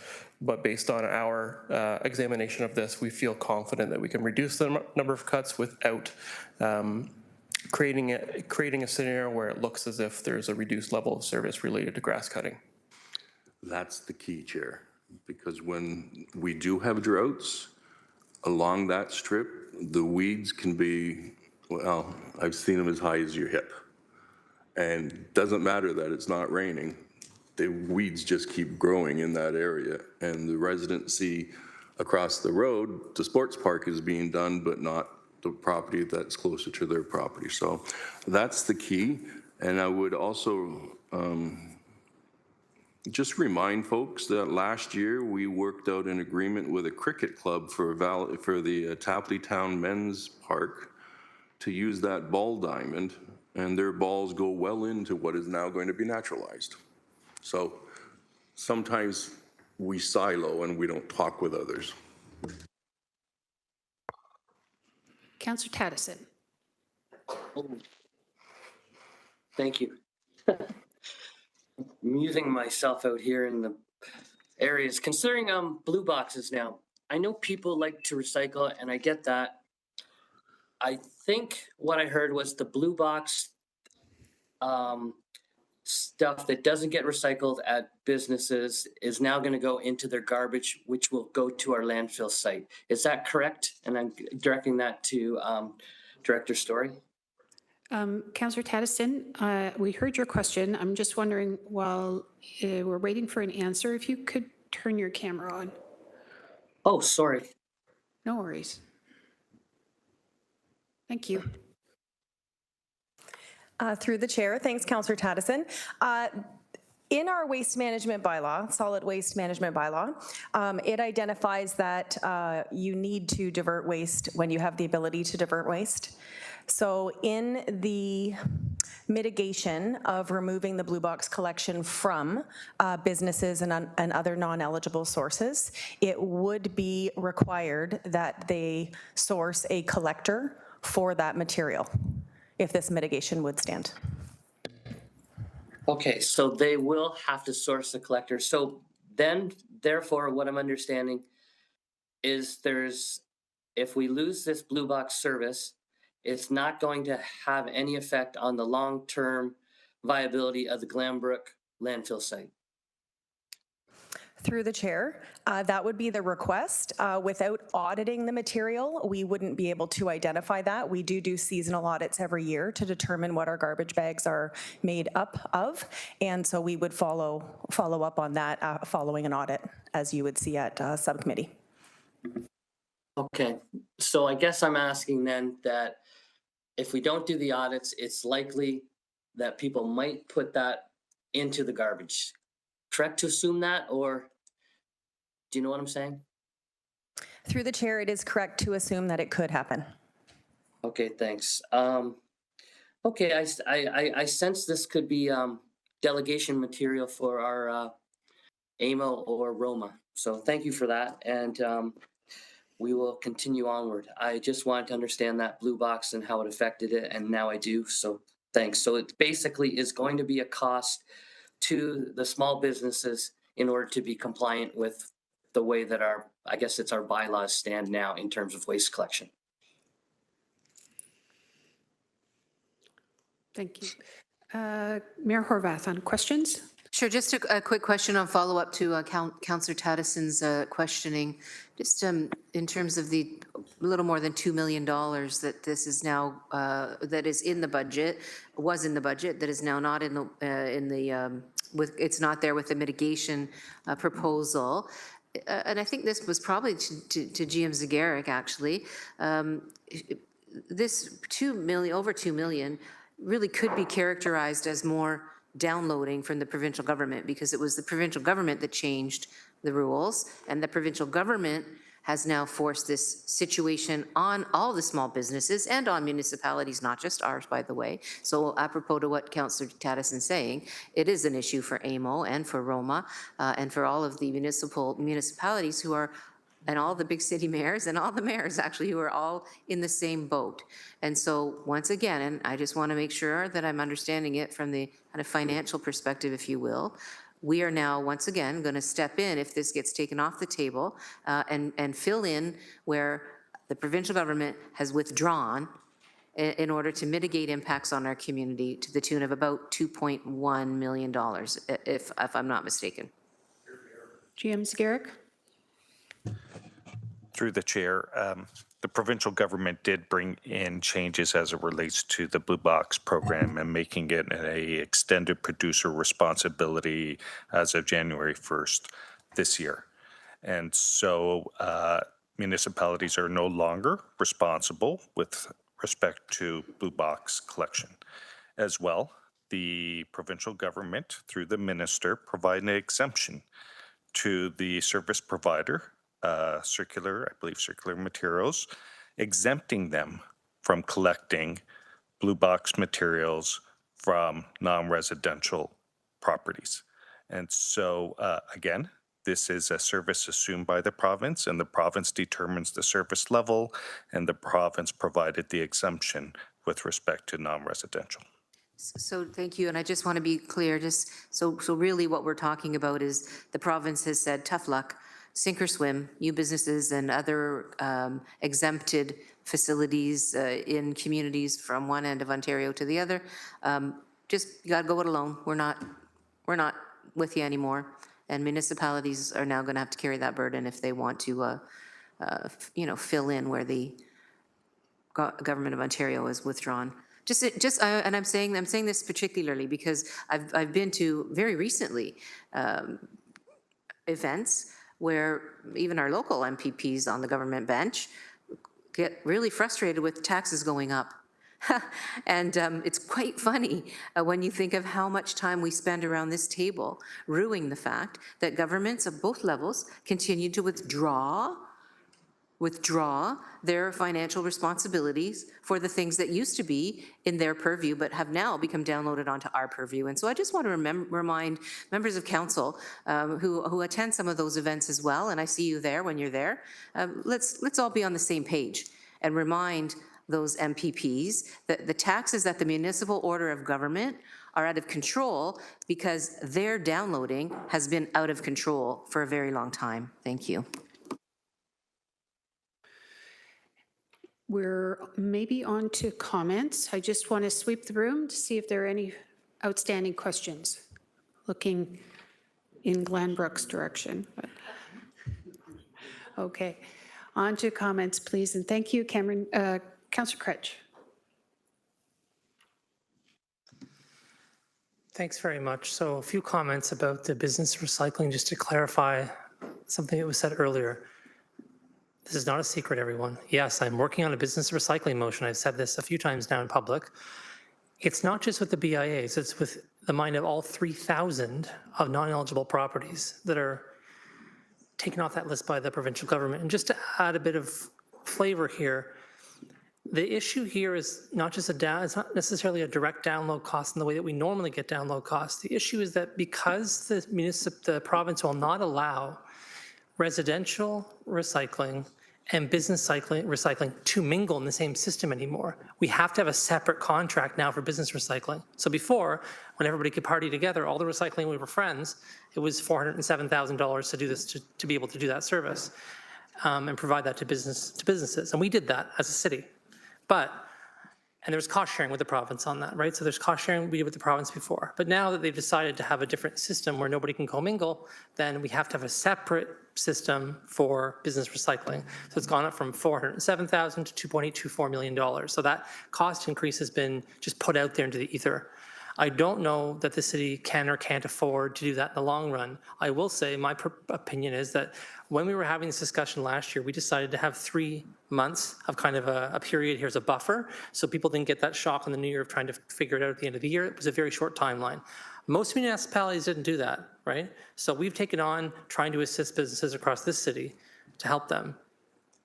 And one of the consequences of this whole situation, unfortunately, has been that now businesses are trying to figure out, what do I do? Do I contact this provider or that provider? Do I go in with a group of businesses and trying to get a better rate from a provider? So that's been a lot of what I've heard from businesses. So I'll be bringing forward a motion to talk about the transition for 2026. And as Councillor Jackson said, it's up to the folks in 2027. I will say we received many millions of dollars. I think the answer is closer to $13 million in savings. I'm looking at Director Story, who's shaking her head yes. $13 million in savings from the province taking the recycling off our hands, actually, right? And we had that discussion last year. So when the province took the recycling off our hands, actually, it saved us a bunch of money, right? So in the future, if future councils want to, we can try and readjust. Now, just again, more information, that's already been absorbed in this budget though, right? So those savings have already been absorbed as part of the 4.25%. So we can't kind of go back and change that. So for this year, right? In future years, we can make different decisions if we wish to about how we understand those savings. I'm just saying they're out there. So I think it's a bit of both, right? We're kind of in that situation where the province has done this, but we also have savings we can draw from if we want to subsidize it. Again, most cities in Ontario aren't even having this conversation. They're just pointing the finger directly at the province. So from my perspective, I think it's reasonable, and that's my motion will say so, to give businesses some time, right? And the city can have a person at staff, who's got a phone number, an email address, and they can help businesses and PIs figure out what to do here as they transition. And that makes sense. And it seems like a reasonable and financially sensible thing to do. So that's what I'll be bringing forward either on the 6th or the 13th. Thank you. Councillor Beattie. Thank you, Chair, and through you, and I look forward to that conversation and most likely be joining you on that journey. Very, very concerned, as my colleague from Ward 11 pointed out, the really easy, unfortunately, maybe not the best choice of language, but lazy thing to do if you can't recycle anymore, well, goes into landfill. And that, I think, would set us back. So look forward to having that conversation. I don't have a question, I have a comment, and it pertains to the changes proposed to cutting the grass in parks. And I do appreciate that, as we learned yesterday, there were cost mitigation scenarios that were developed by staff. Some of them were brought forward, some of them were not. This one was brought forward. But I really struggled to not see this as a reduction in service that impacts user groups, families, in the same way that we had a conversation about an arena yesterday. I see the two very similar to each other. And so the savings, I think, are minimal, but the impact is going to be maximum in terms of what our communities are going to experience. Two of the ones that I've identified in my ward, very similar to my colleague from Upper Stony Creek, in high growth areas. One of them is a parkette that is the only green space available to a very small but growing community. And naturalizing that space is going to have an impact. The other one, there's a big green area where kids can play Frisbee. They can throw a ball around. We're going to naturalize that. But I also have concerns that naturalizing, if you just let the grass grow tall, that's not really naturalizing. It's just having tall grass. There's a specific methodology to naturalizing space, and that has a cost. So what are we actually ending up with for $250,000 worth of savings?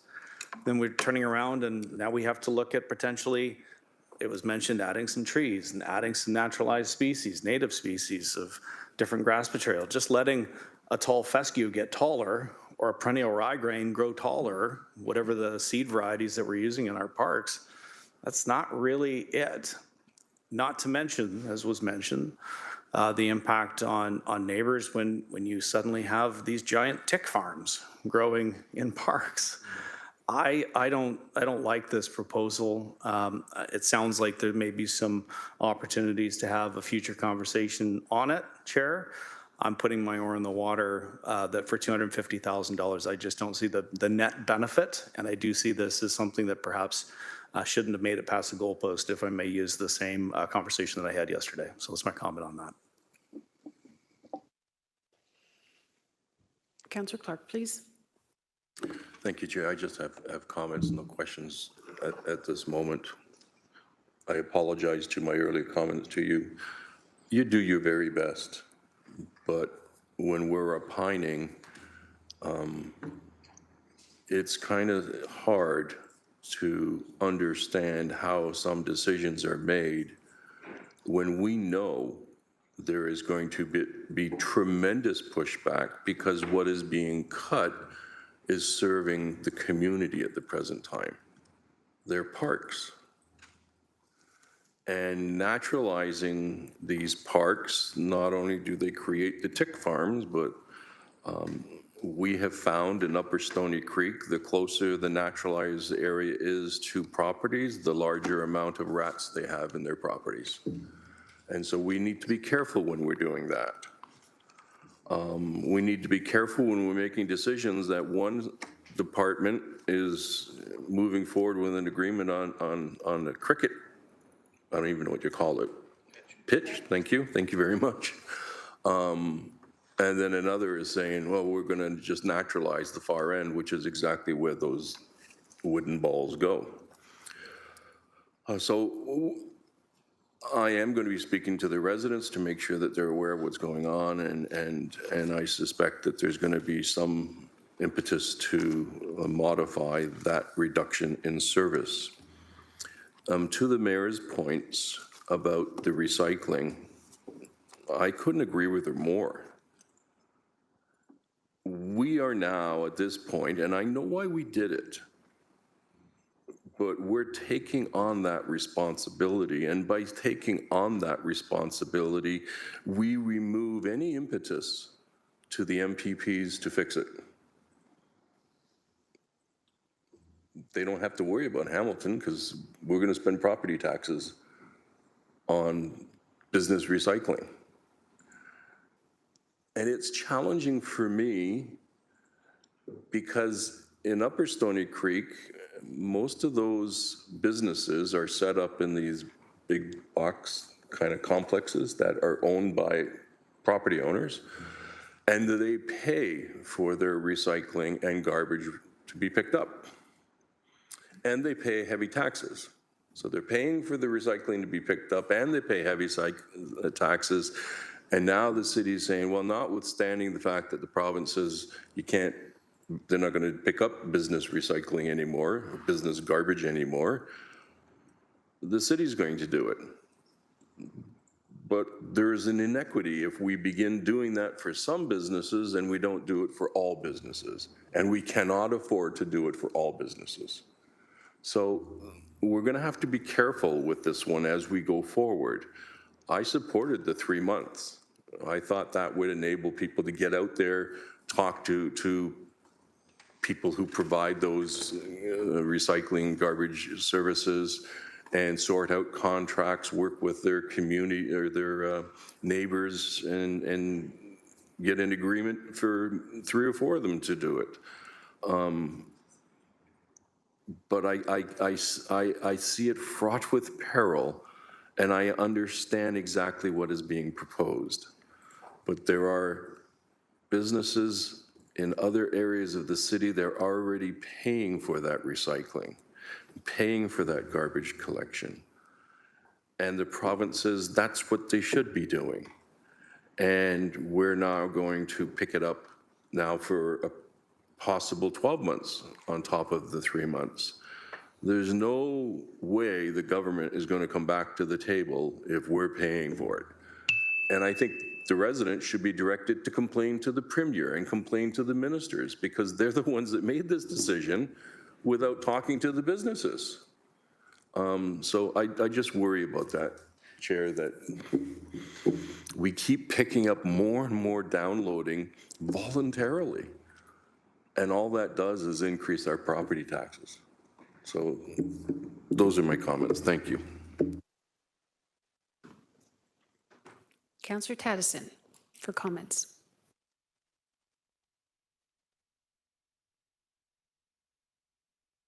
Hi, thanks, Chair. Just some clarification, one question, basically, to put things into perspective. I understand about economies of scale. What Councillor Kretsch just said was what used to cost us $407,000 is now going to cost us $2.8 million because we were able to do it inside the guise of picking everything up. And then Councillor Kretsch said it was $13 million that the province saved us by taking over recycling. Can I ask Director Story if all those numbers are correct? Certainly, through the chair. Councillor Kretsch is correct based on a report that we put forward a few years ago where we estimated the projected savings. Right now, as it stands, last year for 2025, we have realized a savings of $6.6 million. And if everything stands as is for 2026, the further and final savings would be $4.5 million with a total of $11.1 million. Okay, thanks. So basically the province has saved us $11.1 million. And then, but if we wanted to pick up that extra, it will cost us 2.3 now because it's going to be outside of what we used to do, correct? That is correct, annualized at 2.824. And that stuff that we're being asked to collect, it can't go in. If we collect it, it can't go in with our residential. It has to go over to a business recycling center. Through the chair, that's correct. It cannot go in mixed with any of the circular materials material that they're taking to receiving facilities and processors. We have to source our own.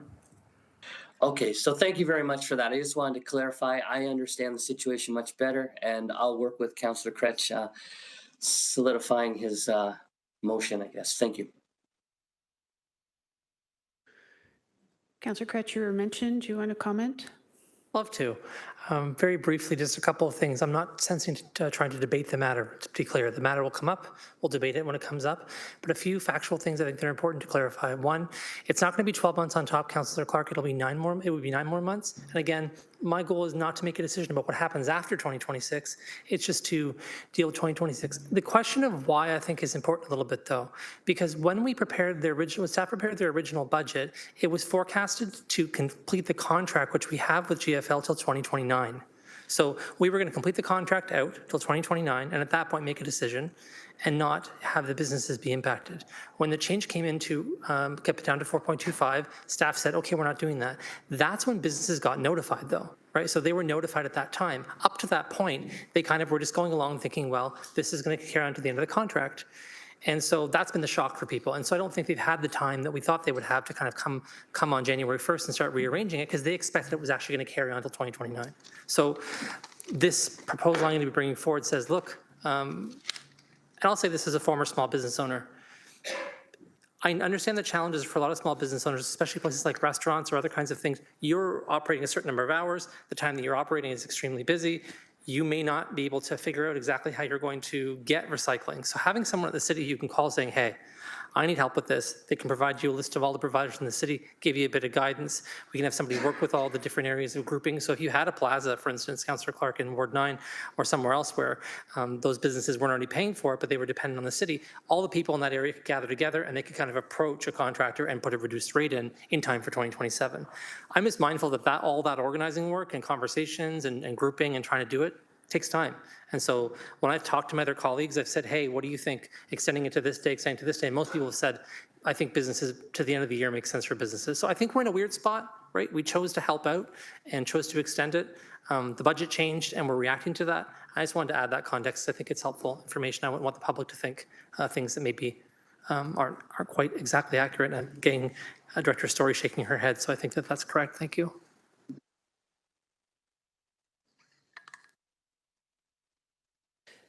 Thank you very much. Any further comments this afternoon? Seeing none. To receive the presentation, it's moved by Councillor McMeekin, seconded by Councillor Beattie. May I have a show of hands? That carries. Thank you. Any notices of motion to be served today or motions? Seeing none, this meeting is adjourned. Thank you very much. Thank you to staff and thank you to Elsie McRae and to Sal.